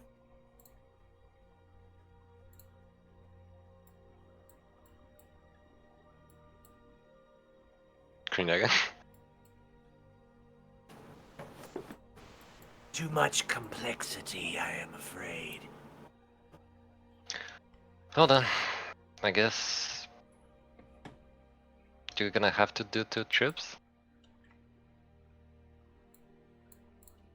Or he can turn into a pickaxe or a basket and I can go inside him.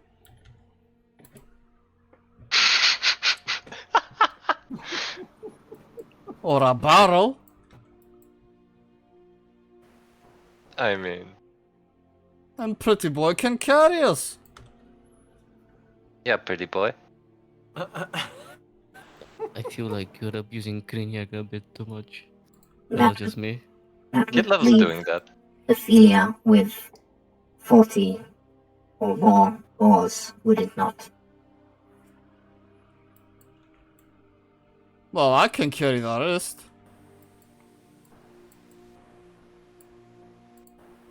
Alright, well, if you're sure, but perhaps I will take it slow to begin with. I don't want to risk your lives over travel. Aye, let's do it then.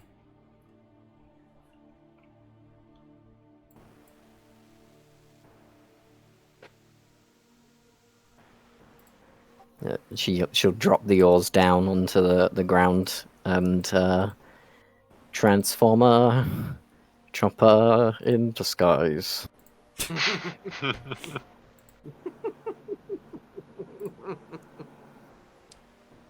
Alright, Kreenyaga, what are you turning into? As Aldo picks up the oar.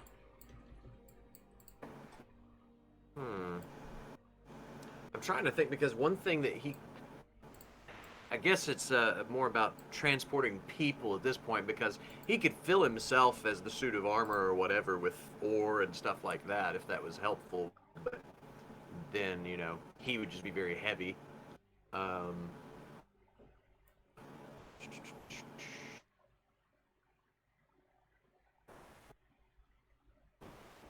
trying to think, like, what if he wound up being, you know, kind of a sloped cart or whatever, or something like that. There's 29 oars on the ground. Aldo will pick that up. Okay.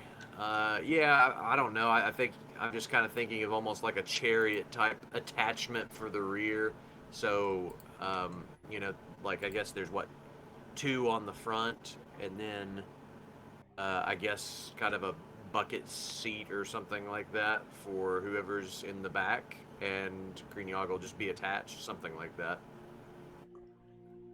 Yeah, that works. Okay. And we could just use the cart. Yep. Kreenyaga will shapeshift into the cart, or what he described, attach himself to you, Matrix, and Aldo will get in. Woo, this is exciting! Hmm.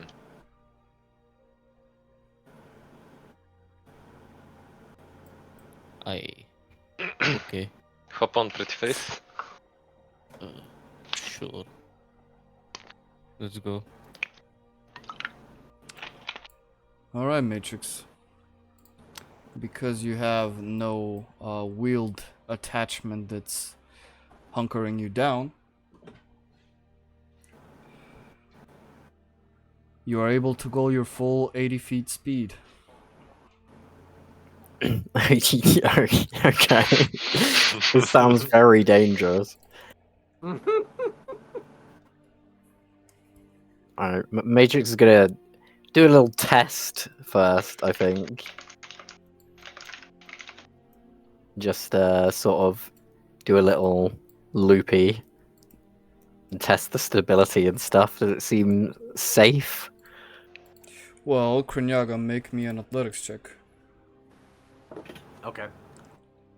See how good. Oh, yeah. Very stable. Okay, seems stable enough. Alright, off we go then. And yeah, she's gonna shoot off full speed. Well, Matrix is going to shoot off full speed, meaning that you are going to reach your camp in about 10 minutes. You ride off into the sunset towards your camp, leaving Albert and Nick's encampment, now knowing that there's a Oars cave fairly close by Haven, with your pockets full of ore, the betrayal you experienced in the morning, but the new relationships that you mended in the afternoon still with you. And we'll continue on next session, see where it goes, and see what happens. Everybody Next gets exciting adventures of Transformers. everybody gets inspiration for the roleplay today to continue on next session, and if I believe Aphelia and Ogddo, both of you level up. Okay. Nice. Oh shit. So these are level 2 characters now.